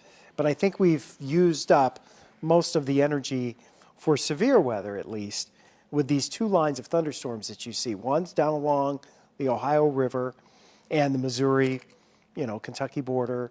And then the other one that's just east and south of St. Louis right now. They still have some intense thunderstorms with them. There's still some rotation. They're still continuing the tornado warning. Now it has expired for Montgomery County because the storm has pretty much the bow of that storm has moved into Fayette County. So, it's northern portions of Fayette County, just to the north of Ramsey, the same area that was under the gun earlier. We still have the tornado warning down to the south. That looks like that's a new one that's stretching across southern portions of Perry County in Missouri. And that's really just a little bit outside the 5 on your side viewing area. We have some folks that still watch us, are able to get our signal in parts of Madison County and parts of Perry County, but not that part of Perry County. That's far southern portions of Perry County, Missouri. So I'm pretty sure our signal does not get that far down. And I think that warning is actually issued because Paducah is out. So I think that's actually issued by Springfield in backup today. Our National Weather Service offices have been kind of working with each other today and helping each other out with all of this. So that's that storm that's down, it's just northwest of Cape Girardeau, really. That's why they've issued that warning. But you see it, I'm not getting it on the radar because the Paducah radar site is actually out at the moment. So that's what we've got. We got the severe thunderstorm warning off to the east of St. Louis, Bond, Fayette, Montgomery County. We're also seeing as we, I think my screen just started doing what yours was doing earlier. You can come over to mine, Scott, if you'd like. I'll fix it. Okay. So with this, we are still tracking those storms. As you can see, we have just on the tail edge of the 5 on your side coverage area around Fredericktown and Perryville. We do have 2 tornado warnings there that Scott was talking about. So that tornado warning through for the next 10 minutes for Madison, and then that tornado warning that's barely on the edge of the 5 on your side coverage area, but Bollinger, Cape Girardeau, and Perry is up next for that one. We are nearly out of our severe storms for the night, but we're still tracking. This cell here, as you can see, it's moving pretty fast. It's almost out of that warning box now, as you can see. That is moving very quickly, and that's what I expected. Warning. There's that new warning. The severe thunderstorm warning in effect for the next 40 minutes for Clinton, St. Clair, and Washington, Illinois counties tonight. Okay, so that's basically taking these thunderstorms off to the east, and you look at the storm that's up around Greenville, Illinois, up along Interstate 70, that actually has some rotation just southwest of Greenville near Stubblefield right now. That's moving along Interstate 70 to the northeast, so there's some rotation in there. Again, you want to be inside, away from windows and doors as these storms are racing off to the northeast. Of course, we have our tornado warning for northern portions of Fayette County right now. Looks like that storm has really lost that tornadic potential, but may still be producing some 60 to 65 mile per hour winds. And then as you go farther south along Interstate 70, the potential there that you're going to be looking at winds that could be gusting 60 to 70 miles per hour. So strong winds. There is some dangerous twisting trying to develop inside some of these thunderstorms. As a consequence, we've got to take them seriously. We're going to stay inside, away from windows and doors for the remainder of the evening until these storms get out of here. We know we have a very large emergency response over in Edwardsville at what we believe to be an Amazon warehouse. We have Robert Townsend, 5 on your sides. Robert Townsend out there gathering information tonight. He's talking to officials. He said he wasn't able to get up with the mayor or the fire chief, and that's because they're busy right now dealing with the situation at hand. And just a quick note for people, please stay home. Do not go out looking for damage. We need those roadways open for our first responders, especially around that scene of that warehouse collapse in Edwardsville. As you know, we have a roof collapse and some of the buildings still standing that we saw earlier today. So make sure you stay off the roadways. There could also be, in some areas, there could still be power lines down as crews work to restore the power. I have not checked. Let me take a current check and see how we're doing as far as outages go. And do look like things are getting a little bit better. There is still about 2,000 customers out of power near St. Charles.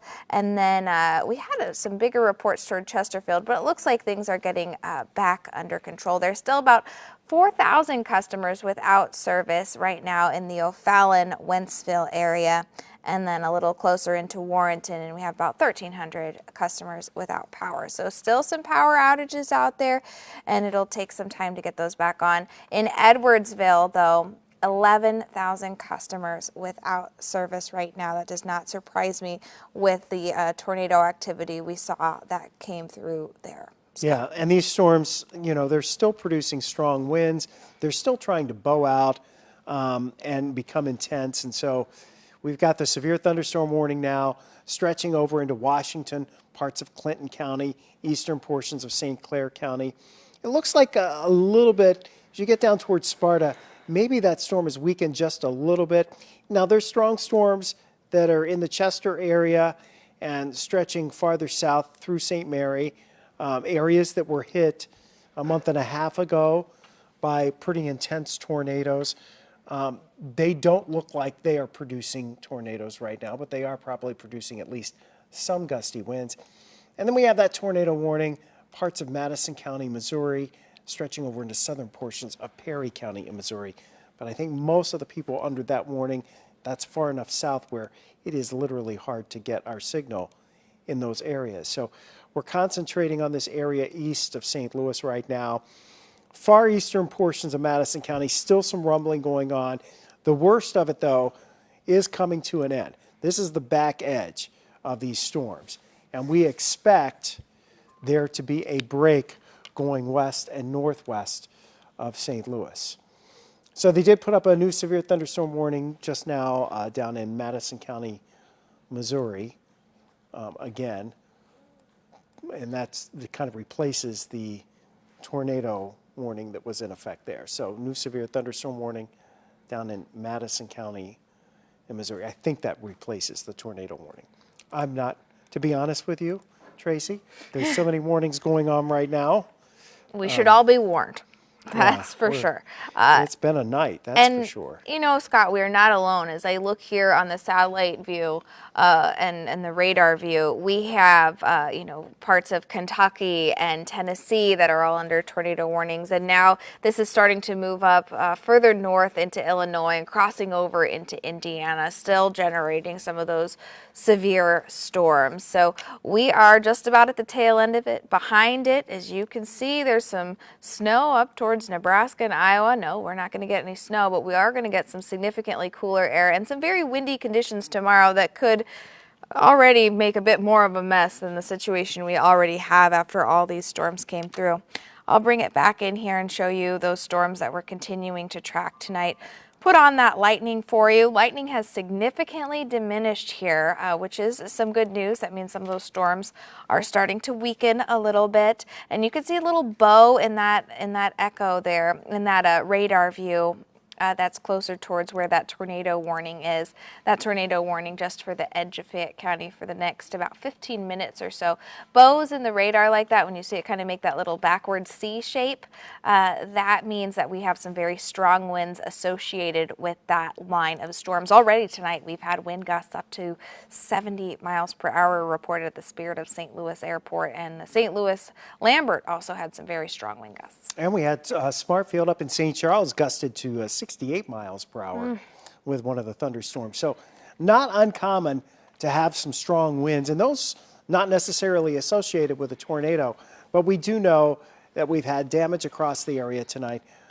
We know that people have been impacted, and we continue to track these storms and see if we can't, you know, wrap up these warnings here in the next hour or so, get them east of our area so we can get on with the cleanup here and get things back under control, because these storms are still at risk of rotating and creating, you know, damaging winds and potentially isolated tornadoes.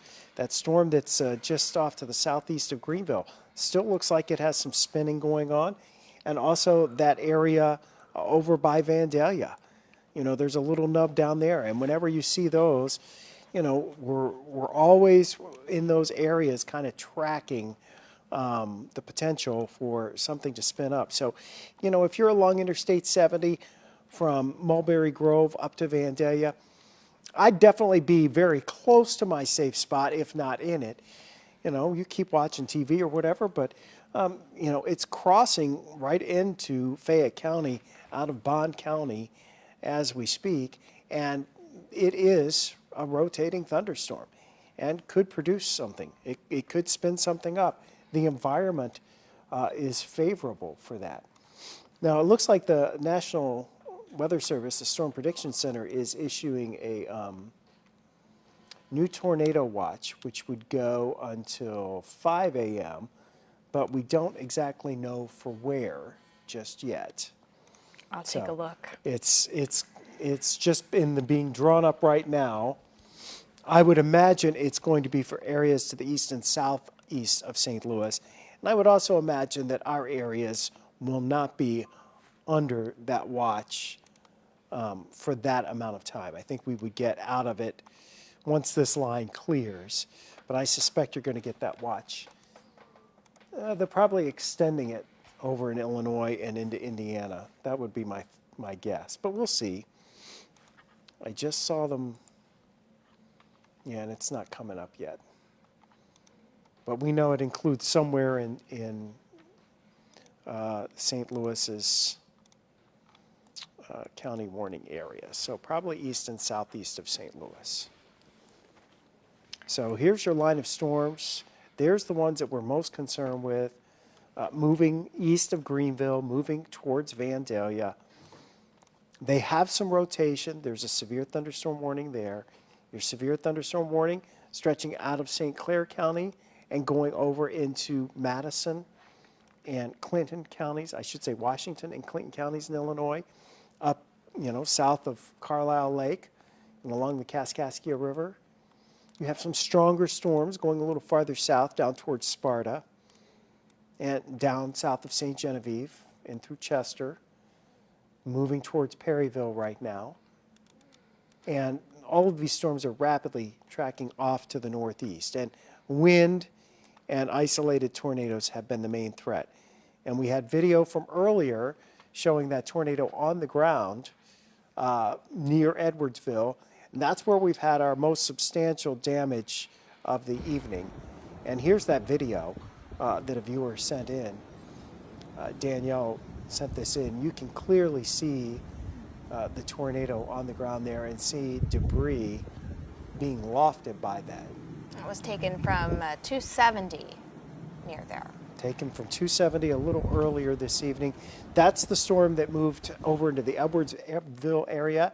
And in Edwardsville, in that area now, assessing the damage is our Robert Townsend. And he has the latest on what's going on in Edwardsville right now. Robert? Hey there, Scott. It's not a pretty picture here whatsoever. Again, all those emergency responders have been out here. Lots of firefighters and police officers and a number of paramedics also pulled up here, and lots of ambulances. All that as this distribution center, we're told, around 9:30. The roof of that warehouse building you see right there just ripped right off at the height of what people are describing was, in fact, an apparent tornado. Just minutes ago, Sarah Bierman pulled up here, concerned about your husband. You told me that he works here. Tell us about it. I talked to him about 8 o'clock tonight, a little before. I texted him, and he was returning to the warehouse to drop his van off, and I haven't heard from him since. I just heard through the news, and we live in Edwardsville. We lost power, so I decided to come down here to see what was going on. I had no idea the building looked that bad, and I'm worried sick. I just want to know if he's okay. I don't know what. I talked to him around 8 o'clock. Yes. He was okay? He was returning the van, going to drop it off, and I haven't heard from him since. Well, what happens when you call a cell phone? It just goes straight to voicemail. I mean, we can't get a hold of anybody, no managers, nothing. We have no idea what's going on. You told me that at the height of the storm, your entire neighborhood went black, you lost power. Tell us more about the impact there.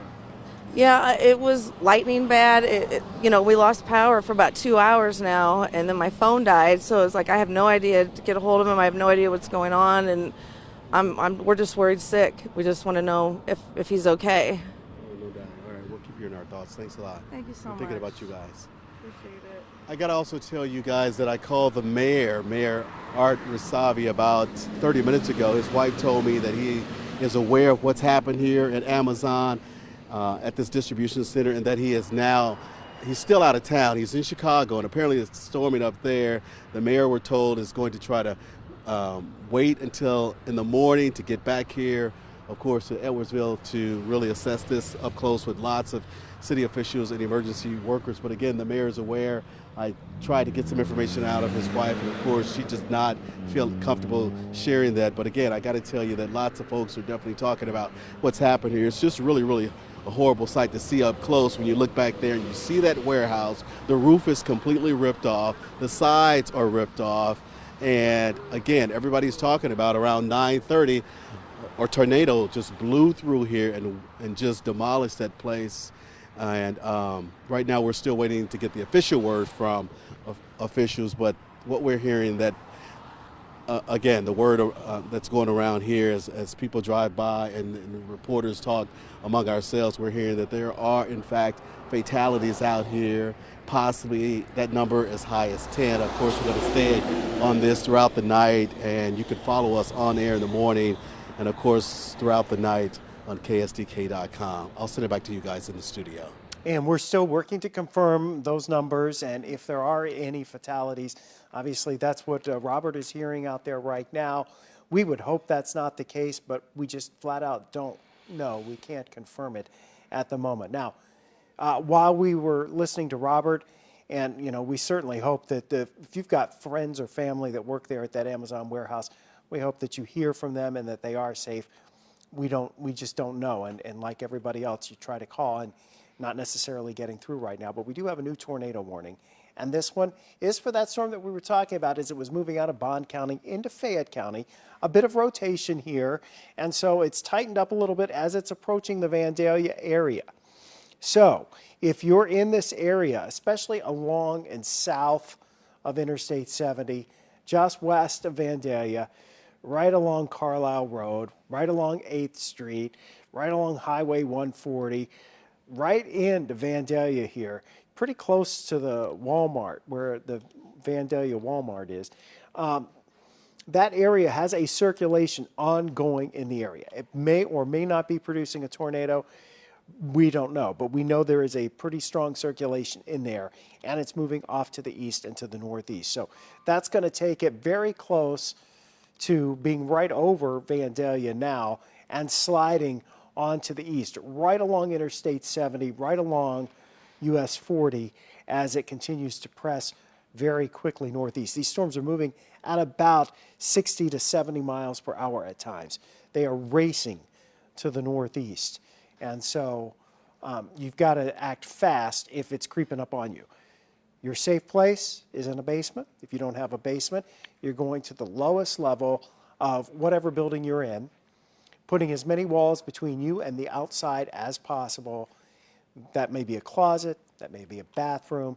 You're wearing your shoes and you're covering your head. You're taking a baseball batting helmet or a bicycle helmet or a pillow, something to cover your head.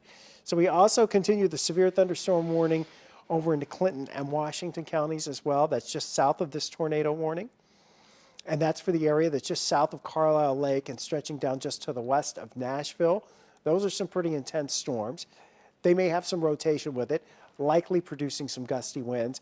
And the storms south of that through Sparta down to about Perryville are likely producing some winds to around 50, perhaps up to 60 miles per hour. But it looks like they might be just below severe limits, and we're not seeing that much in the way of rotation in those storms, which that's a good thing. So, but you still have that tornado warning for southern portions of Perry County. But I think that's just out of where we can really get our signal down there. Now, as we look back to the west, and once you get through this line, this appears to be it for the rest of the night. That's the good news. Yes, thank goodness there, Scott. We certainly have had a very long night of tracking this with our partners over at the National Weather Service, who did have to take cover for a brief period of time, transferring over the warning duties over to Kansas City.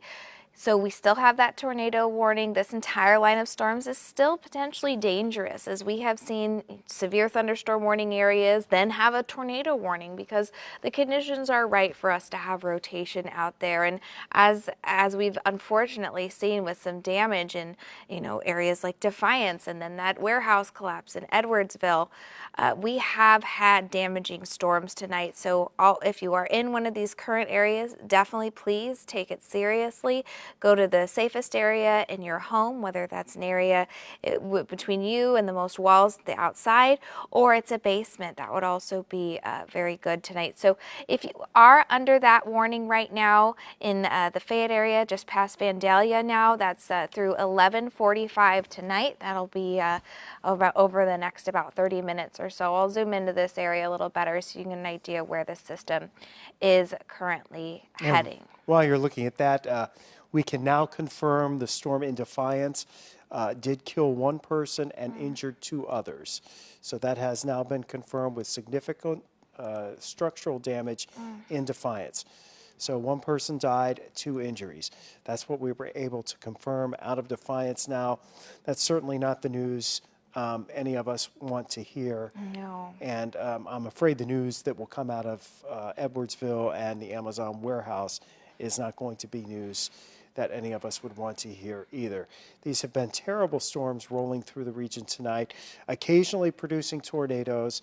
And outside of the tornadoes, we've had winds that have gusted 60 to 70 miles per hour as they've rolled through, causing damage. The immediate area under threat right now is what you're looking at around Vandalia and just east of Vandalia along Interstate 70.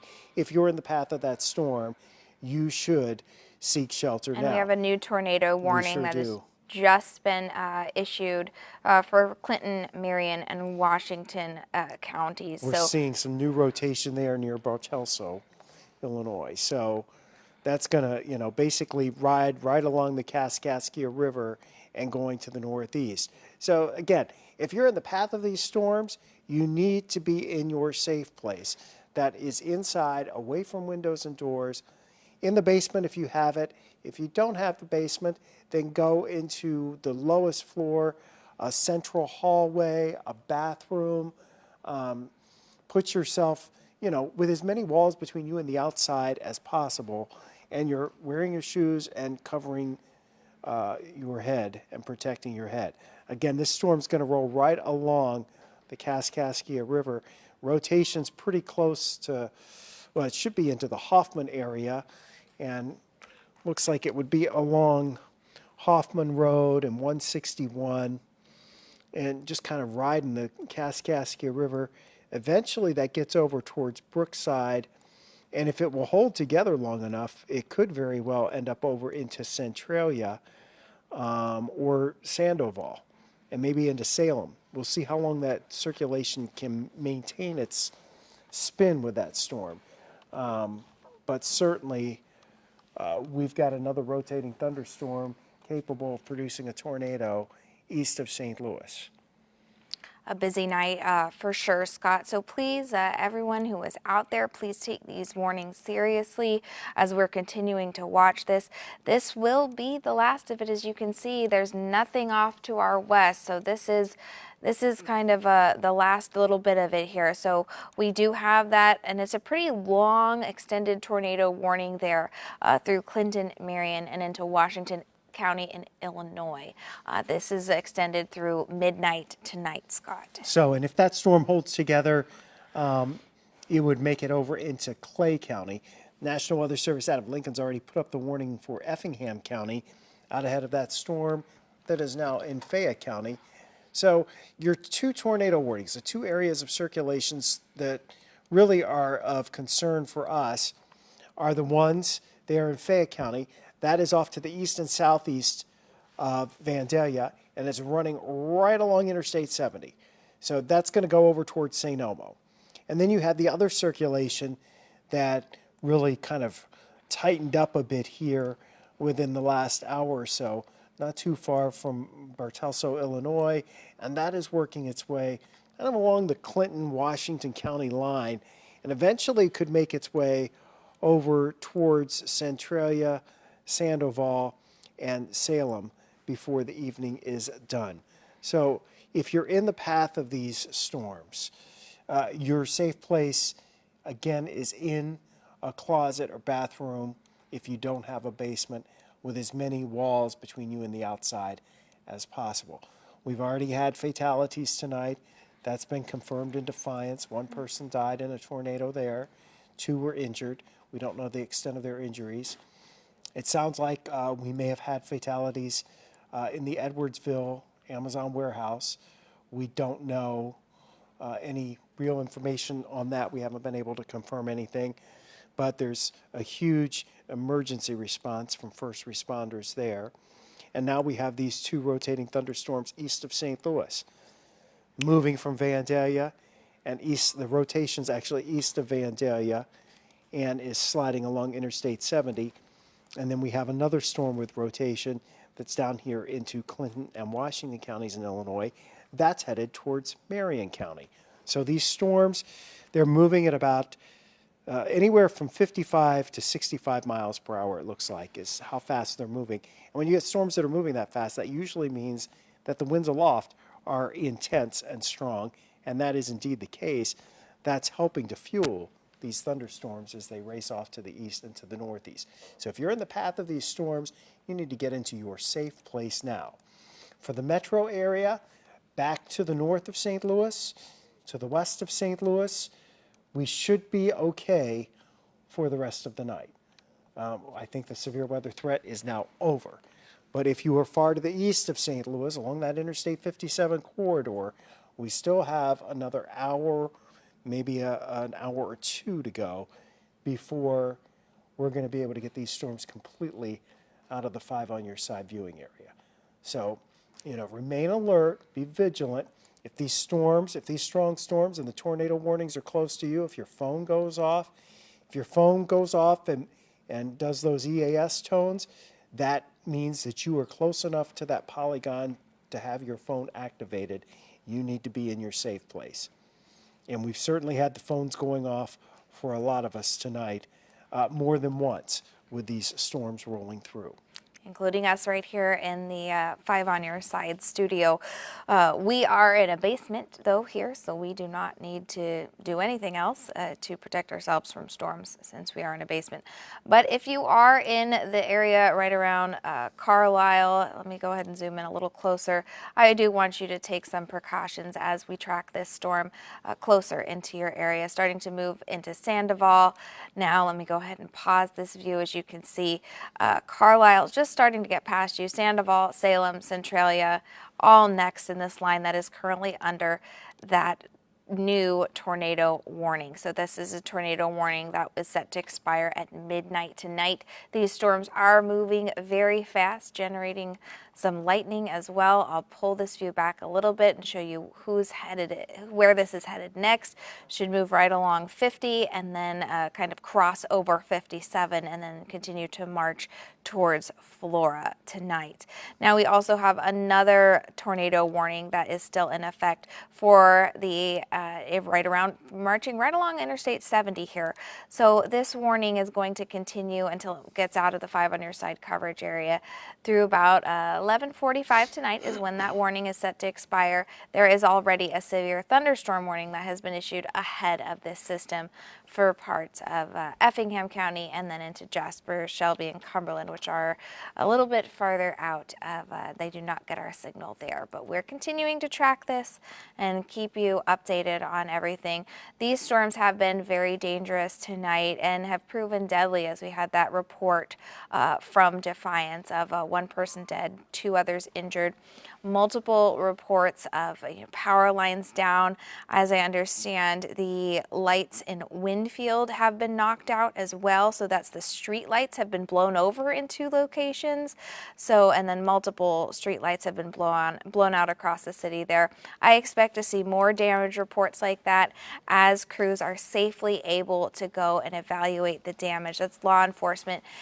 Tonight, please stay home and stay out of the way of our first responders as they work to help those who might be affected by these storms tonight. We will have updates for you throughout the night and then into tomorrow morning as well on Today in St. Louis. Remember that tornado warning in effect right now for parts of Clinton and Marion counties through about midnight tonight. Scott. Yeah, that storm's still rotating and showing impressive rotation at that as it approaches Sandoval and tries to work towards Highway 51. You've got to be in your safe place if any of these storms are close to you. That's just the way it is tonight. These are not storms to mess around with. It may or may not produce something at your house, but if you're close to it, odds are you're in a situation where you're looking at strong to severe thunderstorms, and they have had a history of producing tornadoes or had a history of producing wind damage. And as a consequence, we're seeing problems across this area tonight. So still looking at that tornado warning here for the eastern portions of Fayette County, east of Vandalia. Still looking at some little nubbies on the south side of that, right along and south of Interstate 70 that may be having some spinning going on with them. And then as we look a little farther to the south for those storms that are down here into Salem, approaching Salem and Sandoval, and then just east of Carlisle, those storms have some rotation with them as well as they continue off to the east. Now, we're coming up, it's 11:20 at night, and you would think, this is odd that you even have severe thunderstorms at this hour. It's not, we've lost our heat of the day. Well, actually, our heat of the day came this evening with the warmer air being drawn into this intensifying system. We managed to get close to 70 in St. Louis late this evening before these thunderstorms rolled in. And that's part of the problem in these storms creating the severe weather that they were able to create for this evening along that line. So the area of rotation, the Weather Service folks, and we're seeing it here too, but the Weather Service folks are telling us that area of rotation in eastern portions of Carlisle, east of Carlisle and Clinton County, not as impressive as it was, but still potential for some rotation and potential for a tornado there. So the tornado warning does continue. It's right along 50 and 51. That'll cross 57 eventually. And as it tracks off towards the east into the northeast, this is going to roll right over Sandoval and then eventually over very close to Salem. Salem is a huge industrial area as well. A lot of warehouses, a lot of businesses, manufacturing businesses over in that area around Salem, Illinois as well, since it's so conveniently located close to Interstate 57 and Interstate 64. And Scott, a decent amount of lightning activity that's going on with this storm system. So currently we have 8 strikes, 3 of those positive, 5 negative. So some very strong cells within this. As you can see, this is continuing to track through very strong wind gusts. We do hope that everyone in these areas stay safe as these storms have proved deadly tonight with that one fatality that was confirmed in the Defiance area. So if you are in these areas, we want you to stay safe. Get to your basement or put yourself in a room that with the most walls between you and the outside. Oftentimes that's a bathroom, sometimes it's a closet. Those are your safe options, and if you have something to cover your head with, we definitely would recommend that as well. So the good news is after this moves out, that should be the end of this as this tracks through. And Scott, you've been working in St. Louis for a while now. Is this uncommon to see a system of this strength in December? Well, we've had some pretty intense winter storms or severe storms during the winter season. So, you could go back a few years to the New Year's Eve tornadoes in Sunset Hills. I mean, this is kind of a setup similar to that where it's very warm and you have a lot of wind. And you don't need it to be as warm as you would get in the spring because you have so much more wind aloft. It's able to really drive those storms and compensate for the lack of heat and humidity. Although for December, our dew points got into the 60s today. Yeah. That is extremely humid for this time of year. And with temperatures close to 70, that's 25 degrees above average.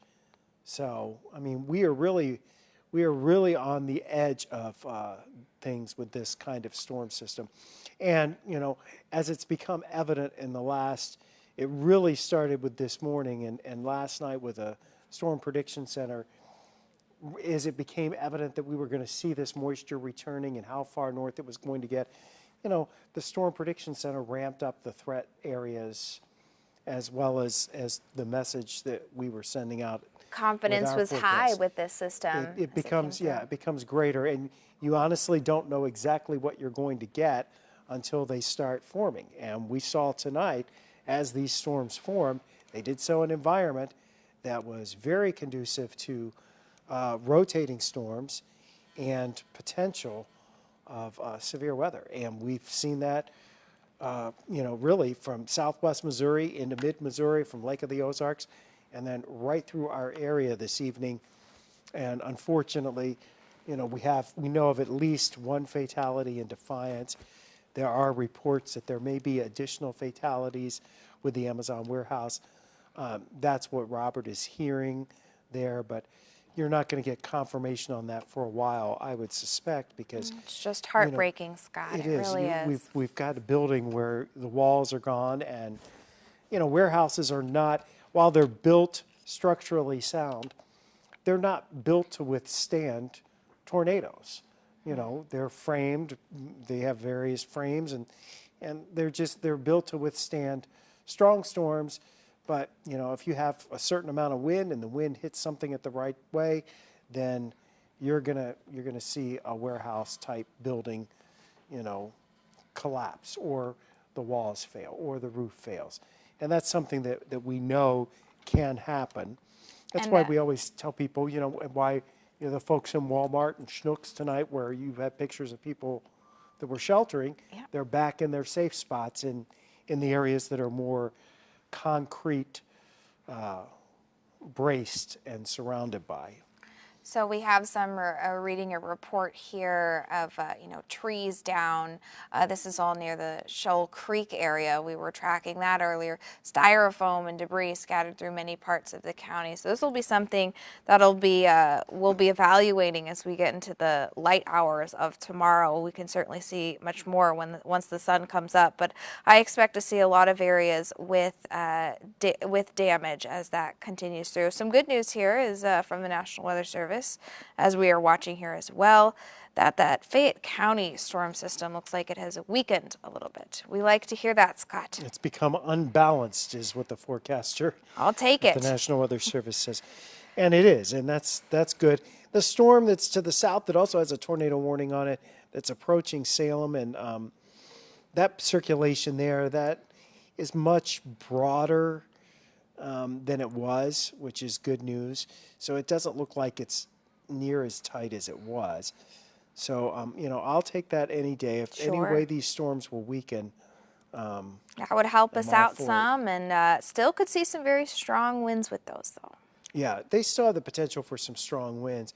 But it does look like there's an overall trend, maybe in the last 15 minutes or so, where they're not quite as strong. The only problem is they're still moving into this area where we have strong winds aloft. There's still the energy available for them. And so there's still an environment that's, it's not going to break them down. And so that's the concern we have as we still head through the next couple of hours, that, they ingest some extra energy, either getting it from the winds aloft or, the heat and humidity, even though, I say it's not hot, but it's still in the mid-60s here, east and southeast of St. Louis. I mean, we've been pulling air that's close to 70 degrees up ahead of this system, so And then these behind storms are it, feeding it. Yeah. some much cooler air. I'll pop up the temperatures here briefly for you just so you can see what's kind of coming up next. So currently it's 62 in Chesterfield, 59 in Warrenton. But you pull this back and look, you've got 36 in Kansas City. Much cooler air is about to settle in over all this in St. Louis. We also have some strong wind gusts that we expect to continue for tomorrow. Gusts up to 40, 45 miles an hour, not out of the question tomorrow. They do expect them to settle down, though, towards the afternoon. And we're watching these storms off to the east of St. Louis. Still the northern half of Marion County right now. This is north of Salem up towards Kinmunday along Interstate 57. Really, that circulation's right along Highway 51, but it has weakened a little bit. But we still have the tornado warning, the rotation near Patoka, and moving east-northeast. think that severe thunderstorm warning that's still in effect for eastern portions of Clinton and Washington County, we're going to be about done with that in just a moment. And I think we're going to have this warning up in Fayette County. Once that storm gets off to the east, it's pretty close to expiring here as well.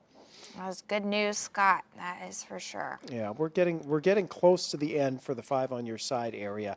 Unfortunately, as you've pointed out, numerous times tonight, the 2 lines of severe thunderstorms stretch all the way from Indiana, back to the south through parts of Kentucky, Tennessee, Louisiana, now going into Mississippi, down into Texas. A very active line of storms tonight, Scott. Yeah, a lot of warnings along this, and a lot of these storms are going to still remain pretty intense through the overnight hours. And so as a consequence, we're basically looking at these intense thunderstorms, for areas to our east and southeast through the overnight hours. And we all know that, people go to bed. Some of our folks here west of St. Louis have already turned in for the night and are going to bed. But, the folks that are going to bed ahead of these thunderstorms, it's really bad to have nighttime tornadoes. Yeah, certainly not good. One tip for people that I do, and when I'm not working, or maybe I might have the day off, and we have systems like this come through, is I'll set alarms. I'll set alarms for, sometimes it's every 30 minutes, depending on how fast it's looking on the radar. Sometimes it's every hour, just to get up and check and make sure that I'm not going to miss anything. Make sure, too, on your phone that you have your emergency alerts. There's an option under settings that you can have your warnings still be pushed through your phone. It kind of sounds like an Amber Alert tone. It's similar, and that is for warnings like what we saw tonight. Our phones all went off here at the weather desk here at 5 on your side. Yeah, and throughout the newsroom. So, we're getting close to the end of this. I'm afraid the news isn't good everywhere tonight because we have had damage across the area. We have had 1 fatality confirmed in Defiance, 2 injuries reported. We still don't know the extent, honestly, of injuries and damage over in Edwardsville at the Amazon warehouse. Does not look good over there. My thoughts are with everybody there, Yeah, Scott. that's it. And Robert Townsend is on the scene.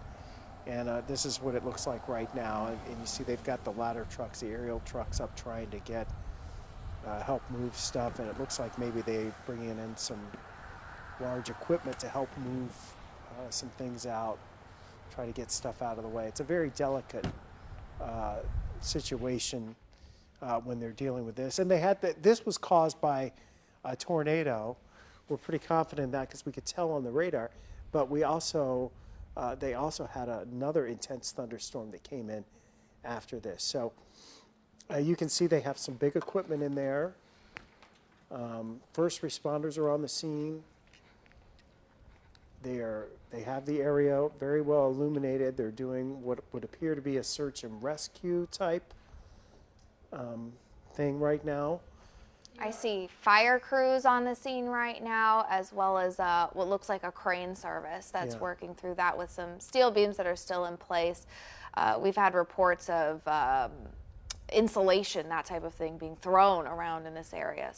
And Michelle Lee is here, and you've been following this closely, Michelle. Right, I've been looking at the Amazon distribution center overall. I mean, you're talking about a massive building, potentially 8,000 square feet for these crews to go through to look for workers, sometimes 500 workers working at a time. In this distribution center, we all covered it when it was here in 2016, when it opened. Now, we also know that this is the very busy time of the holidays, right? So this is a warehouse, this is a distribution center, and people are working 24/7. In fact, if you're working overnights or late hours or weekends, you're getting paid extra. That's an incentive to take on these hours. So we know that there are a lot of people trying to also earn more money before the holidays. And so we can assume that this is a very busy time for Amazon. I have been talking to a viewer who says that they work at another Amazon facility, and there is an internal app that the employees use to keep abreast of everything that's happening within the company. And this person said, this person said they didn't know of any alerts sent out by Amazon about this incident, but this person would safely assume that the employees got an alert on that phone app from the National Weather Service, and considering that they were in the shelter area at the time the tornado hit, that this person assumes that they were likely instructed to do that. So that's hopefully some good news. But when you look at the warehouse itself, it doesn't look, you had mentioned this, the material doesn't really look strong, like it would withstand some hurricane force or major EF5 tornado winds, right? So you're looking at like potentially sheet metal or something a little bit more warehouse type, as you mentioned. Yeah. We'll know more when we see it closer. Right. But And the Weather Service will go out, and there is a guide for these types of buildings when you have warehouses, how they're built, how they're structurally put together, and what type of wind speed it takes to cause damage. But we do know that there were reports of people trapped in that, and perhaps worse. We don't know. We haven't been able to get much information, and largely that's because all of the first responders and the people we would talk to about this They're are busy. and they're doing what they need to do right now to try to rescue anybody, find anybody, whatever's going on in there right now. But you have a large number of rescue workers over there at the Amazon warehouse. there we go. And our photojournalist Bob Hain is giving us a better look at some of the damage, and then also the building materials themselves. Yeah, and it's these steel trusses, and it's steel, and then it's this sheet metal kind of wrapping, if you will, and it is structurally sound. It's built to withstand a certain intensity of storm. Tonight, it's pretty clear that the intensity of storm was stronger than what the warehouse was built for. Now, you could also add into that you have maybe a garage door open, because they do have, all your trailers are there. They're loading trucks. They have garage doors open. You open those doors, and that also can allow winds to roll in and can create additional problems there as well. So we're still looking at a tornado warning, just to kind of rehash our weather scenario that's playing out north of Salem up towards Kim Monday. The storm doesn't look as impressive as it did. There are new severe thunderstorm warnings that stretch from about Mount Vernon down through Perry County in Illinois, and then down just west of Carbondale. So that's moving out of that.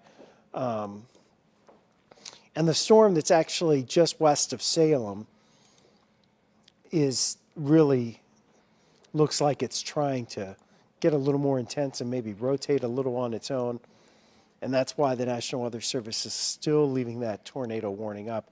The part of the storm that's up by Kim Monday is a little less than impressive, but what's just west of Salem is still pretty strong. So, we've had these storms tonight, Tracy, and they've been intense. They've caused damage. We've had loss of life, which we hate to see.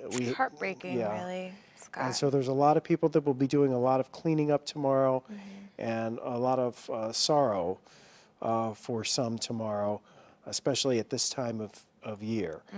So the back edge of this line, once that line goes through, the severe weather threat will be over for us. So St. Louis points west, north, southwest. We're in the clear for the remainder of the night. You'll get gusty winds, but they won't be associated with any thunderstorms. Pretty strong winds, though, Scott. Gusts up to about 40, 45 miles per hour. It's also going to get significantly cooler out there. We're going to have cool air arrive in tomorrow.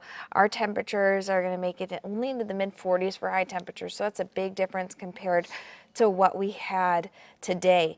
Now, as far as this goes, you can see we are not alone. We have severe thunderstorm warnings extending all the way from Texas up into parts of Indiana. And then we have tornado warnings currently over parts of Tennessee and into Kentucky. And then we ourselves are still under those two severe thunderstorm warnings here. So I'll go ahead and zoom in a little closer here and show you what we are dealing with currently.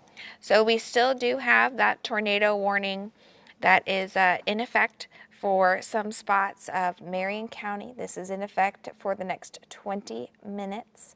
Let me go ahead and zoom in a little bit closer so you can get a better idea of exactly where this is and where it's heading. We're going to continue to track these until they are completely out of the way of the 5 on your side area.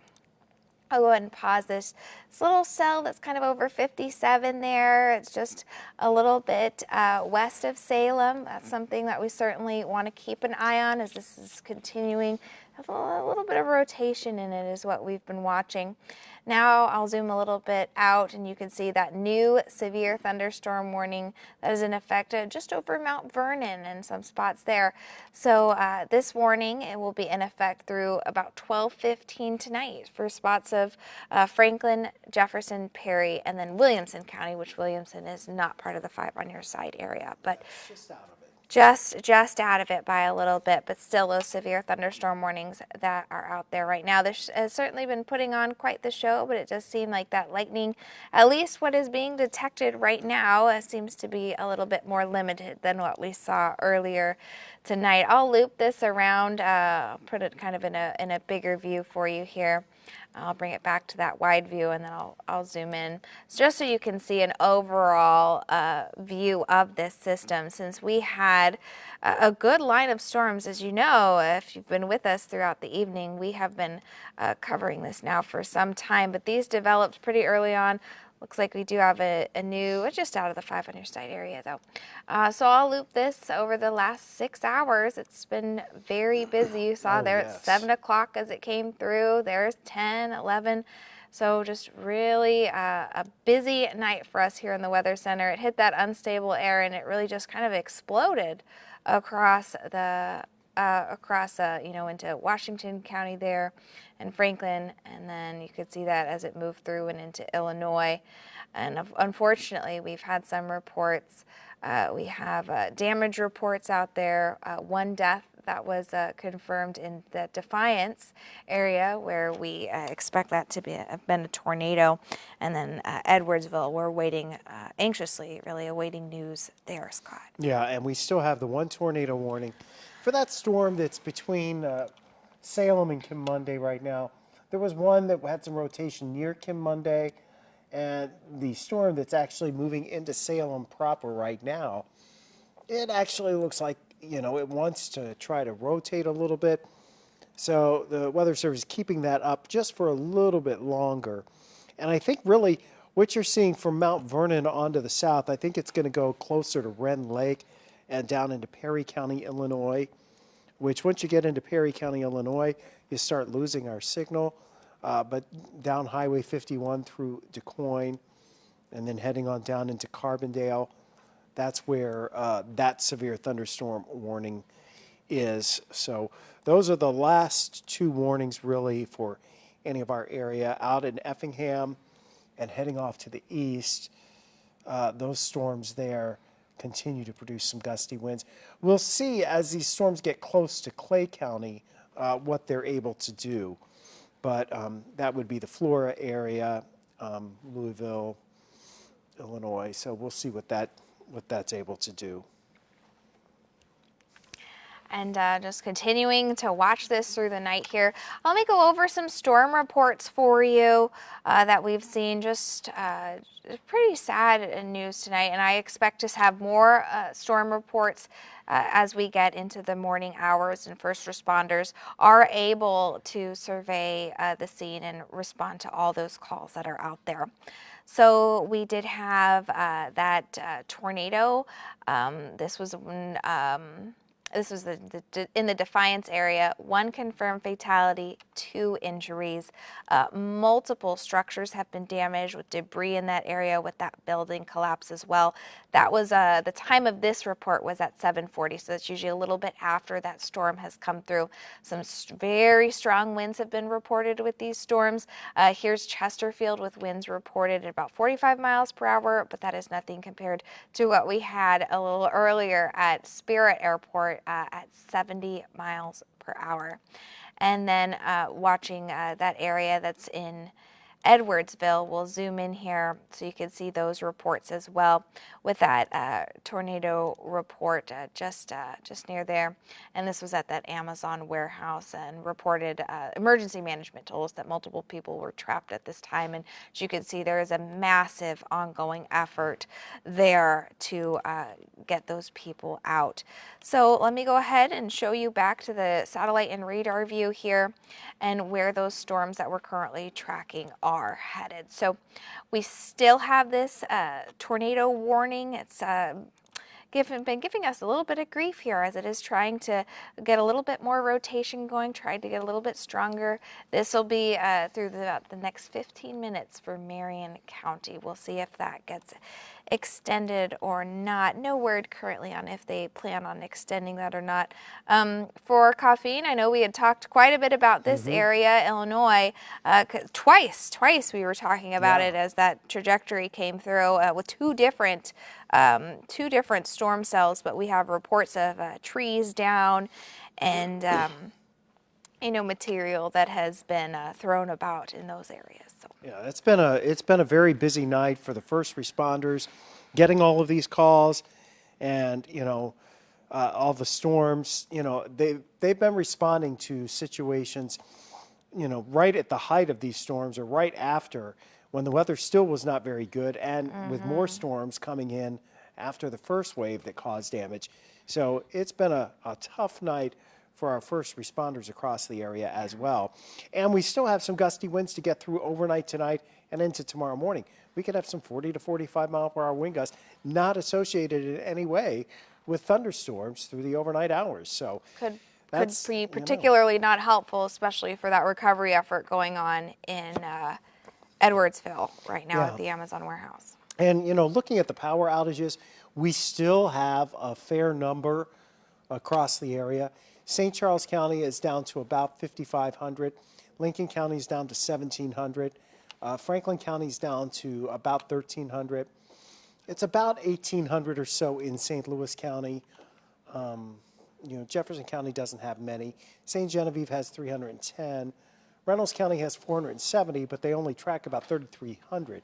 So that's actually a fair percentage of that area.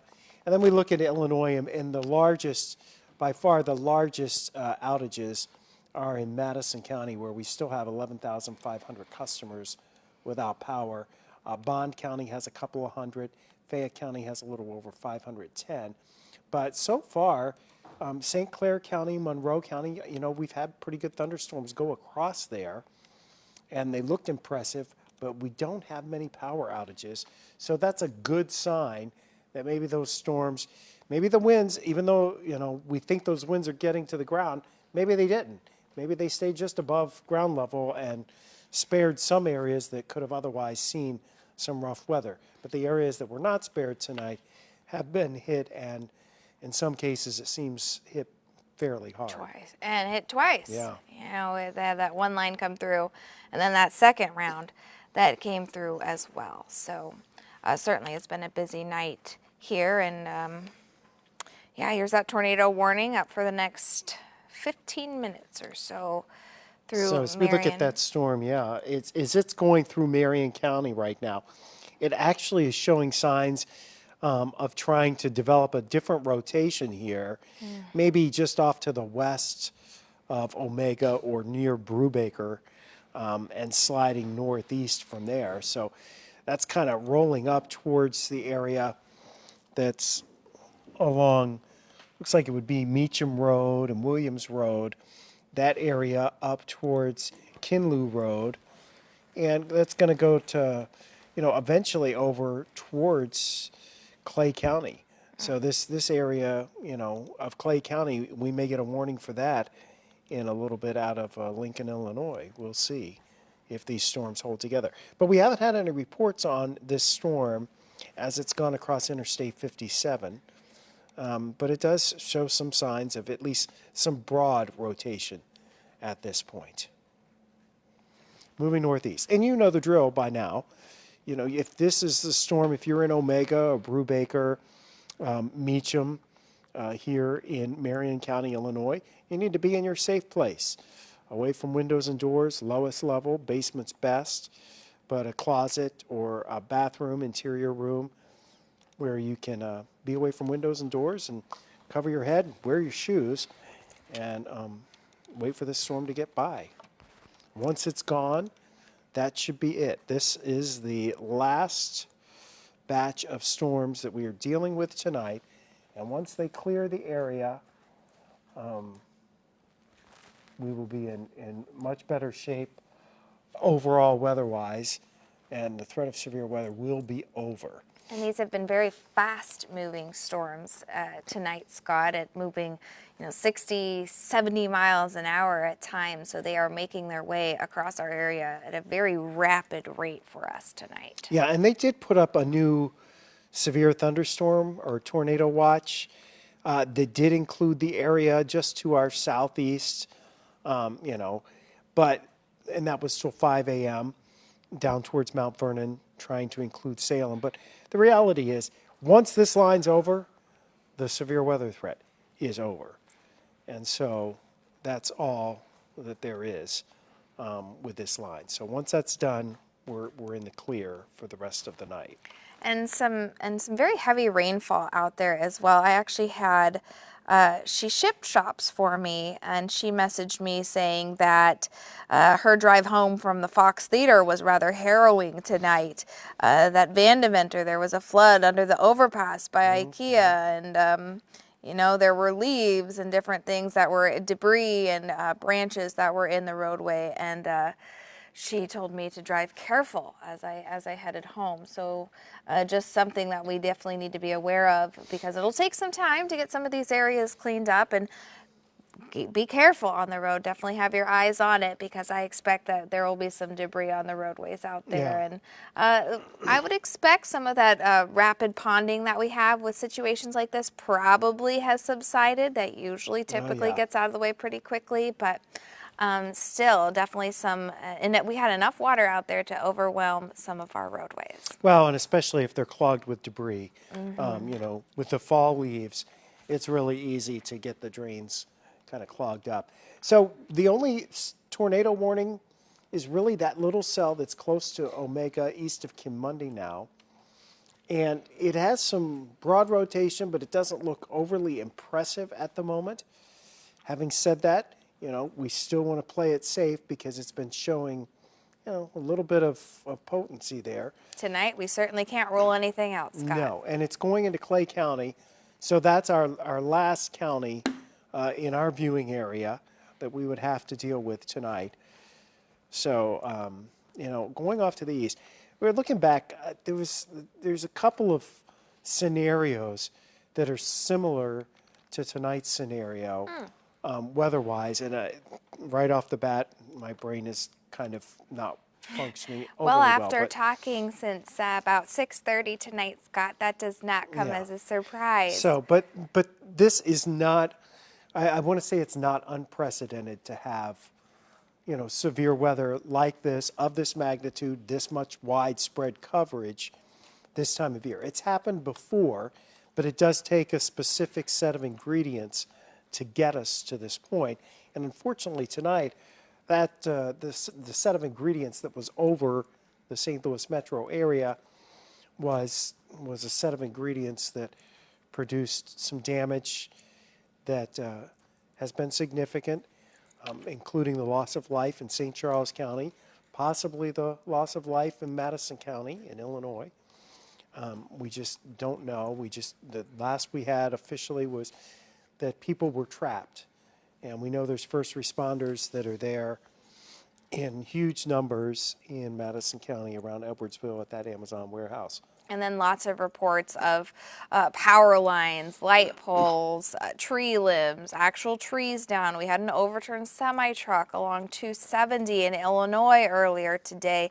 So the roads could certainly be messy. You might walk out of your house tomorrow and come across quite a scene in your backyard. Just a reminder for everybody tonight, please do not go out and try to survey damage. Leave the roads open for our first responders who are working hard tonight in some of those harder hit areas. And we saw some damage earlier from the St. Charles area that, it looked like parts of a roof were down, and that wasn't even part of that Defiance. That wasn't even from the scene in Defiance, so that was further out in St. Charles. We had some very strong wind gusts tonight, and even without that tornado threat, just wind gusts as strong as what we saw tonight can produce quite a bit of damage that oftentimes looks just like tornado damage, if not a little bit worse at times, Scott. And remember, if you have power out, down lines of any kind should be treated as a live hot wire. You want to leave it alone and don't mess with it. Let the power company come out, Ameren, your electric cooperatives. They're going to be, they're the ones that are trained in dealing with electricity, and it can be dangerous, especially, hot wires and wet weather do not mix well together. So stay away from any wires, treat them all as hot wires. Last tornado warning of the evening, we hope, but we can't guarantee it. Still in effect for a few more minutes here over northeastern portions of Marion County and Illinois, from about Omega and then stretching on up. And you see it's going to be trying to slide over into Clay County, which is the next county over. And you already have some showers and thunderstorms in and around the Flora area, but they don't look like they're severe at this moment. They're strong for sure, but maybe, just maybe, they're outrunning some of the support from some of these storms. We can sure hope so with that. Still some pretty heavy rainfall, though, that, like you said, with those leaves out there could cause issues for people and flooding. And they are going to let that warning expire at midnight in Marion County. So I don't know if Sam is still in the control room. Okay, yeah, she just stepped out for a minute. We'll probably drop out. I'm just going to let the control room know. Once that warning expires, unless we have any other live reports or any additional information. I mean, what do you think? Well, I think we're just trying to wait and see what the situation is with, with first responders trying to get people out of the warehouse, if they're going to have a news conference coming up. We know that our photojournalist on the scene, Bob Haynes, said that he saw a helicopter come in. Also, we saw some heavy equipment during our last live shot and our last live look out there. So we know that there's progress being made. What kind of progress, we don't know. So I think we're trying to wait and see if we can get any more new details as the night continues, because this is going to be one of those situations that people are going to be working not only through tonight, but likely tomorrow. And if it is as massive as we think it is, I mean, well, just looking at it, you can tell this, and authorities have said it's a mass casualty event, not necessarily meaning fatalities, but meaning that there is a massive response happening right now. This is something that's going to be going on for the coming days, of course. Yeah, and this is a large area, as you were talking about earlier, a very large warehouse. Right. We know that it's at least 800,000 square feet. Plus, it's got everything from, I was reading, it's got everything from flip-flops to candy to all these different things that people are, getting out of the Amazon warehouse. And this time of year is especially busy. We're just 2 weeks out from Christmas. So everyone at that warehouse is working around the clock. It's a 24/7 operation. And people are getting more money and bonuses if they're working those odd hours, overnights, weekends. So a lot of people are incentivized to work at this time because they're going to make more money for the holidays. So I have been talking to someone who says that they are an Amazon worker, not at this facility, but at another facility in the area, and they say that there's no doubt in their mind that people were alerted on their phones that there was a storm coming. But what does that mean? You know, what did that mean for those workers? And we were watching Robert Townsend interview a woman who said that she hasn't had any contact with her husband since the storm hit. She's been trying to call his cell phone, he's not answering. And so, you know, she said that they're sick, worried Yeah. about the Rightly situation. so, And we yes. are too, you know, we too as a community are sick watching that. So we want to hopefully stick around and try to get a little more information as you see so many people working. But of course, they're working through the night. They, you know, most likely, a lot of us, were working 9 to 5 and then are working overtime because of the storms or whatever.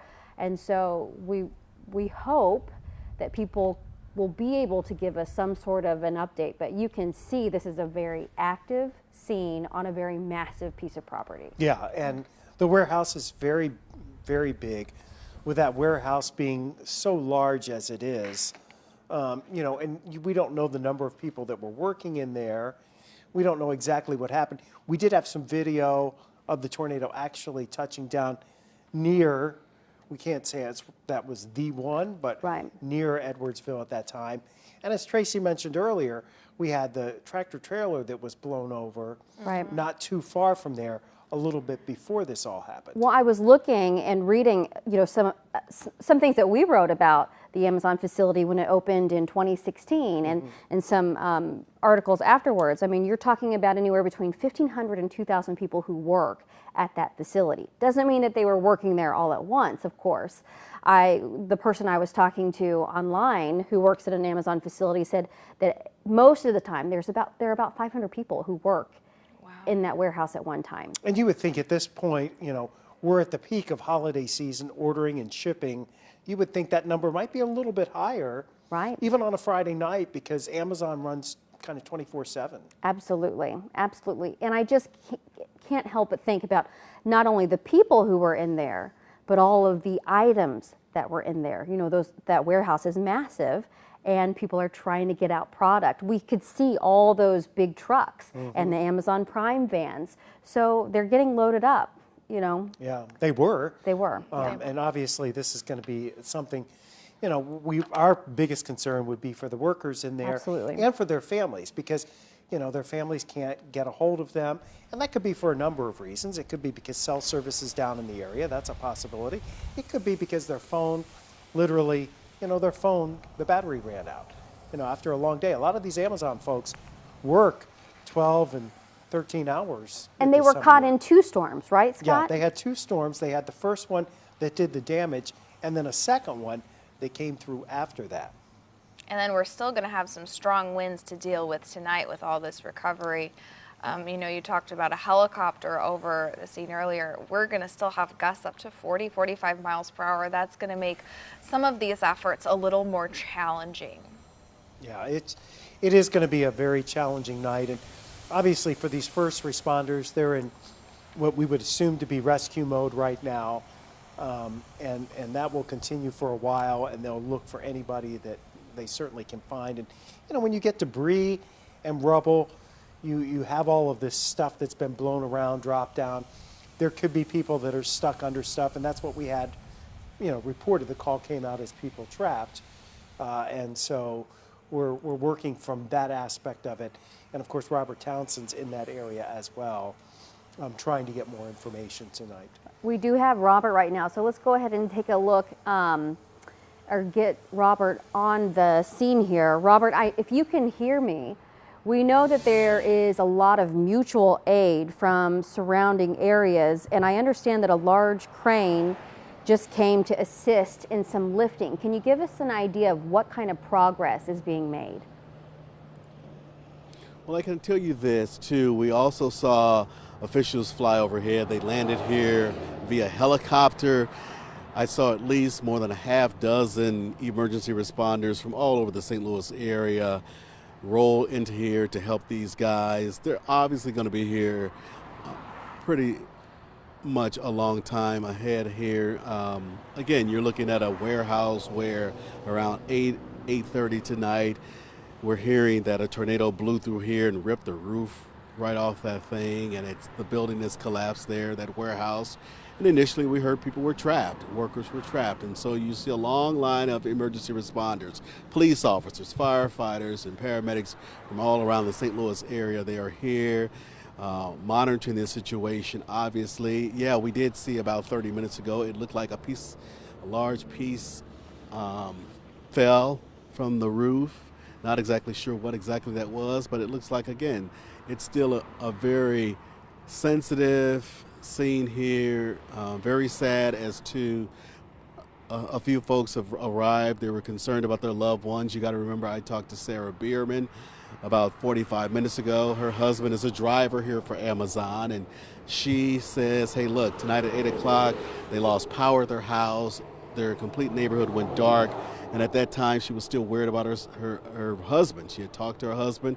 He's worked out here as a driver. He texted her and told her, hey, honey, I'm fine. Everything's fine.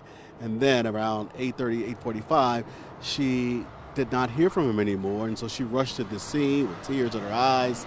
And we talked to her because obviously she's worried about her husband right now and his co-workers. And she just wants to know, hey, everybody's okay. We're waiting for word from officials here. Like I said, Edwardsville's mayor is out of town. He's in Chicago. We're told he's going to be back here tomorrow, getting the very latest here. So at this point, we're still just watching these emergency responders arrive. Even as I talk now, I see more coming off to my left. They're coming here, and it's a very serious situation here. People trapped, we understand, and so as soon as we get more, we'll definitely update all of that information on our website. But for now, that's the very latest. You're looking at it right here in Edwardsville. I'll toss it back to you guys. Robert, before you go, Robert, I'm wondering, I know you talked to Sarah Bierman. She was worried about her husband, who's a driver, who you just mentioned. Where are these families right now? Is there a staging area, and are any families getting any kind of word from the authorities on the scene there? Yeah, there's no official staging area. I'm going to have my photographer, I can just kind of show you. It's kind of a touch and go situation here because obviously there's a lot of traffic, but there's no official staging area. As best as we can tell, again, just like we're lined here along Interstate 255, people are just pulling up here along the interstate, sitting in their cars. I saw one lady praying. I saw a lot of people obviously on their cell phones. They're concerned about their loved ones, their husbands, their wives, any relatives who work at this place. But again, no official staging area at this point. Again, we've been out here for more than an hour now, and you got to realize this is a very sensitive, touch and go investigation. And so investigators are still trying to piece it all together.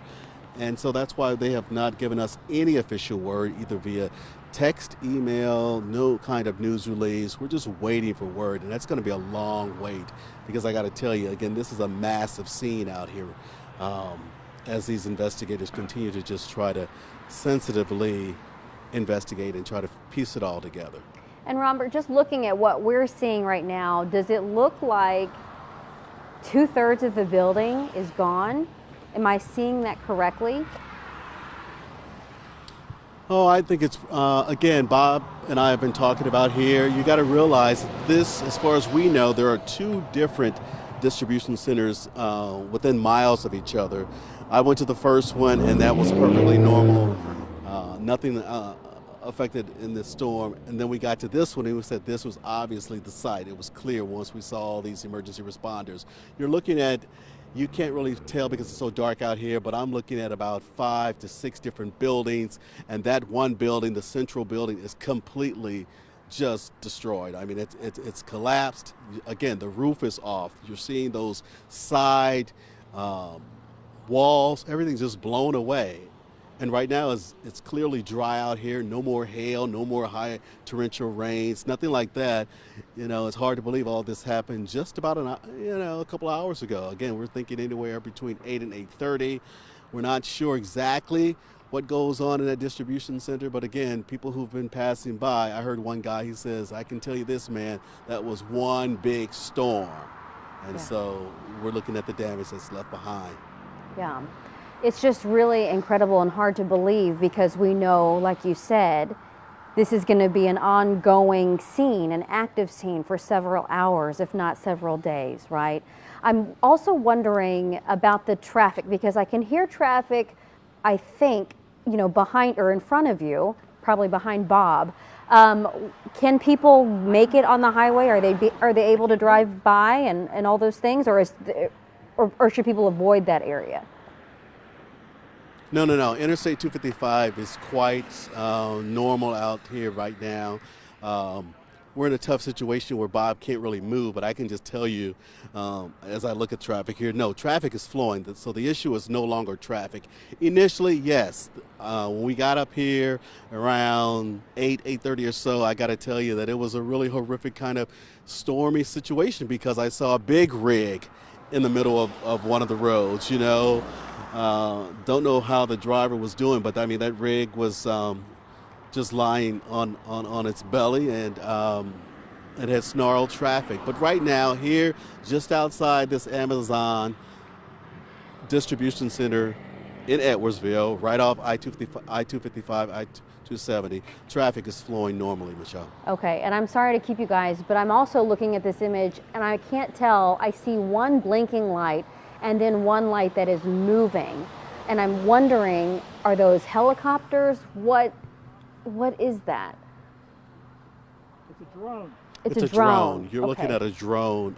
Yeah, that's a drone. Yeah. We saw, again, about 45 minutes ago, we saw some kind of emergency helicopter here land, presumably dropping off more officials. But for the most part, I mean, if you're seeing lights flying over this thing, those are people flying their drones. Okay, so it just gives you a sense of urgency, though, that maybe they're looking for people.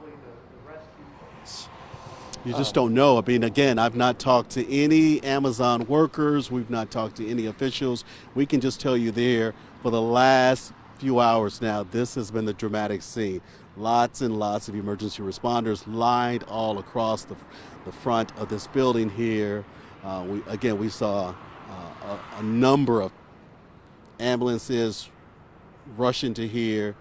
And again, right before our last live shot, I saw even more emergency responders from St. Louis area, St. Louis City, St. Louis County, all here to help their fellow responders. Well, Robert Townsend and Bob Hain, thank you so much for your coverage tonight. As you wrap up, I just want to say a few things because we do know that Governor J.B. Pritzker has activated what's called the State Emergency Operations Center to respond and monitor severe weather throughout the state of Illinois. Also, this is coming as multiple jurisdictions, of course, are responding to storm damage, the dangerous weather, the multiple unconfirmed reports of tornadoes, and this site that we're seeing live in Edwardsville right now. We do know that state and local authorities are actually urging the public to avoid the area until further notice. They're saying they just need to allow rescue crews time and space to do their job. And if you're watching this and you have family or friends or loved ones that you want to keep tabs on, they're saying if you have someone who might be impacted by tonight's storms or this situation, you are urged to send them a text message to check on their welfare, because that will save the phone lines for emergencies and first responders. Because, Scott, as you know, texting goes through in these situations more often than a phone call. Yes, absolutely. And the drone that's out there right now over that Amazon facility, I'm willing to bet right now that drone is from the emergency crews, the search and rescue crews, because they have the drones and that can get them up. They can get an aerial view of what they're looking at and what's inside the warehouse and how things have fallen, how the roof has been ripped off, whatever the debris field looks like inside that warehouse. So that drone gives them a view of that. And therefore, when they see that, then they can direct the guys on the ground, the men and women on the ground, they can direct them into the areas to go to or where it may be safe or maybe not safe to send somebody into. So they use that. Many of our first responders have drones now so that they can use that specifically for search and rescue and how to deal with big situations like this. It makes sense. Scott, I'm just wondering, what were the highest winds that were reported? Do we have any idea? Because I know we talked about 70-mile-per-hour winds. Those are the highest winds that were observed anywhere. The damage that we're seeing would be higher than that. Okay. Okay, and for warehouses, it's different than homes. Defiance, there's several residences, homes, that, as far as we know, are structurally well built out in St. Charles County that saw damage. So, the assessment will be made tomorrow in daylight. The National Weather Service will send teams out. And what they do is they look at the type of damage, the type of building it was, how well built it is, and the damage that exists to that. And then they can correlate that with the estimated peak wind speeds from what we know to be tornadoes tonight. And the reason we know that there were tornadoes, we only had one video of somebody near Edwardsville showing us a tornado that actually It looked like it had touched a visible down. tornado Yeah. that we could see. But we could see on the radar the debris lofted in the air. And so when we can see that, even though nobody, it's dark, in wooded areas in St. Charles County, you're not going to see it. We could see it on the radar. And so when you can see it on the radar, you can confirm and you know what happened. Okay. I'm also looking behind you. I still see a lot of red and yellow. Yes, Should we you be? do. No, we should not be Okay. worried. That is moving out of our area. That is the good news. It is sliding, east of Mount Vernon now. It's moving out of Clay County, out of Effingham County. It's still a problem for our friends farther east and southeast, but it's out of the 5 on your side viewing area. There is no additional severe weather threat tonight. That's the good news that we have, Michelle. There is no additional severe weather tonight. There will, however, be strong gusty winds overnight. We could have some 40 to 45 mile per hour winds that last through the overnight hours and early tomorrow morning, and then they'll start to settle down tomorrow afternoon. And of course, it'll be much, much colder tomorrow. We were in the 60s this evening. In fact, we're still around 60 while we wait on that cold front to come through St. Louis. But the severe weather threat, that is over. And that's good news. So that would help with the search if there's any more searching that needs to be done in the morning. Yeah, the threat of severe weather is over. Unfortunately, those winds are not good because in the storms that we had, and we've seen this with a few years ago with some of the storms that we had when we had larger thunderstorms go through, you weaken some of the branches that are up there now. Yeah. They don't necessarily fall, but they may have been weakened and they're cracked, and then you get a 40 or 45 mile an hour wind gust, and then Right. you get more branches coming down. So there's still the chance we could have a few additional scattered power outages heading into tomorrow. Right now, there's a fair number of people, especially in Madison County in Illinois and St. Charles County in Missouri. Those are our two larger areas of power outages right now. Okay. Oh, and we're thinking of so many people. I also want to mention that Governor J.D. Pritzker of Illinois also sent out a tweet, and we can see it right there. It says, "My prayers are with the people of Edwardsville tonight, and I've reached out to the mayor to provide any needed state resources. Our Illinois State Police and Ready Illinois are both coordinating closely with local officials, and I will continue to monitor the situation." And of course, when Robert Townsend was out on the scene earlier, he said that he did talk to the mayor of Edwardsville, who happened to be in Chicago tonight, but trying to get back and couldn't because of the bad weather. But Scott says that's all behind yes, us. That's behind us now. So, Yeah. and we just got a report from way down in Reynolds County, which is the far southern portion of our viewing area, that at least 2 mobile homes were destroyed, and a permanent home with its roof was lost on a couple of the county routes down there. And there's large swaths of trees down throughout the surrounding forest. So that may be some tornado damage as well down into central southern portions of Reynolds County from a storm earlier this evening. So Won't it be really interesting to find out how many touchdowns we potentially had tonight? It'll take a couple of days to do the surveys, that's for sure. A lot of rotation on the radar screen tonight. Also, I want to get to this, Scott, because we have been trying to contact Amazon tonight to Right. get a statement. And so here's what we know. Amazon released a statement tonight saying the safety and well-being of our employees and partners is our top priority right now. We are assessing the situation and will share additional information when it's available. So that's not extremely earth-shattering information from Amazon, but we are hearing from Amazon for the first time tonight, again, 12:18, I should say this morning, now after several hours of this coverage. That tornado would have touched down first in Edwardsville, what, around 8:45, Scott? That was the time? Somewhere around 8:30, 8:45 in that ballpark. And, again, the storms had so much rotation and so much wind to work with in general. The setup was favorable for that. That's one of the reasons why we stayed with the coverage tonight of the storms, because, we had this back in October.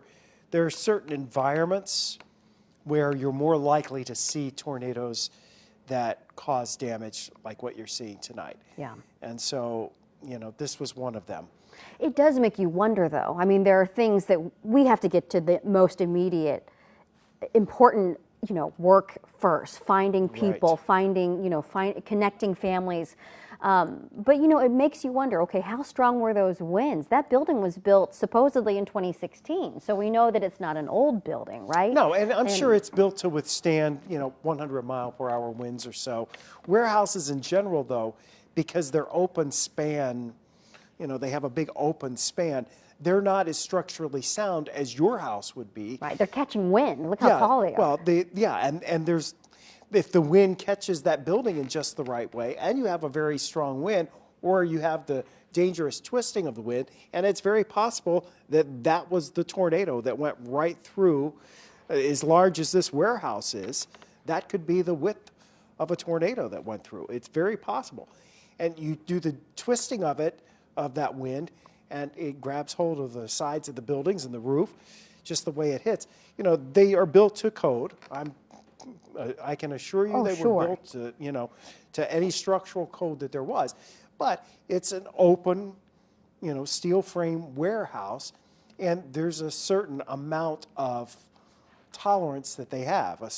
They're built to withstand a certain wind speed, and this clearly was a situation where the wind speed, or the combination of the wind speed and the twisting of the winds, created a situation where the building failed. Yeah, so if you're just joining us at 12:20 this morning, we want to give you a recap. This is a live look from an Amazon warehouse in Edwardsville, Illinois, where we believe a tornado went through. You can see that a big portion of that warehouse is gone.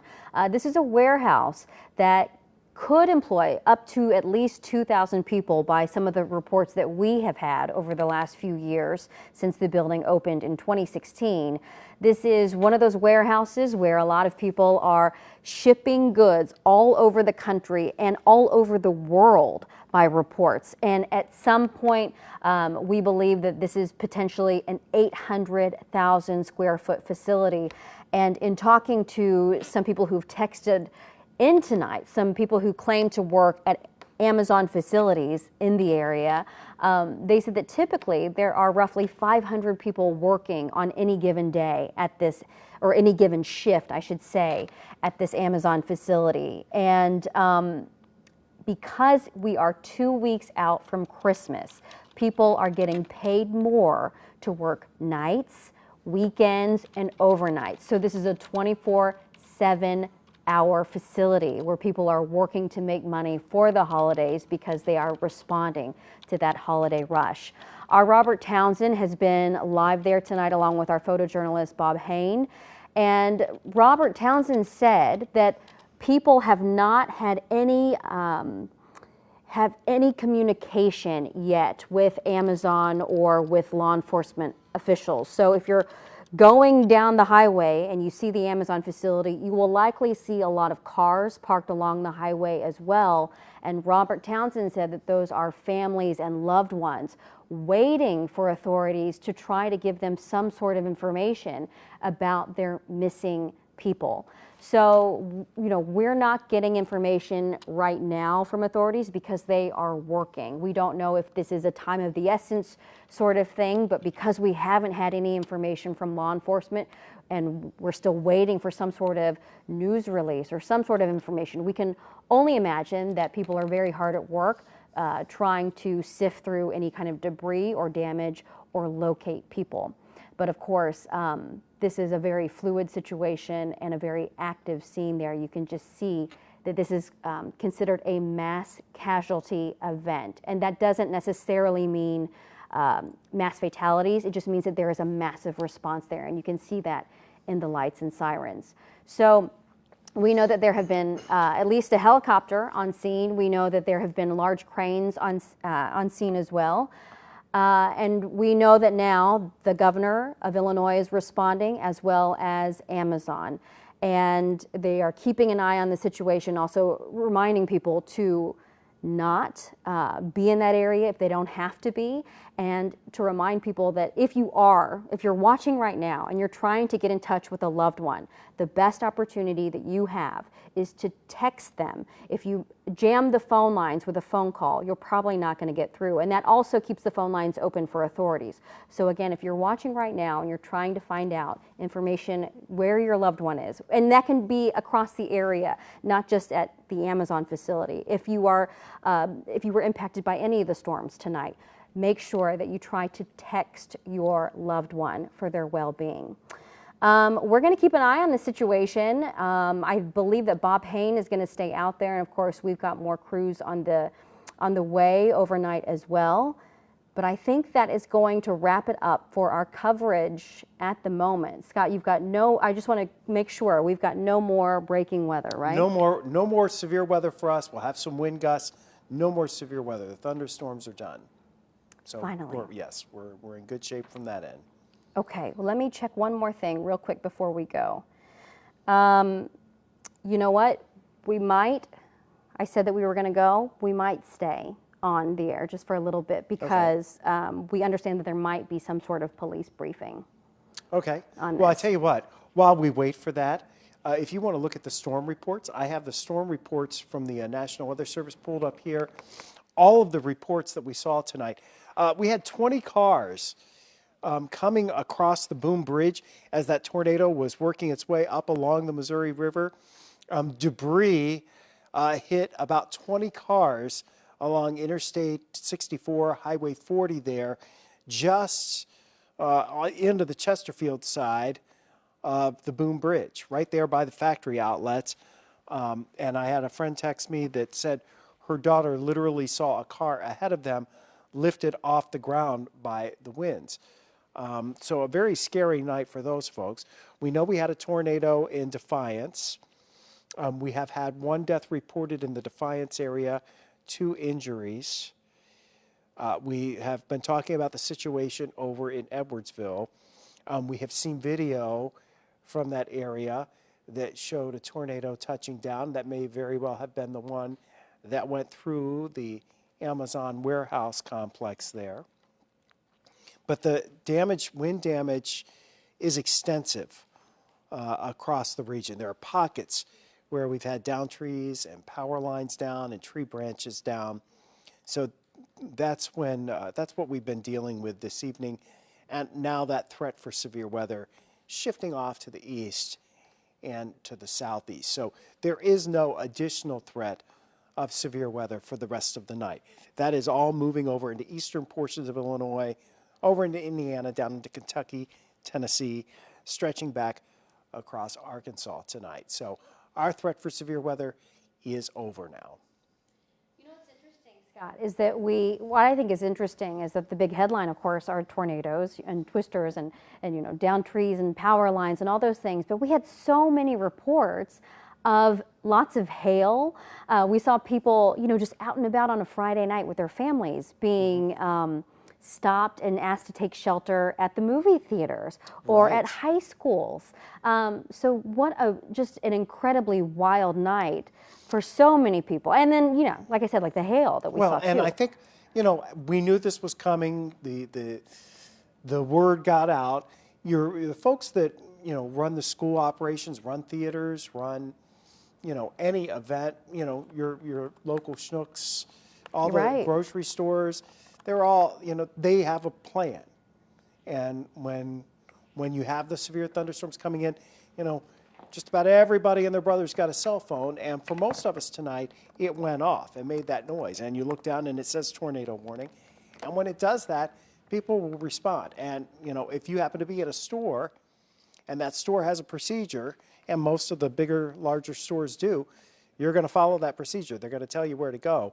That's their safe place that they know is safe so that they can keep you safe, because they want you to come back as a customer and they want everybody to stay safe. And that was the name of the game tonight. And unfortunately, we had some casualties tonight, and that is a terrible thing. And that's the last thing we want to see. Right. It is terrible and unimaginable, especially so close to the holidays as well. I mean, any day you lose a loved one is not a good day. Right. But I just think of, a lot of people were out tonight doing holiday festivities, or they were with their families. Do you think that we will see more severe weather? Because we're getting into the 70s next week, too. We are, but next week's system is a different type of system. It doesn't look to have all the ingredients. Okay. At least at this point. We could see this coming together over the last couple of days. As we get closer to Wednesday and Thursday, we'll see how it comes together. But at this point, it doesn't look like we have all the ingredients in play that we had tonight. Okay, that's great. I mean, Yeah. it is really interesting because, you wake up, on a day like today, you go, oh my gosh, it's so nice, it's so beautiful. And Yeah, then it always comes, it feels like, with Yeah. a consequence. And today yes, was a big one. When you wake up and it's as muggy as it was this morning in December, there's problems. Yeah. Well, just to recap, it is now 12:29. We've been on the air since what time tonight, Scott? Roughly about 6:35, Yeah. 6:40. We've been on the air straight for about 6 hours. So our big top story, of course, is the weather and this damage at the Edwardsville Amazon warehouse. I want to show you some old video, though, because we have been looking at this facility to try to give you an idea of what it looks like inside. So take a look at this. This is file video from us when we were able to get a look at this warehouse in 2017. So you can just see the stacks of product from floor to ceiling, the heavy equipment, the forklifts, the people there. We were talking to an Amazon worker or someone who claimed to be an Amazon worker today, and they said, any given shift, you're looking at about 500 people working in that facility. And all those products get shipped everywhere. They get shipped East Coast, West Coast, overseas. And people there are working 24 hours a day, especially now that we are just 14 days out from Christmas. So when that storm hit that warehouse, you can just imagine all of the debris and all of the equipment that were impacted in that storm. We have been waiting for several hours tonight to hear from law enforcement. And every time that we check in on that scene, we can see that law enforcement is very busy. It's a very active scene right now. So when we talk to family members who are looking for their loved ones, they're telling us that they have not been able to get any kind of notification, any kind of word from authorities, and that's because we've seen a helicopter, we've seen drones, we've seen big heavy machinery, cranes, doing some lifts to trying to lift out some of the equipment and the heavy machinery that's in the building. I wanted to check an email real quick because our photojournalist Bob Hain is on the scene. He's the one who's bringing us those live pictures. He said that there's lots of mutual aid from surrounding cities, St. Louis County. A large crane arrived to assist in the lifting. He can see several heavy lift tow trucks picking up debris, and that's what we can see now if we're taking a live look at the scene there.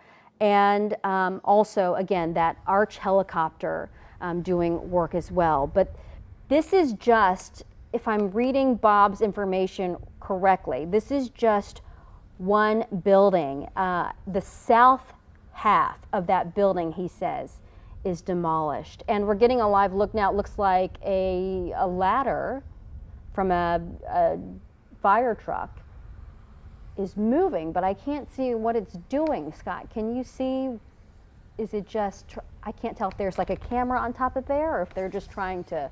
Well, they probably do have, Oh, they he's probably climbing are up. Look, we using, can see a firefighter. He's climbing yeah, up. they probably are going to try to, well, you don't know. They may have to make something secure before they do additional. And that's why the drone was up there. The drone is helping them assess what kind of damage situation it is so that they can be safe when they go into their search and rescue. So I will say I've had 2 Amazon workers, people who claim to be Amazon workers, contact us as we're live following this. And one Amazon worker one person who says that they are currently an Amazon worker working in another facility said that they use an app to communicate Right. and get information from Amazon, and also that person is positive. I mean, he doesn't know, right? But feels like everyone would have had an alert on their phone that a storm was coming and would have gotten to take shelter. But I have also talked to people who have worked at Amazon for a number of years at this facility, and when they did not allow cell phones on the floor. Oh, So that would be a, yeah. So that's something that we have got to find out, you Yeah. know, obviously. And it also might explain if a family member was trying to reach a loved one and couldn't, that might also be a situation too. Of course, when we talked to Robert Townsend, he said that there was no staging area. Usually when there's something this massive, there's some sort of staging area near the scene so that family can get information from law enforcement or so that the media can get information just to get an update. But we have yet to receive any information. Robert Townsend said that no family members have been able to receive information too. That's why they're all lined up on the highway waiting for someone to come out and give them an update. But we can see so many lights flashing and so many people actively working that we can imagine there's probably just not that time, that privilege to walk away and give that information. Right. Because you would imagine that if no one's giving information, that time is really of the essence. And it's dark. Yeah. They probably want to get to people before. Well, they're trying, and obviously the power is out in this area too. So, they're trying to find anybody that they can find that they can get out and do so safely. But yeah, this is, Bob just keeps panning off, and this is a very large response from emergency crews who have come from all around the metro area, including search and rescue crews from both sides of the river. And you see more response ongoing there right now as additional emergency crews come in. So there is a tremendous, as is the case with any what's called a mass casualty incident. Any mass casualty incident is simply we need the resources and the people because we have an unknown number of injuries, or we have an a number of people trapped, or whatever. It's more of a resource call. Yeah. And so that's what our first responders are doing tonight. And they've all converged into this industrial complex at this Amazon warehouse, where it looks like the roof and the walls were torn away from part of one of these large buildings here. Yeah. And as you were saying all that and we were having Bob pan over, you were talking about the law enforcement, but I actually had my eyes set on all of those semi-trucks, all those, all those semi-trucks carrying product. Just imagine how many we saw in the background and how much product fills that facility. Yeah, there's a lot of, well, we know from the video we had earlier, that facility is stocked with a lot of stuff. There's a lot of things. Amazon's trying to get their product out quickly, and that warehouse is full of goods. And, a lot of those trailers are certainly there. You see another, it looks like ambulance pulling up right now without lights flashing. But there's just, there's just a massive emergency response. And that may be part of, I don't know if it's an ambulance or maybe it's part of the state's emergency response. But that looked like that area where we were was maybe the scene of the command post, if you will. Yeah. And again, Amazon did give us a response probably about 20 minutes ago saying the safety and well-being of our employees and partners is our top priority right now. We are assessing the situation and will share additional information when it is available. And that's the thing, we're just not getting any information really. I don't think enough people know what's going on. And look at that behind, see the shot that we're on right now, Scott? Right. That is what, the roof maybe? I don't know. That white element? It looks like it could be the roof, or it could be the wall kind of caved in there, or maybe a combination of both. It's 'cause incredible. it clearly looks like that was I mean, I honestly can't say for sure, but it looks like that would be that the steel beams are there to make, a corner. That was the corner of a building perhaps, or the middle part of that building. Oh, Bob just texted me because he can hear us as we're Okay. talking. He said it's the roof. It's the roof. Okay. But again, he said it's one building and the south half of that building is demolished. It's just massive. It is incredibly massive.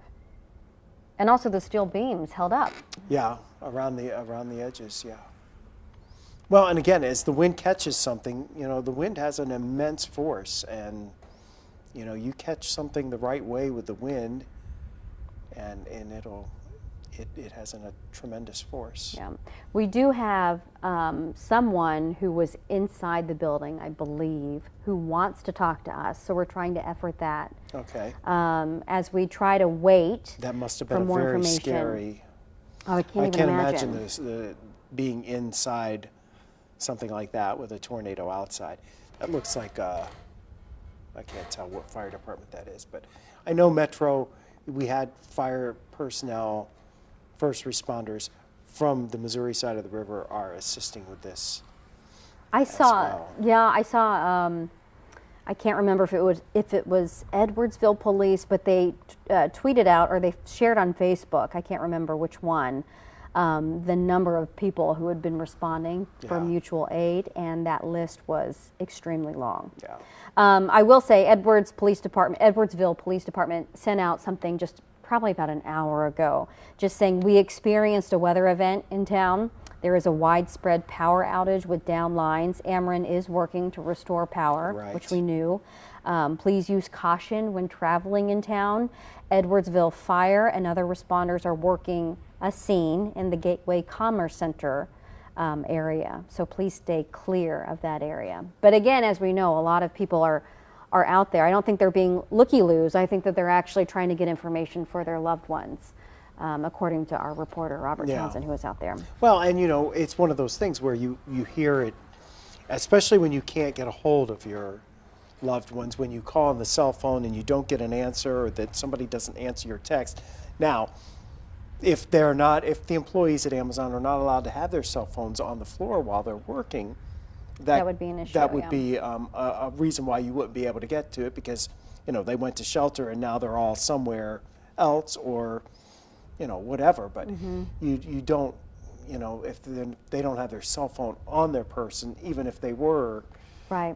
safe, then you're not going to be able to get to them, get through to them. But again, this was another thing that the governor of Illinois, J.B. Pritzker, had said just about maybe 2 hours ago. If you are trying to reach a loved one, right now, text them. Yeah. Do not call them. It'll jam the phone lines for emergencies.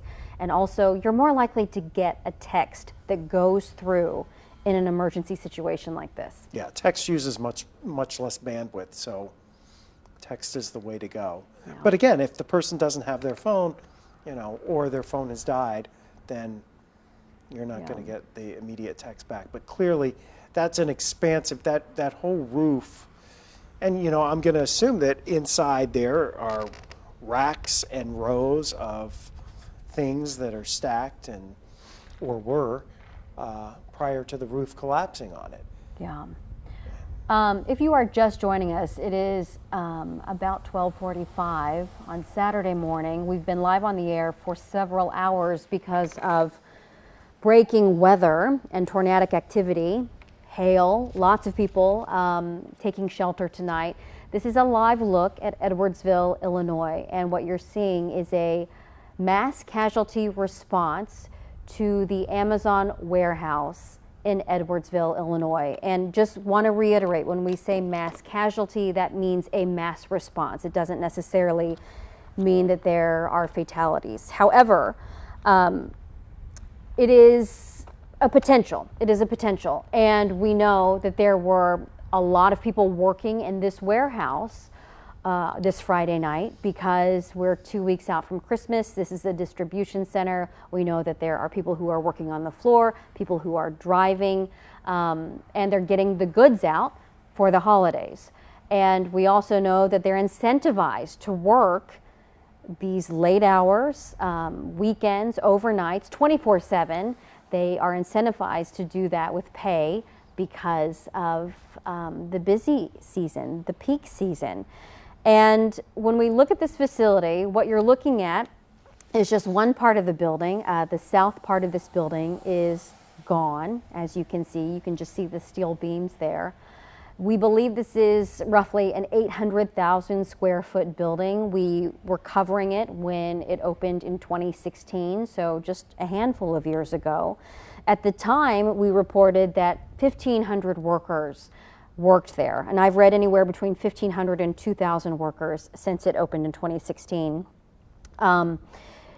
When we read about this facility, we see that yes, maybe 800,000 square feet, but then potentially 1.5 million square feet of goods. When we were looking at some of the video that we shot back in 2017, we saw goods from the floor to the ceiling. And as you can see in those live pictures, it is a very tall building.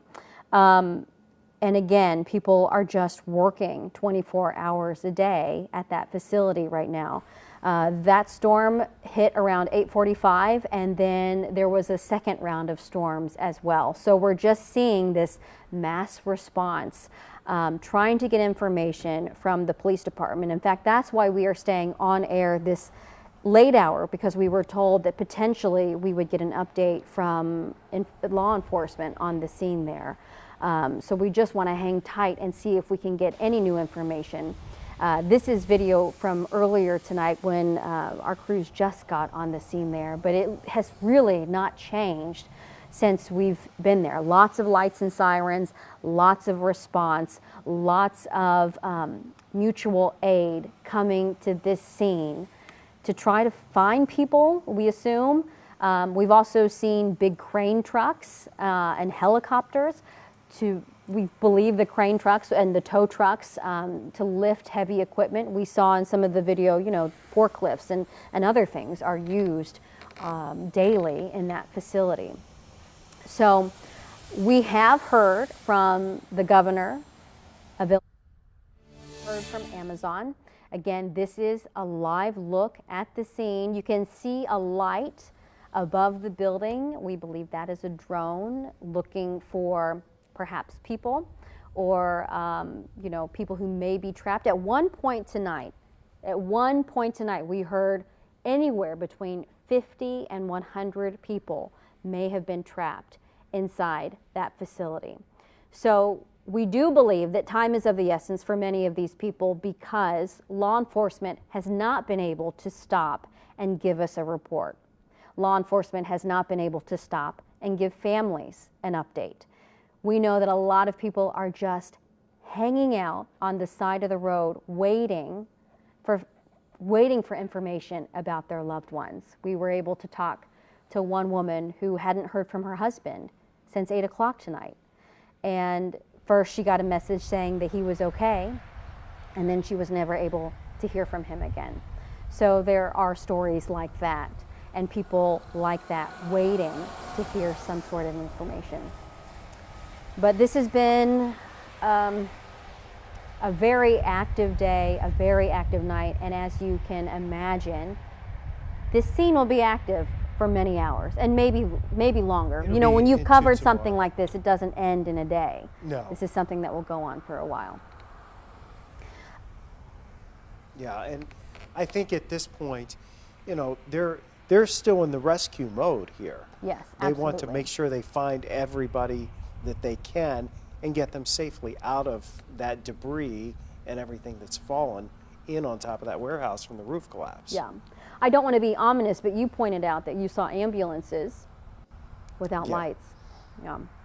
Well, and they look like they were arriving to the scene. So, you know, they may be bringing in extra manpower too at this point, and every available, because you've gone into a mass casualty situation. You need people on scene to help triage. You know, there's a lot going on there for our first responders, and to be honest, we can look from afar and we can just assume, or based on what we see, make assumptions or presumptions about what they're doing. But, you know, we don't have the ability to talk to anybody there right now, and they're too busy with search and rescue to talk with us, Right. which is totally fine. So we let them, and you can see the people moving around, and they're working hard, but they're doing it methodically, I'm sure, to prevent additional damage or, you know, whatever the debris is that they're working through. They need to be safe about their methodology here. Absolutely. It is interesting to see them at work. We saw a firefighter climb a ladder, you know, maybe to look down at the facility, you know, to get an overview of the shot. Again, you know, you're right, Scott. Here we are making these sort of assumptions because we don't have the ability to talk to law enforcement. But these images are so incredible. To see a facility as big as this warehouse was to just fall flat, or parts of it anyway. Yeah, to during have the the storm. roof just ripped off, and in some cases it looks like the roof was deposited into part of the warehouse, and those walls that were there are all gone too. Yeah. So everything Yeah. is gone. And to give you, again, an idea of what this facility looked like, we actually have it in operation. So this was a look back in 2017 when the warehouse had been open just for a few months. And you can see lots of activity there, lots of boxes, lots of product, lots of, look, from the floor to the ceiling. We also see forklifts. We see just a tremendous amount of bodies and boxes and equipment working there, and we know this time of year nonstop.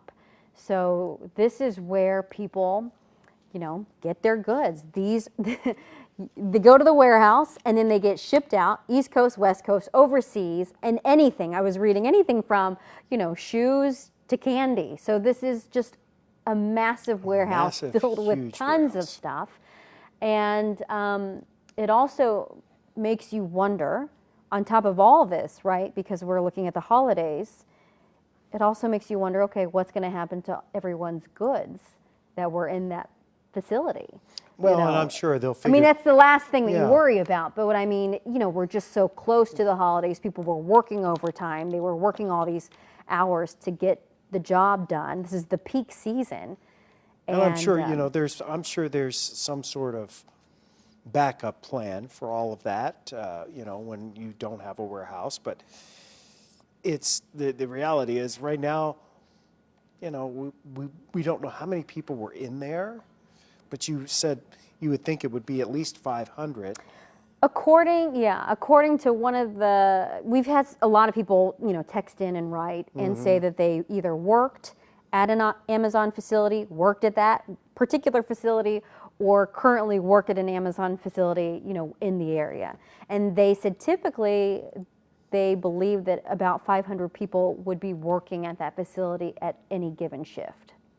So that's a lot. I mean, that's a lot of people. That's a lot of folks. And you would think with the holidays and, you know, Amazon and UPS and FedEx, everybody that ships packages or is in that, you know, mode of commerce, they've all been looking for extra workers now. So you would Absolutely. think there would be some, maybe your number of people is a little bit higher than average Yeah, and I was even looking, you know, Amazon had like given, I think it was like $3,000 signing bonuses for people to get on to, you know, get into the warehouse to work, and then also paying extra, paying, you know, decent wages to, for them to work those hours.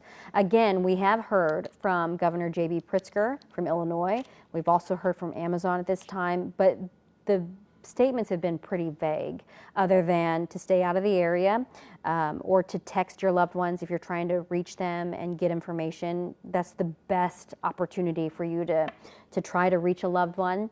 Amazon says that its priority right now is safety and the concern for the workers, so they're trying to find more information and release that.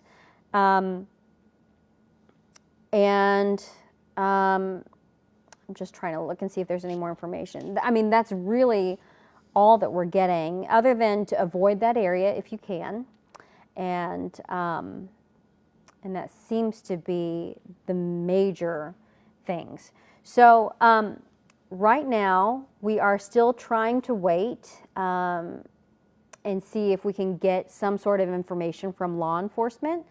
We were told that that might be happening within the next few minutes.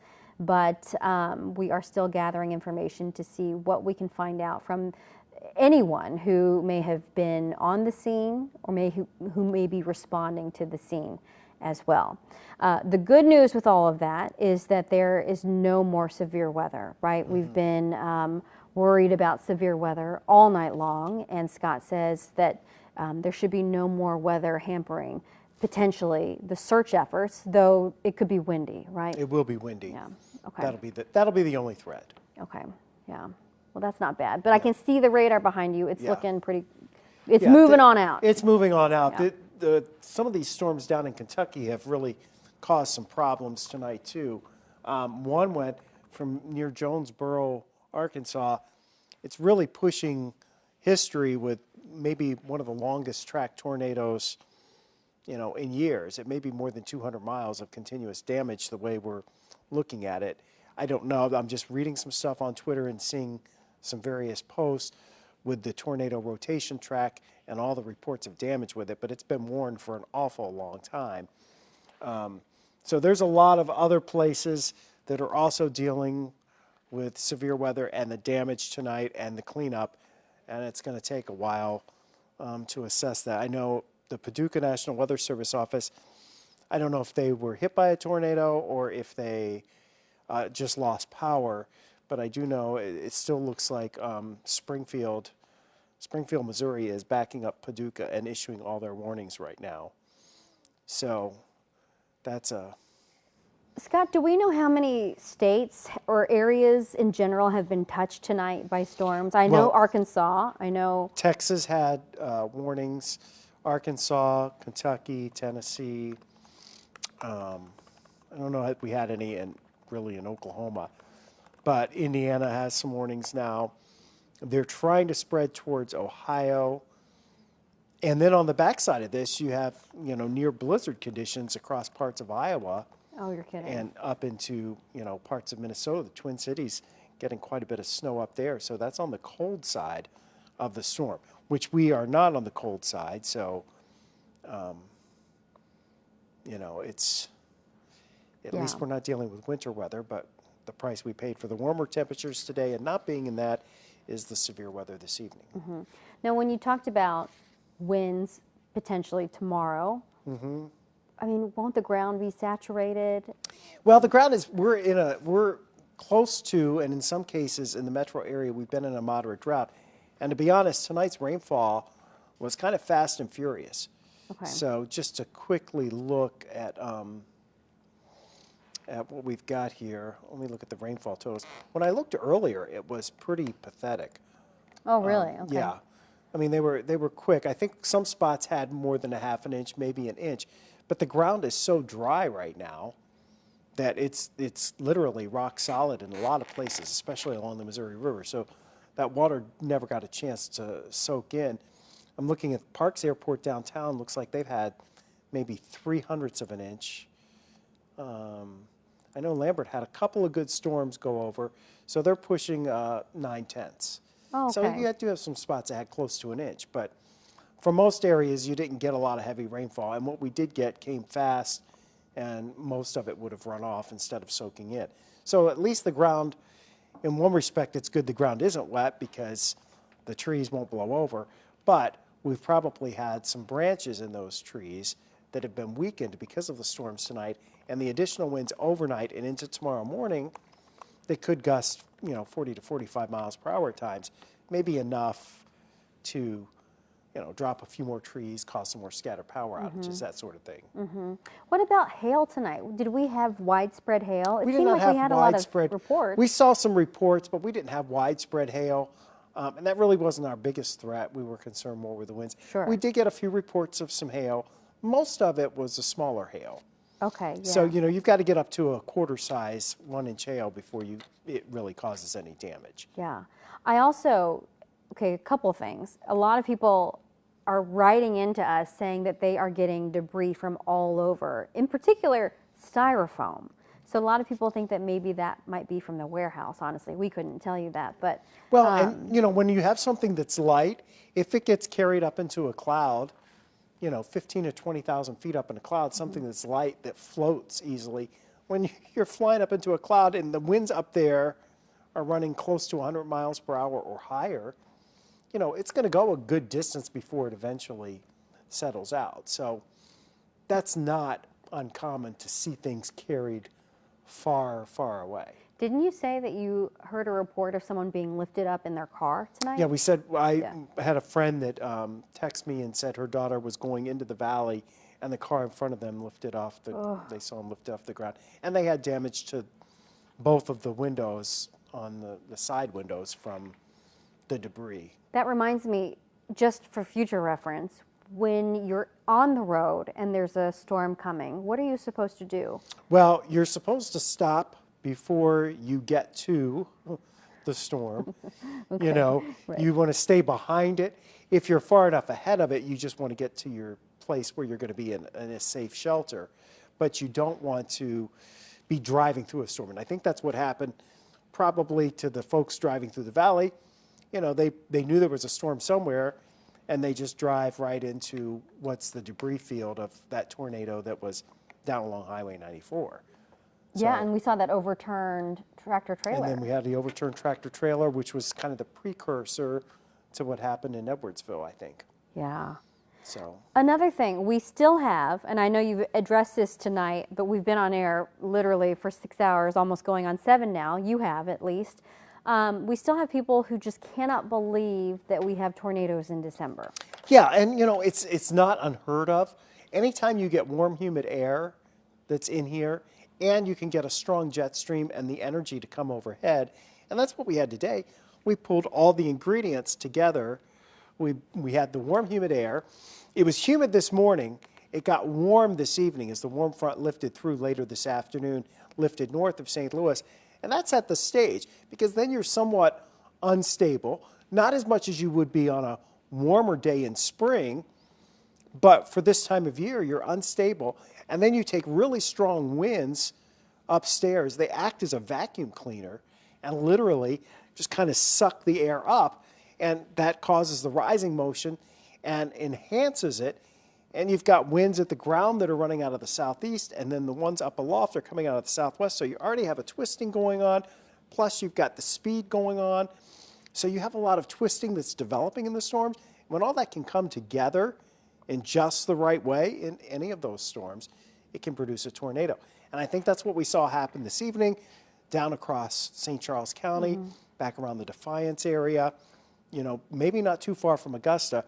We saw those debris signatures on the radar where all the ingredients were coming together just so in each storm and to cause the damage that we've seen. I do have someone from one of our sister stations in Cincinnati saying that they're watching our live stream because they're concerned about the weather there. So is it going to Well, peter and out, or is it going to keep going east? They're going to have some stronger storms, but I don't think they'll be as bad as, what we're dealing with here. And, we've had sister stations in Indianapolis tonight, our sister stations in Memphis, down in Arkansas, Little Rock, and down into Memphis. I mentioned Memphis. we've had several of our stations, our sister stations, have been very busy tonight with Yeah. weather coverage. I saw a video, and I don't know if we have it, but I saw a video from Jonesboro, Arkansas tonight that made kind of the viral rounds. It was like a double twister that had come down. I mean, obviously we want to confirm that, but I've seen it on Yeah. so many different publications tonight that there were two tornadoes right in frame, that they were really close to one another. And I don't know if that's true or not, because yeah. obviously I've You've been been busy. focused, Yeah, right. it's kind of a little bit busy here to delve with what was going on in Arkansas. But, and some of that we have to filter through and kind of check, because people do recirculate video from times past. But, we've been we're pretty confident what we showed you earlier from Edwardsville is the real deal from tonight. And we try to double check that, and make sure of those things, because people do circulate videos. And there's some things that just clearly people will grab a picture from something that happened a few years ago. It's just like the shark that you always see swimming in Houston. It's Right. it's something that somebody photoshopped or they did something Yeah. to. But we have seen some, honestly, true pictures that are just of pretty bad damage.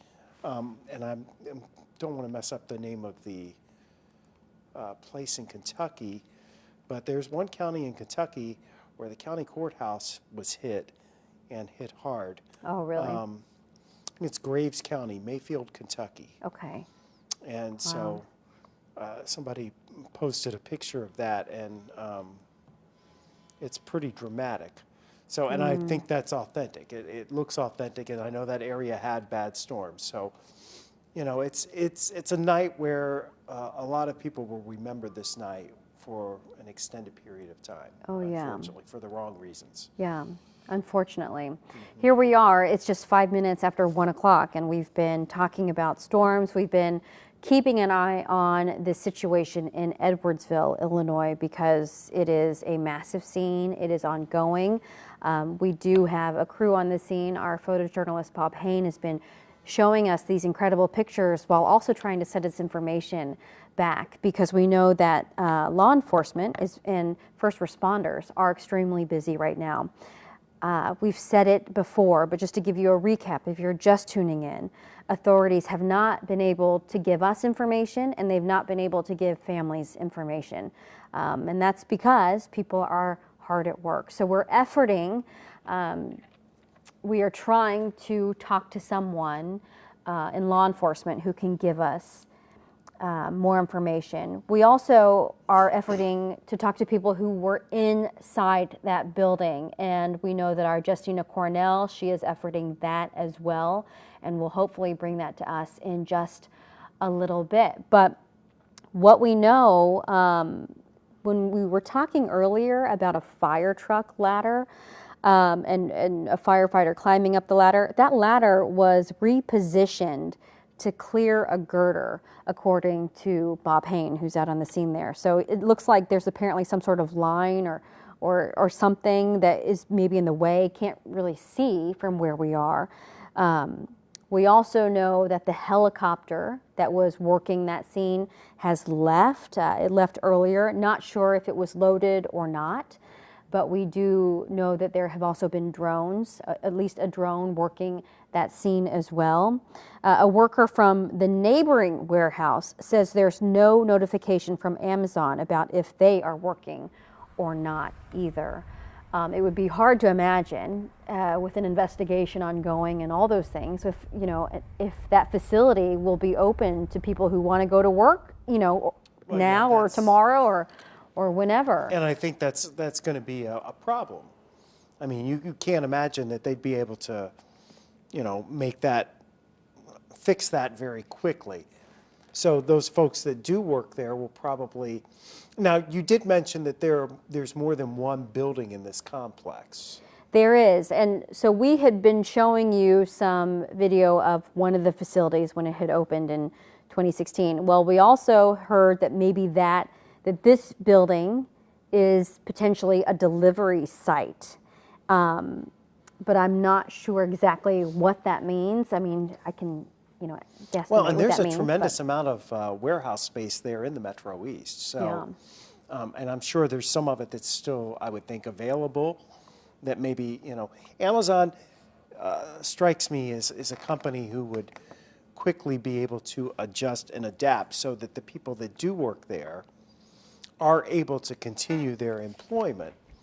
Because, that would be Yeah. the last thing you would want is right now to not be able to work. But obviously, you're not going to be able to go into that building. No, absolutely work, not. you know. And you might not even be able to get on certain parts of the property anyway, Mm-hmm. It is interesting. We're getting a lot of pictures, I just want to say, from viewers who are sending us in styrofoam. I remember I mentioned we're getting a Yeah. lot of styrofoam. We don't know if the styrofoam's from the warehouse, but apparently a lot of viewers seem to think that it is. And someone just texted in a picture saying that some styrofoam was found near an apartment complex about 10 miles away from that Amazon facility.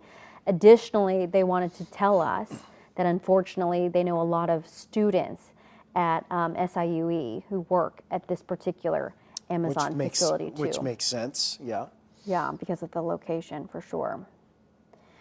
So if you're just joining us, it is 8 minutes after 1 o'clock. We are looking live at the Amazon warehouse facility in Edwardsville, Illinois. We've been bringing this scene to you throughout the evening because it is a massive investigation. It is an ongoing and active scene, and we believe that authorities are trying to find workers who may have been trapped because at one point tonight, we were told that there could be anywhere between 50 and 100 people trapped inside that Amazon facility. We have throughout the evening talked to people who were hoping to get word from their loved ones. We talked to a woman who said that she talked to her husband around 8 o'clock tonight, I believe, and he said, everything's okay. I mean, you were on air, Scott, for Right. storms then, warning people about storms. And we know that about 8:30, according to the Edwardsville Police Department, that about 8:33, in fact, they say, that's when the storm hit that building. And not only did that storm hit the building, we also know that another round of storms came through Yeah, as well. and we had some gusty winds, some heavy Yeah. rain, a lot of lightning, which just complicates, the recovery, search and recovery at that point because you're trying to get into people, find people, and you have another massive thunderstorm roll in. Yeah, So they had to deal with that. The good news is now there's no more threat of severe weather. yeah. So just gusty winds. Yeah. No rain. Everything is developing and it's still ongoing. And even just within the last hour, we've heard from the governor of Illinois and also from Amazon. We want to pull up Amazon's statement. They're saying the safety and well-being of our employees and partners is our top priority right now. We're assessing the situation and will share additional information when it's available. Again, Amazon's statement came in, I would say, within the hour.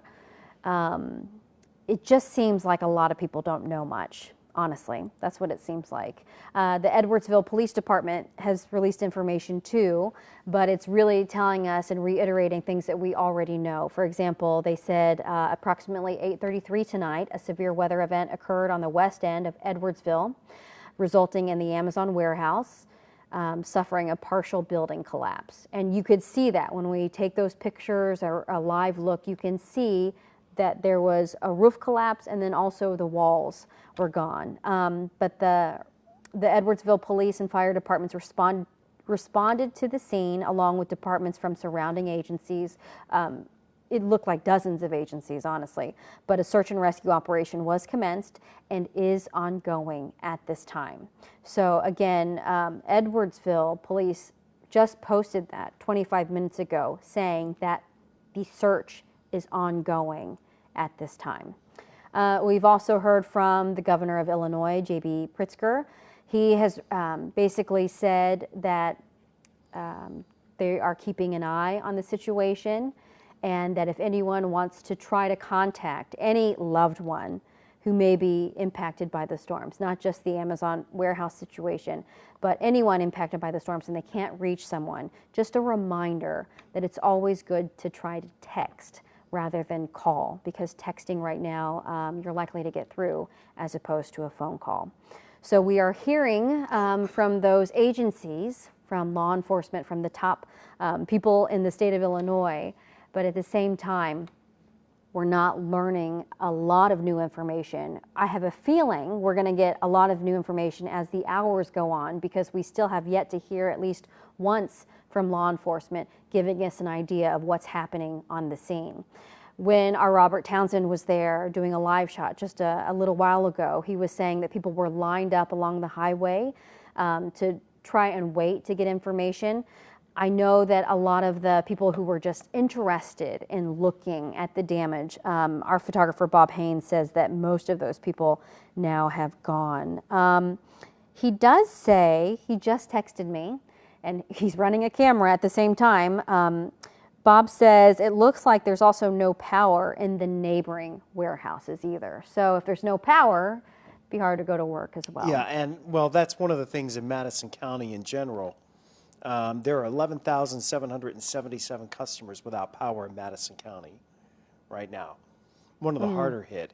Although there's also some larger numbers, or a fair number of people, percentage-wise larger numbers, but just less population up into parts of central Illinois. But Madison County by far is really looking at the largest power outages right now. Is that an industrial area? There's a big warehouse area there. Okay. So it's a complex. Somebody just tweeted me, and they tweeted you, Oh, yeah, I see. Okay, yeah. from the P&G warehouse, which is 2 buildings down, and said that they were waiting in the break room and didn't even know, waiting it out in the break room and didn't even know what happened until they saw the reports on the phone. Yeah. So, We are getting mixed information too. You know, some people said, "Hey, I don't know if the workers would even be able to have their phones to get a warning." And then I had someone else text in and say, "Oh, they absolutely would have had their phones and would have had a warning." So it's well, hard to say. I think that's the P&G, Okay. the Procter & Gamble warehouse there. And that is always the most fascinating thing about a storm. Yeah, one spot's completely with devastation and another, nothing. Yeah. So, but clearly this has been a devastating night for this area around Edwardsville. And it seems to be concentrated in this area in the industrial park, because the police department did not have anything else to address really, other than there's lots of power outages and that this was ongoing. It does look like we're seeing some movement from some responders. Yeah, they're probably shifting some crews around, moving some manpower. Maybe they need some more light too, since the power's out.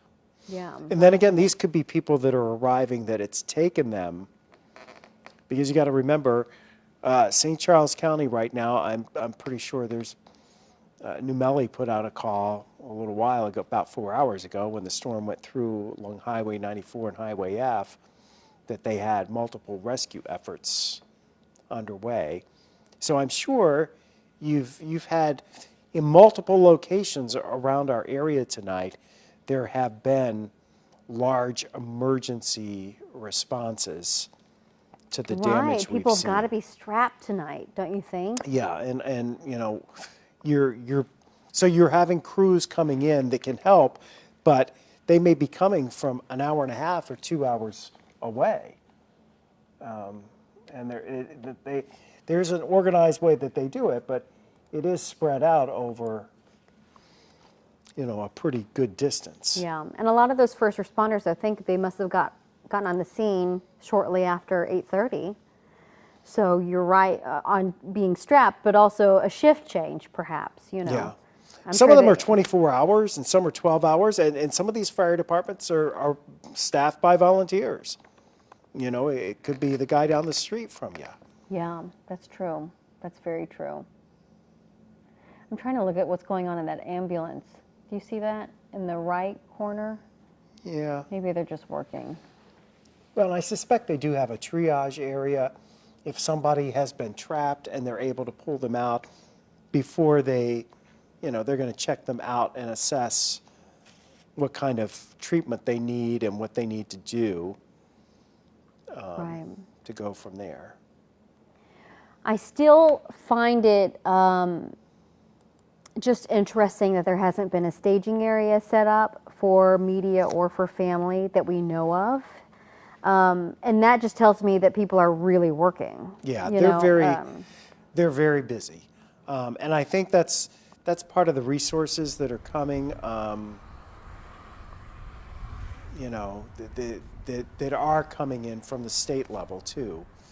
We'll see maybe some additional resources where the state emergency management folks can, you know, come in and help out the local folks who are kind of, at this point, really using all of their resources. Let me ask you, when people come in and they survey the damage, will they be able to do that tomorrow? When They will try, the National Weather Service will try tomorrow. And I don't know, they've had a long night tonight. You know, you don't know who's out of town. You know, there's still obligations that they all have to put out their forecast products.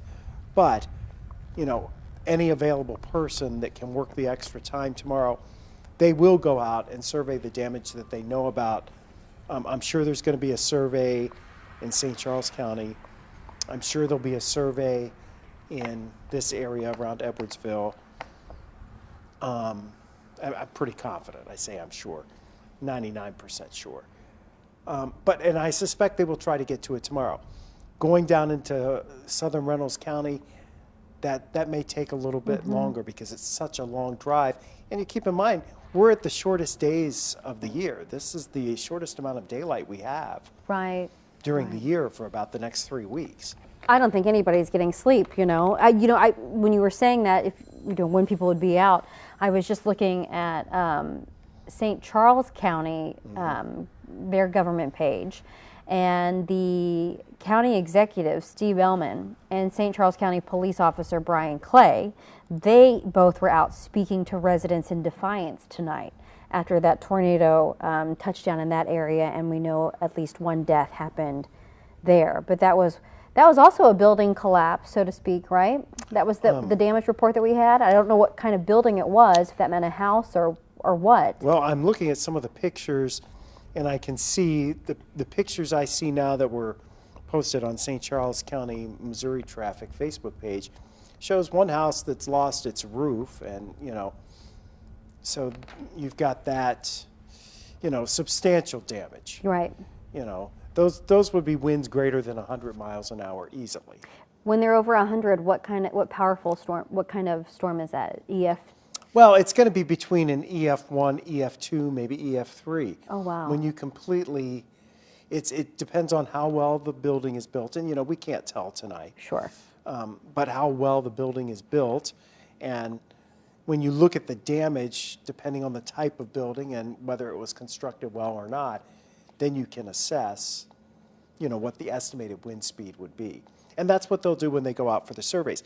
Now, you know, they'll be able to say, these trees were snapped, and you get into an area where there's a forest and the only damage you have is trees snapped. You know, your trees will snap at maybe 80 miles an hour, let's just say. So you can't rate it much higher than that because, you know, it's a tree and it snaps at 80. And so you've got a limit on sometimes they're stronger than what the damage is because the damage target, you know, isn't something that there wasn't anything else there. Right, right. Kind of interesting. We're efforting more interviews tonight. We're trying to hear from law enforcement about what happened in many areas, but mostly in this Amazon warehouse in the Edwardsville, Illinois area. We did talk to one of our viewers. Her name is LaToya, and she said her son was inside the Amazon warehouse when this all happened. She talked to him roughly a couple of hours ago. He is okay, so that's great news. And we are efforting a conversation with him, so stay tuned for that. Really, we want to just keep staying on the air because you can see progress happening live overnight, and this is such an active and massive scene that we want to be able to bring some sort of progress report as this continues. again, if you happen to just be joining us and you want to check in, we have been on the air since dinner time tonight talking about the storms and this Amazon warehouse in Edwardsville just suffered a lot of damage. A building collapse, looked like a roof collapse, and some of the walls, I don't know if the exterior walls are gone. You can just see steel beams. Our Bob Hain is a photojournalist who was out on the scene. Robert Townsend was also on the scene. Justina Cornell was in Defiance earlier tonight. We've been out as safely as we can. But even Robert and Bob, when they were out there in the beginning of tonight, after we heard that this had happened, we actually had to pull them back because of that second round of storms. So, the nocturnal tornadoes are very frightening, I think, especially on a Friday night when people are just ready to relax after a long week, ideally. Well, anytime it happens at dark, you can't see. You've got trees around here, so it's dark nighttime tornadoes in general are bad. They'd be especially bad if people were sleeping, and I think that's where maybe we were okay tonight in that it happened a little bit sooner and earlier, and as a consequence, we're in a situation where it's not, it could have been worse than it was. Yeah. Obviously, with the damage, it's bad enough. It's bad enough. I just want to say something on the air because we're just nonstop. Sam, if you can hear me, I'm going to post something. Apparently, we've got some drone video from one of our viewers who was near that Amazon site. And actually, Bob Hain, who is our photojournalist on the scene, said that there were a lot of people who were coming, near the property to get a look at the damage there. He said that most of those people are now gone, which is probably good news for authorities. We know that authorities have been asking people to stay out of that area so that law enforcement can do their job. But when Bob zooms out, you can see that there is a big distance between the highway and the warehouse. But we're just waiting on some sort of confirmation as to what happened. I mean, we know that a tornado or a storm hit the warehouse. We do know that at one point it was said that up to 100 people were trapped inside. We do know that a lot of families were still looking for some sort of resolution or some sort of updates. But we know that we have a lot of crews, even here in the newsroom, behind the scenes, out in the field, talking to law enforcement, trying to get some pieces of information. Of course, everyone is really busy right now, but hopefully we will have some information from law enforcement very soon. This is the message that I'm getting from our producers. So we do want to stay on air as long as we can until we can keep getting just an idea of what happened. When you see some of the images there, it's just incredible. Bob said this is the south side of the building that we're looking at that's destroyed. But you can see the steel beams. I mean, the steel beams look great, for the most part, right? Well, and usually you do have, most of these facilities would be built with, people are saying there's styrofoam that flew out. Probably was, styrofoam panels covered by some sort of steel wall type thing. Warehouses, they tend to have that similar appearance in most cases. And clearly we peeled off the roof or moved the roof off of this.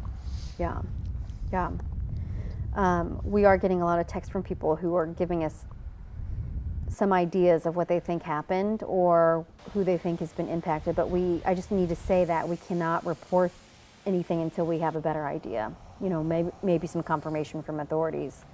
But now a lot of people, I'm sure, in Edwardsville are sharing information, rumor has it kind of thing, now that we're in hour 7 of our coverage tonight. Again, this happened around 8:30 tonight. This was the result of one storm that came through Edwardsville around 8:33, according to the police department. And then, as we know, there was a second round, so to speak, and so that has hampered a lot of the search and a lot of the recovery efforts. But we do believe that authorities are making some significant progress, and so hopefully we will bring that information to you in just a little bit.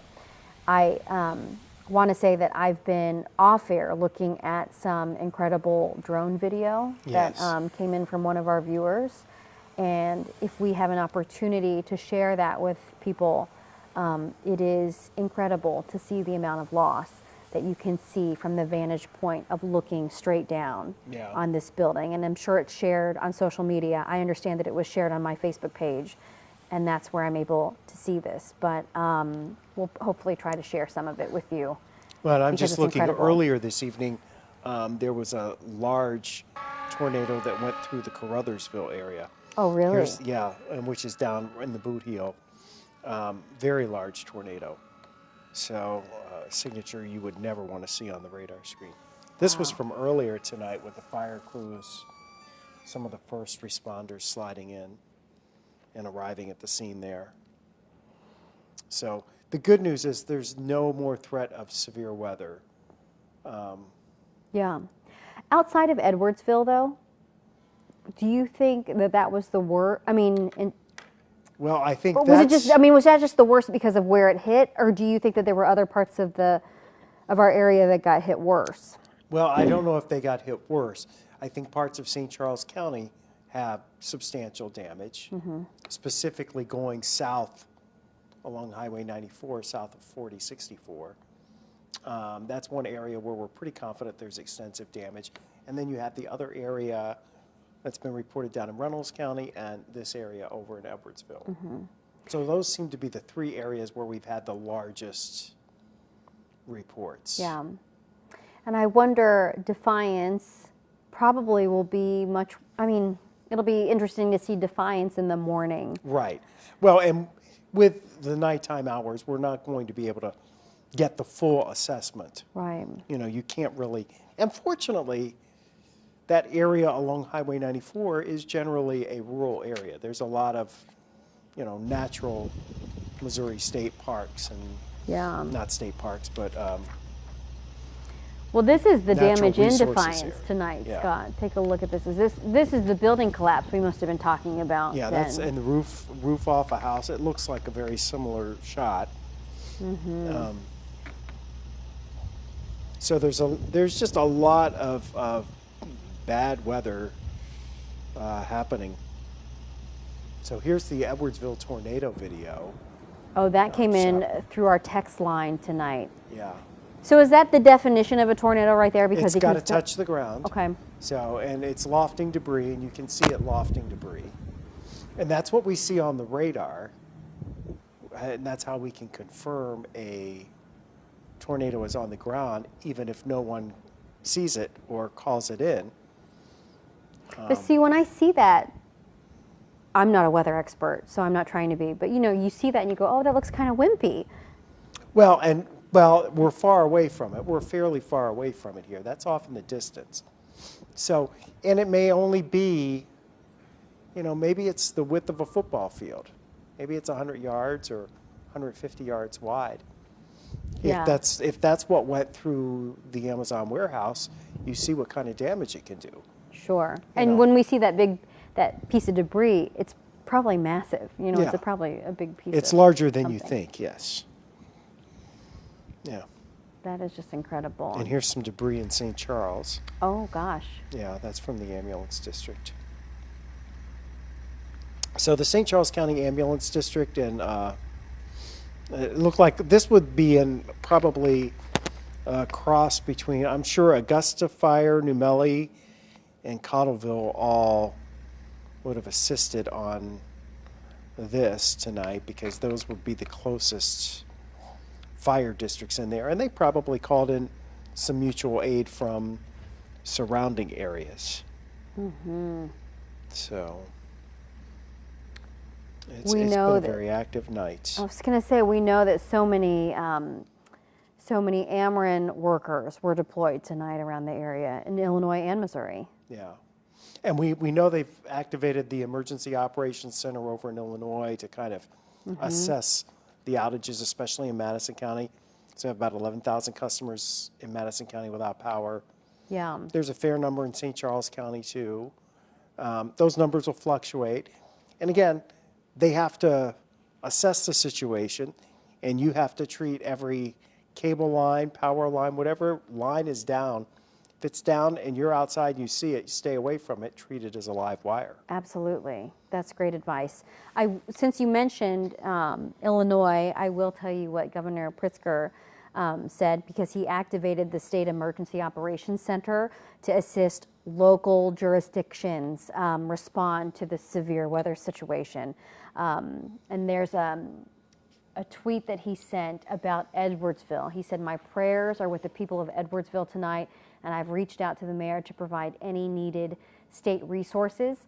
Our Illinois State Police and Ready Illinois are both coordinating closely with local officials, and I will continue to monitor that situation."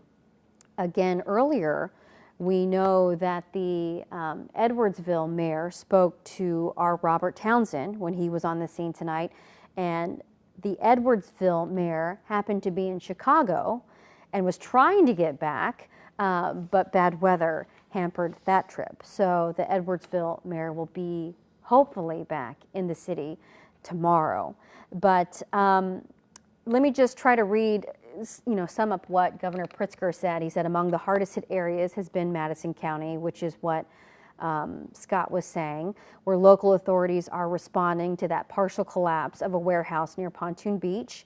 Among the state agencies offering assistance now are the Illinois Emergency Management Agency, the Illinois State Police, the Illinois Department of Transportation, and Illinois Department of Public Health. So a lot of agencies are working overnight tonight. Multiple mutual aid organizations, including Mutual Aid Box Alarm System, which is MABS, and volunteer organizations are also responding to the scene. So Governor Pritzker also just encouraged people to help state and local authorities do their jobs right now. As we've been watching and peeking into that live scene, they are working very hard, and it's an active scene. So they're asking people to avoid the area until further notice, and just stay clear of any damage, any areas with damage, and allow rescue crews time and space to do their jobs, because now people are more than likely tired.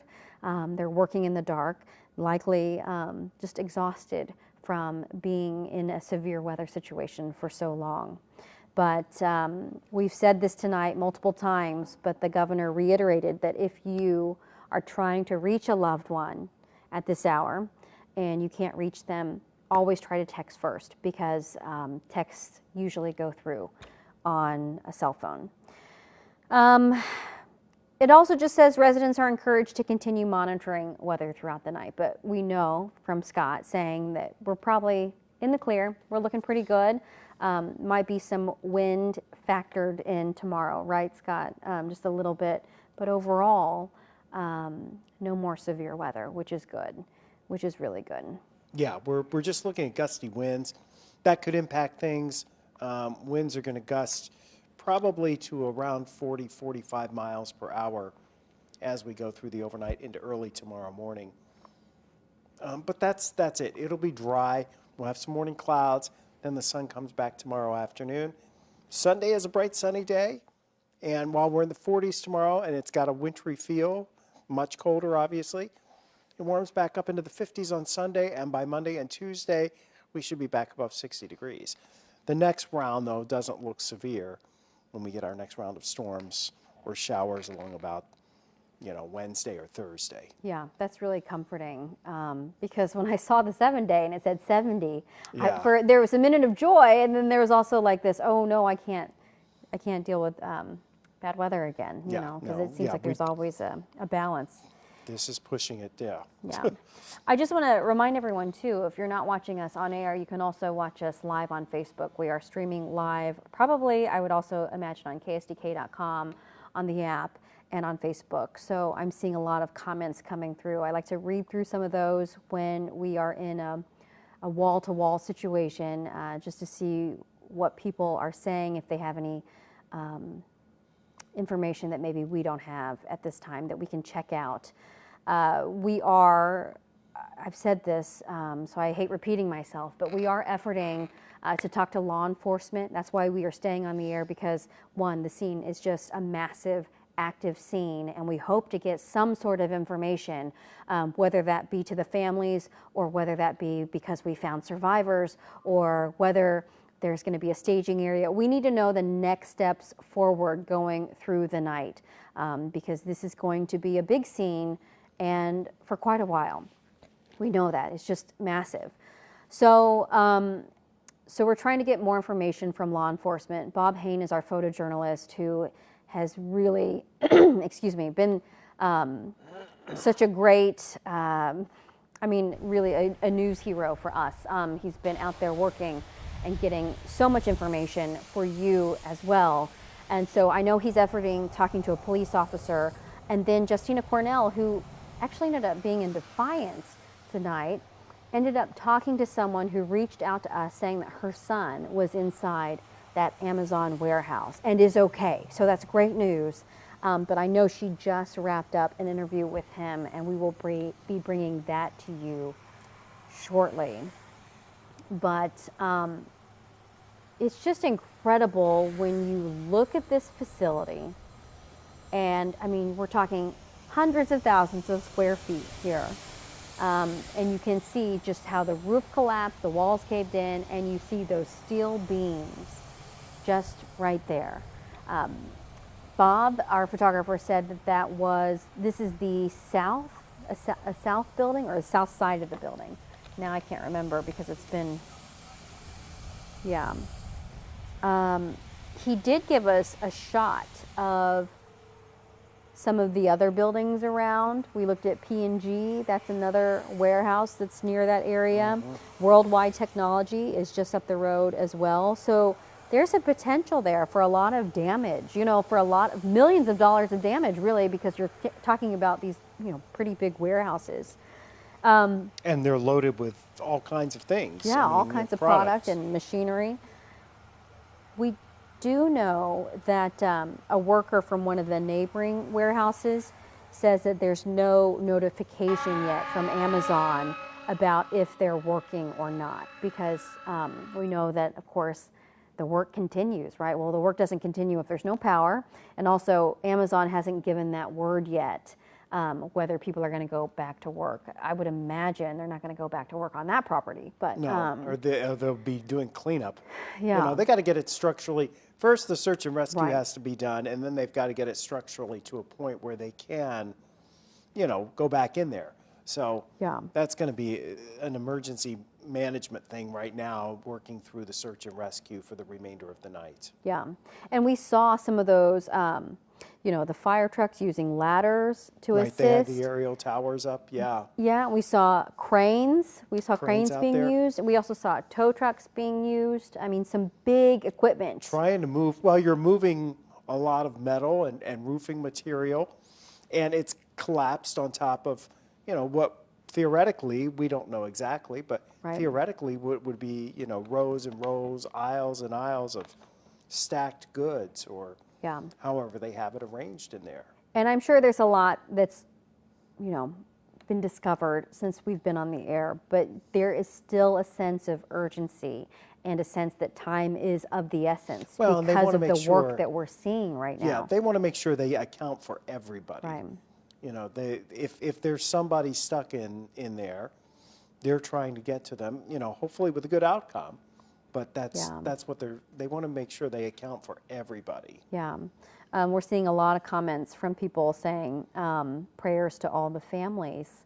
A lot of people are just worried, to see what happens. We have talked to family members who've been searching for their loved ones and waiting for authorities to reach out. And so that's what we're waiting on. You know, it's really hard for us to surmise what's happening because we're getting the same vantage point that you are. We're looking at this with fresh eyes just as you are, and we're not able to talk to law enforcement. So we're doing our best to get as much Trying to information get, as yes. possible from people on the scene, but a lot of people on the scene right now are you know, just waiting for law enforcement to give them something as well. We do know, you know, I said authorities are asking you to avoid that area. We do know that some people are waiting there to try to get information as well. Yeah, a lot of people Yeah. still outside, you know, especially if they haven't been able to find, you know, or contact their loved ones, you know, that not knowing is always a challenging thing. Yeah. I don't think, you know, we've had something this massive for a long time, right? Yeah, this is not only for us.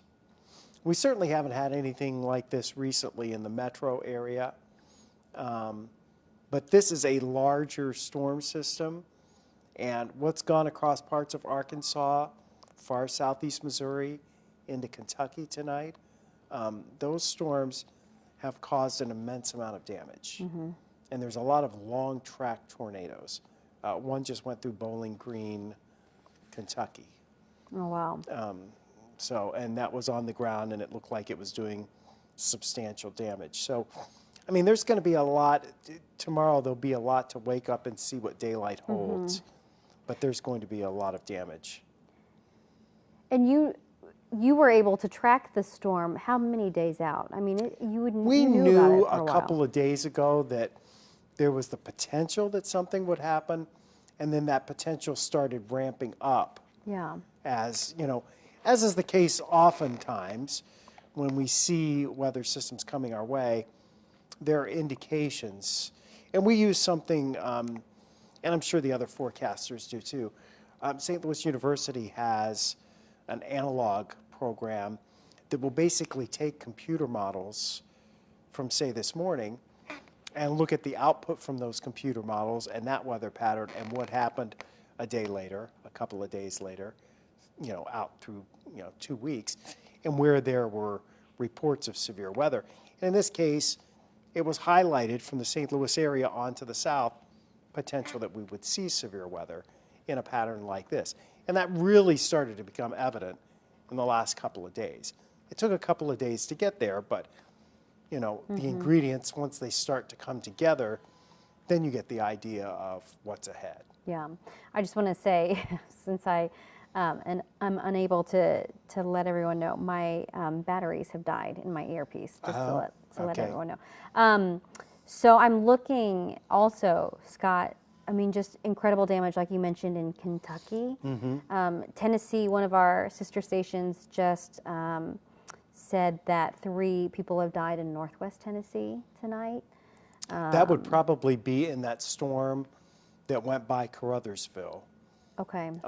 And went across the Mississippi River into Tennessee, because that storm, I've seen some images on the radar of it, and the radar data was just huge, just a massive, massive storm.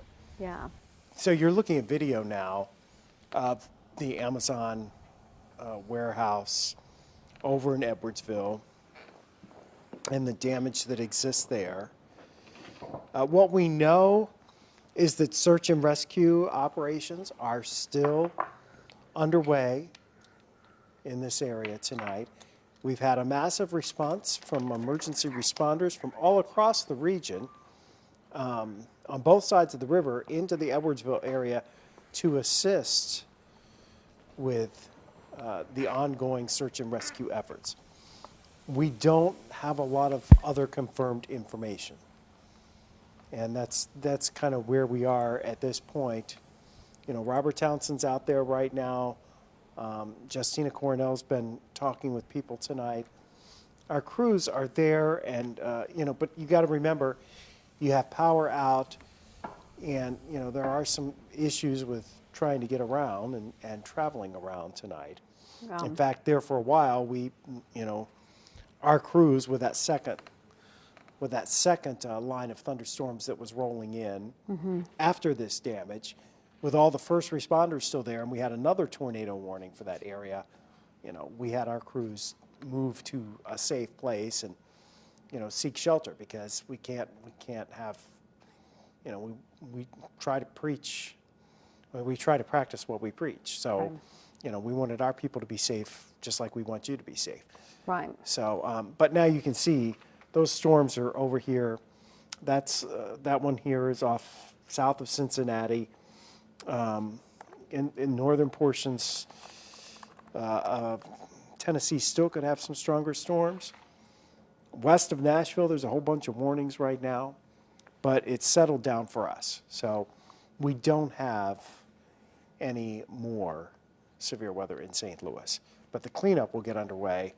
Certainly some of that's happening overnight, Michelle, but it'll really pick up tomorrow once we get some daylight. Well, I thought it was interesting, too, that when we were looking at Defiance, that the emergency, that the county executive from St. Charles and some police were already out talking to residents overnight, probably not doing cleanup, but at least comforting the citizens and trying to get some information. Well, in that area, maybe, I don't know if that's Ameren or if that's Quiver River, you know, they may have the power back on to the areas that they can get it back on pretty quickly. It just depends on what they have to clean up and, you know, how many poles are down or whatever. So but they work pretty quickly, even at night, mitigating the power, trying to get switches and turning things back on. Well, I remember even during the storms tonight, you were on saying, you know, thousands of people had lost power, and then Tracy came on and said, oh, but we just saw 5,000 people restored power, you know? So, I mean, Ameren crews and all the utility crews were really working. The linemen have a very dangerous and noble job. They were very hard at work tonight.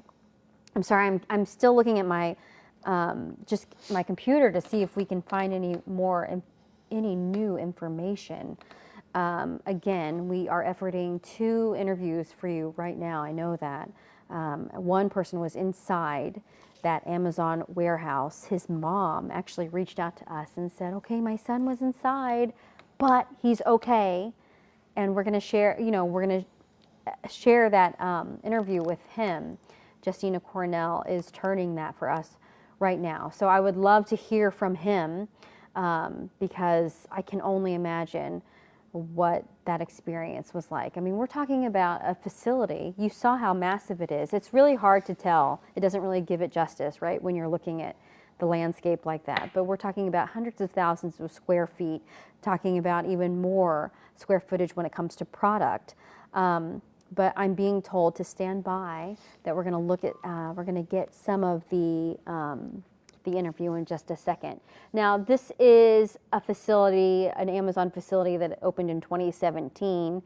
I'm not sure if that was the actual facility that got hit tonight, but it is certainly on that campus nearby. So you can see, I mean, there's a lot of equipment, there's a lot of product, there are a lot of people.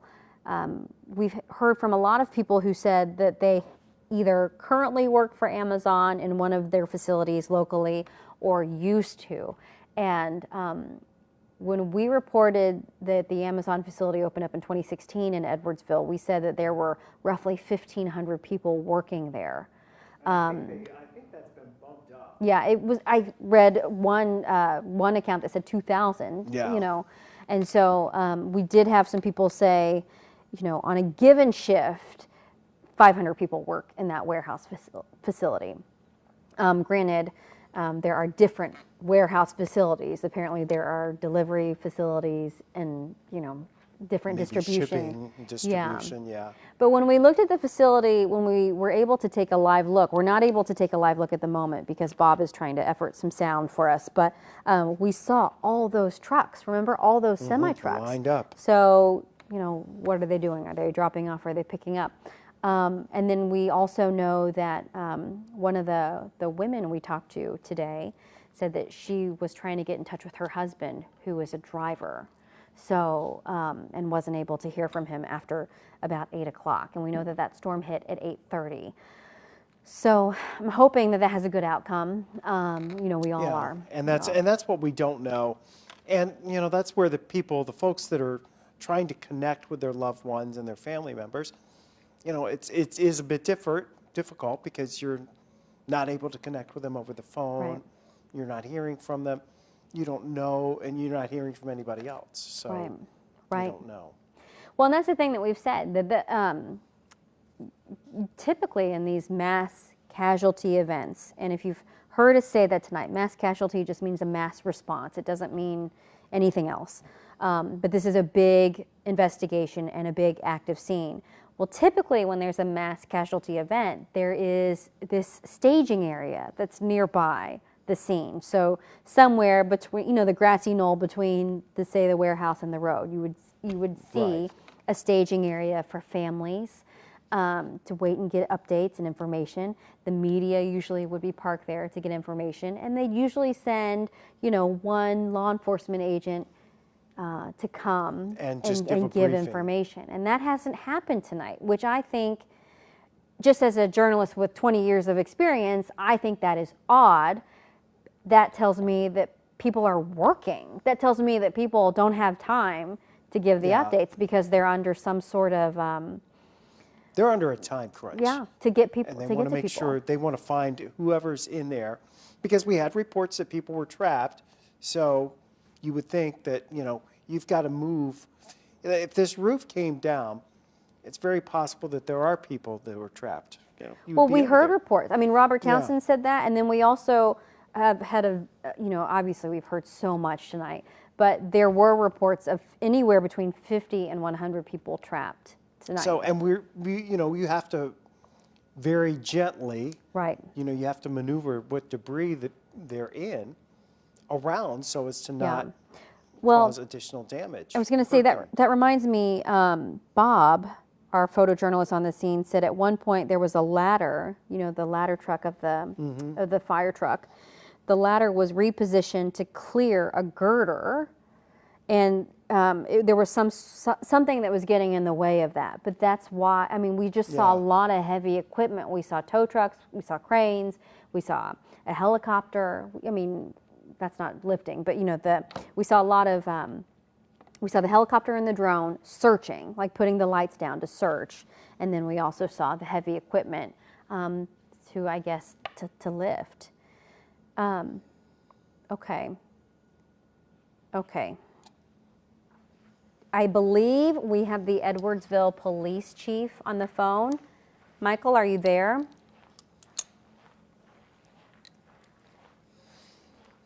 Michael, can you hear me? Okay, I'm going to say we don't have his audio at this time. We're going to work on it and we'll try it again.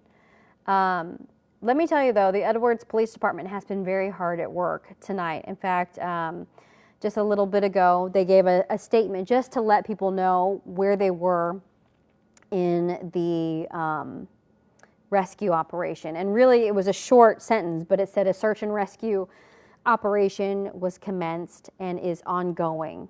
And so that tells me that they have been working to try to find people since 8:33 p.m. when this storm hit. Again, this is at the Amazon warehouse, which is 3077 Gateway Commerce Center Drive, if you know that area. It's kind of an industrial area. P&G is there. Worldwide Technology is also there. And when Bob Haynes showed us the area, we actually saw, just right across the street, warehouses with no damage. And that's how these storms are, right? Like you can see, you can go down one street and see one side completely damaged and one side that wasn't. And unfortunately, this is where we saw the damage tonight at the Amazon.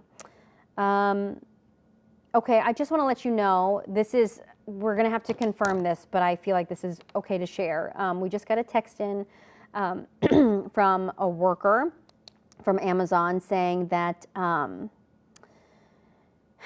STL4 fulfillment I don't know if that's Amazon lingo, have notified employees via text notification that all day shift personnel are to report for start of shift at 12 p.m. tomorrow.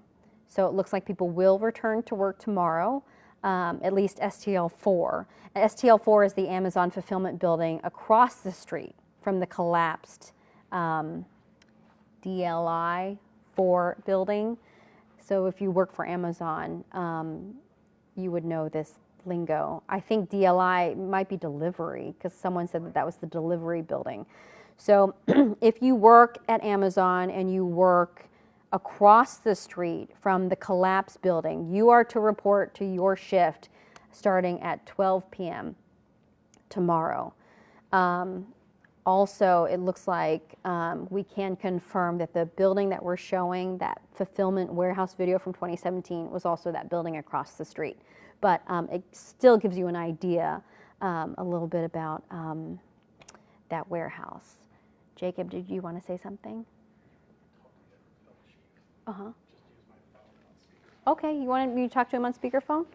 Okay, so we've got Jacob in here. We're working on the phoner with the Edwardsville police chief, and I'm sure that he is exhausted, but we're going to work on that. I know that the police department's been very hard at work tonight, and always grateful for the work that our first responders and our law enforcement do, especially in situations like this, because again, like Scott's been on air since 6:30 this evening, and here it is almost 2 o'clock in the morning. Hello, sir, can you hear me? Yes, ma'am.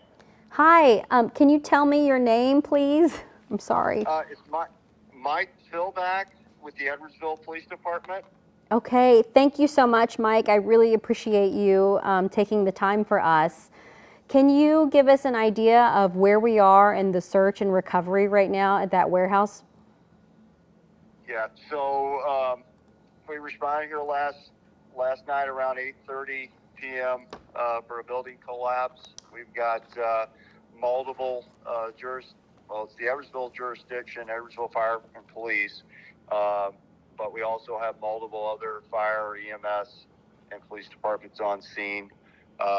They've been working since that time of arrival to make it a secure site to work within, and they've been working now on the process since they were able to accomplish that to search for anyone that's left in the building. Some people were transported and identified from the scene by bus and reunited with family, but we're still working to try to ensure that everyone that was working at the time is accounted for. Do you know how many people were working at the time? It's still kind of conflicting information at this point. I know that they've speculated on different numbers, so I don't have a firm count. Do you think it's in the hundreds? From what I can take, it does not appear to have been that many working in the facility at that time. Okay, that's good news. What do we know about the people were there people trapped? We had reports that between 50 and 100 people were trapped at one point. It doesn't appear that there is that many people in the building. There was, like I said, there were numerous people that we were able to assist with getting transported to a reunification center in Pontoon Beach, and those people have been released and reunited. It doesn't appear that we ever had in the hundreds from what I can make at this point, but we're still working on that. Okay, well that's positive. That's better than the other way. What about survivors? Did everyone survive? Well, at this point, I know that there's been at least one person transported to an area hospital, but I don't have any information on any additional injuries or anyone actually left trapped. We're still working on trying to ensure that everyone's accounted for, and the building appears to have taken a direct hit, and there's quite a bit of damage. So that's been kind of a slow process with dealing with water and power, as well as the debris.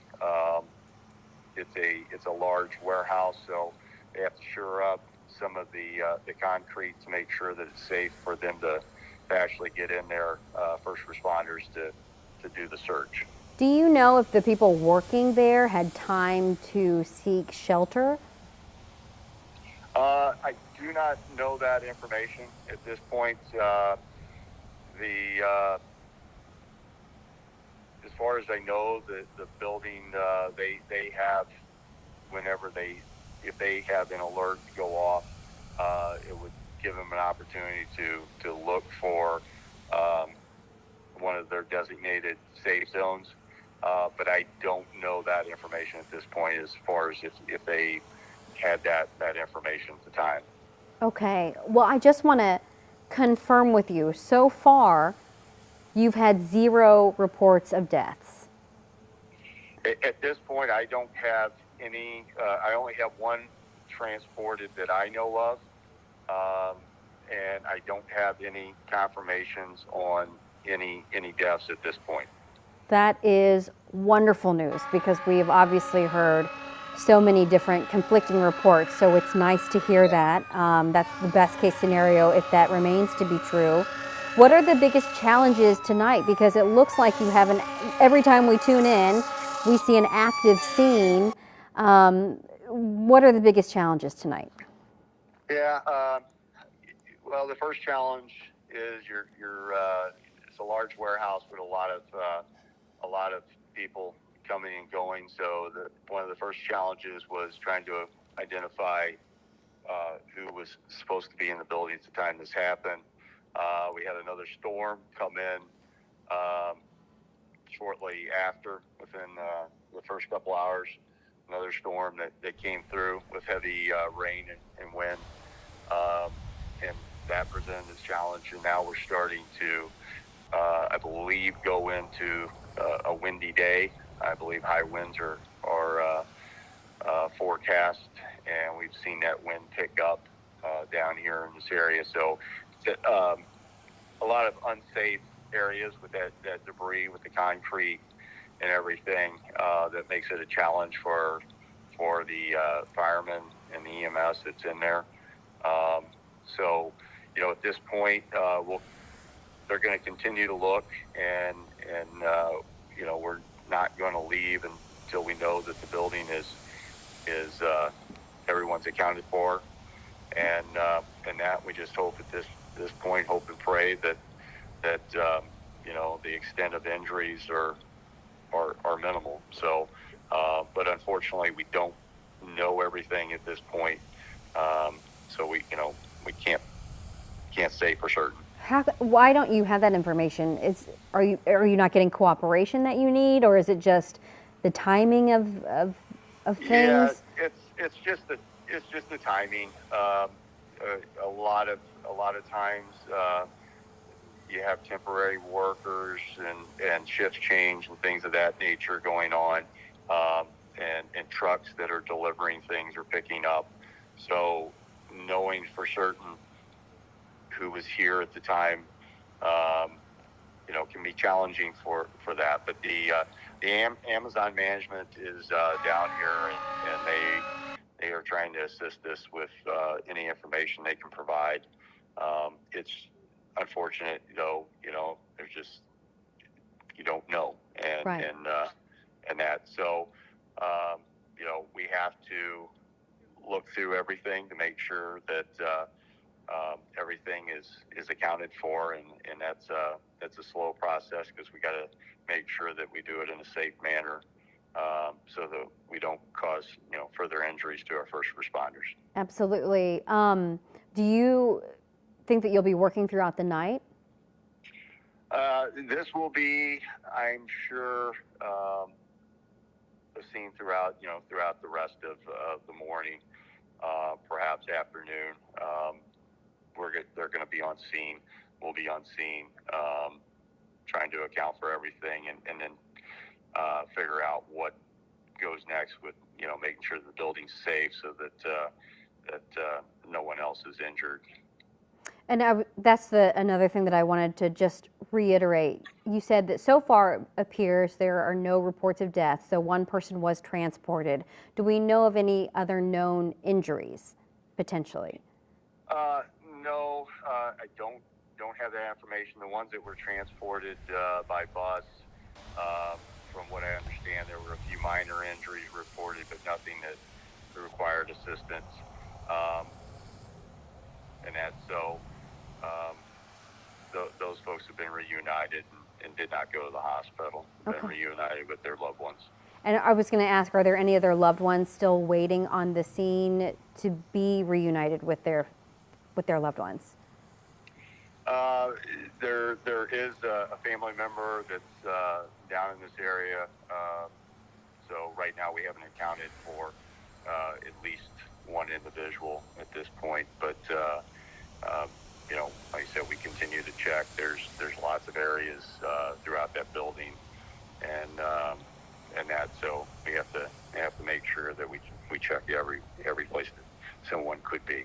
Sure. And I'm sorry, I don't want to take all of your time. But can you explain, though, to me what that warehouse was? It was a delivery warehouse? What did it do? Or what was the purpose of it? Yeah, I believe it's an Amazon distribution center, I believe. So I believe a lot of items, basically are delivered here and then transported out from here. I see. Okay. Well, let me ask you one more question and let you go. What do you need from the public to help support in this effort right now? Yeah, I mean, really at this point, we've got lots of resources. We just, ask for the public to be patient with the information. I know that, it's not really a lot of information I've been able to share. So be patient. It's a process that has to be done. It has to be done the right way, so that we don't injure any of our personnel in doing it. Would ask them just pray for the families, pray for the people involved, and stay tuned to their local news. We have a lot of people coming and going from down here, first responders, so we don't need anyone coming down here. We ask them to stay at home and allow for this area for us to be able to get in and out as needed. Yeah. Okay. Well, thank you so much, Chief. I can't tell you how much it means to us and also to our viewers still watching to have that update. And I hope that we can maybe touch base with you in a few hours overnight. All righty. Okay. We'll probably have more information later in the morning. The fire chief, Chief James Wyford, is overseeing this operation. And I'm sure once they're able to get through that building, we'll have a lot more information to be able to determine what we have, extent of injuries and everything. Okay. Okay, great. Well, thank you so much, and thank you for your hard work and your time. Really appreciate it. All right, thank you. Okay, good luck. All right, bye-bye. Bye. Thank you. All right, so again, we just heard from the police chief of the Edwardsville, Illinois Police Department, and really great news considering what he was able to tell us. So far, no reports of any deaths, though we do know that one person was transported. Also did not have an injury report for us, but workers have been able to reconnect with their families. Not all of them, but a good portion of them.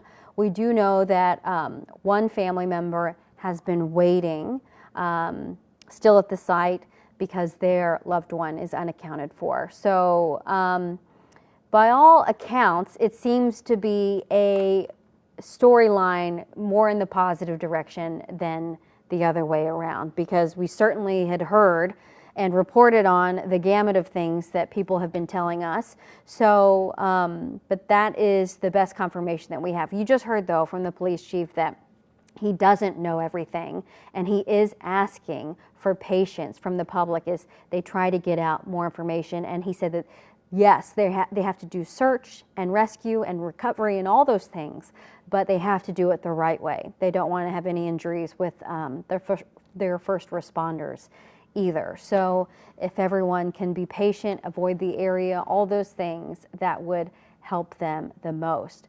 But certainly a positive news that we would love to hear at 2:15 in the morning.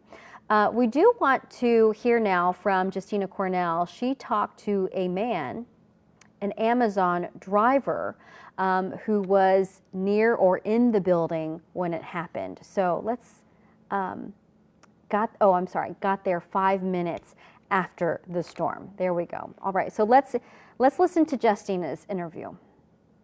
Got to work around like 9:50 a.m. Well, around like 9:30, 9:40 because they changed the times up because of basically peak season and stuff like that. So I got there around like 9:30, 9:40, loaded up our vans around like 9:50 and headed out to deliver packages. So I was out literally ever since then up until the point I came back to the warehouse, which is I do want to say around like 10, I would say 5 minutes after the storm has passed and hit the warehouse. So by the time that I came, the police was everywhere. The building was already torn apart and they had us wait. Talk about what you saw. What did you see when you pulled up? Like the building itself. So the front corner of the building was still intact, but the back corner of the building onto the right side was caved in. So I waited in my van around like 30 minutes and then they told us to come inside into like a tornado shelter area. And from the tornado shelter area, you could kind of see into the warehouse. So from the position I was in, the back corner where I usually check in and grab my bag and stuff like that, keys for the van, all that was caved in. It was a bathroom over there. So that bathroom was gone. So that was gone. 10, 15 minutes later, they told us they was going to take us to the Pontoon Beach PD police station. And I was going basically just trying to go to my car. So they let some people who was in the front area, and I thought they was talking about the back area as well, but they didn't. So when I went around to the back area, that was completely destroyed. It looked like somebody just blew out the whole back area. It was debris all across the lake. The power lines was down. Majority of the cars, some of the Amazon vans was close to the lake, like it was about to fall in there. And it was just completely destroyed. If we don't have an idea of what everything in Amazon is, what is that usually? What that area is? What are y'all? What's in there, or what are workers doing in there? It's basically like it's a complete warehouse. A complete warehouse is filled with many packages and many vans. The back area that was mainly destroyed, that's is where many of the vans are parked at when we start or when we drop them off. So it's an area of where all the vans is parked, and then it's another section to where we drive into to get our packages that we load up for the day and deliver out to. So the staging area, the packaging area was completely destroyed. The windows was busted out. The garage door was open and all that stuff. And the area of where the vans had parked, that was completely destroyed as well. The roof caved in. There was a lot of debris everywhere. Usually on a regular shift, this is somewhat the start of peak season, so you would start to see more people to be in there. But around the time that accident took place, it's not as many people as it used to be throughout the day. So I would say it probably was like 30 or 40 people that was in there. I'm not too sure. Excuse me. It all depends on who came in and who went home, because everybody leaves and goes in there at different times. And then plus it's also two different companies that works in the same warehouse. So for our company, we just deal strictly with picking up packages and dropping them off and dropping off the van. So it's not too many of our people that was in there. Thank God most of them left home. But some like me that came at the time that did, we just had to really wait it out and stuff like that. Yeah, you were telling me when you got there, they put you right away into a shelter location, right? We actually waited about like 10, 15 minutes. And then the only reason why they moved us into the shelter is because they was talking about it was another tornado that was supposed to come. Tell us about what's some of the guidance that you've gotten so far. I know you said that they're still trying to work this out. We did get a statement from Amazon, but have you all gotten any sort of guidance what might be happening? Or, those are your fellow coworkers, so I can imagine y'all are curious of what's going on yourselves.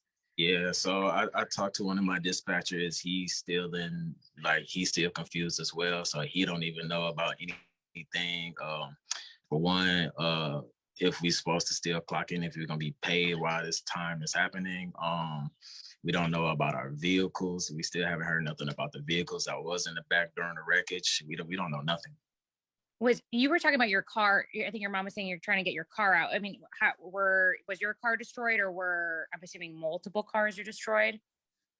I could say some were destroyed, but the area of my car was in, that's where the firefighters and the construction workers was trying to get all the debris left over. I'm pretty sure my car was hit during the tornado, but I'm not too sure. I wasn't even able to see my car. You got there, missed it by maybe 5-10 minutes. I mean, is that kind of wild to think that you potentially missed the storm that has potentially injured several people?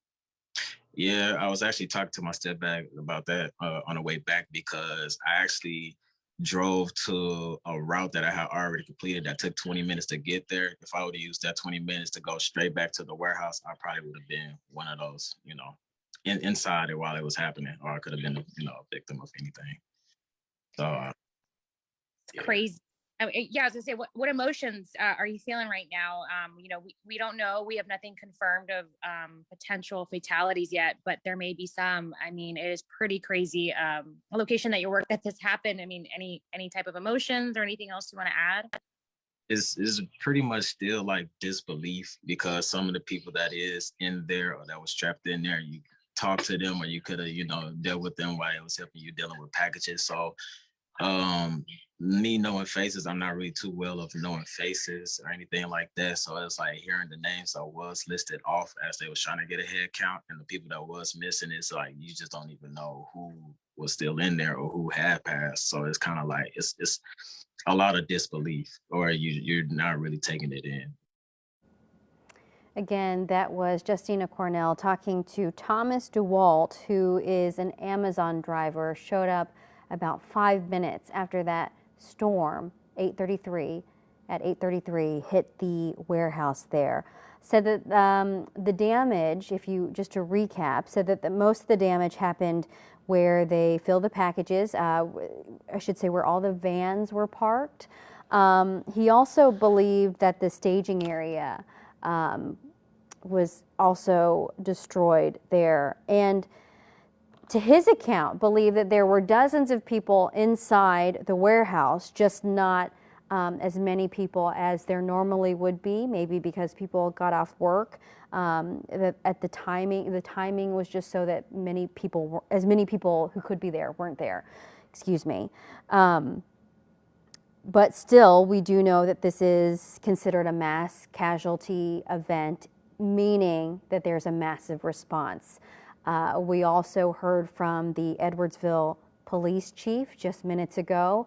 He told us some very positive news in the sense that there were no reported deaths at this time.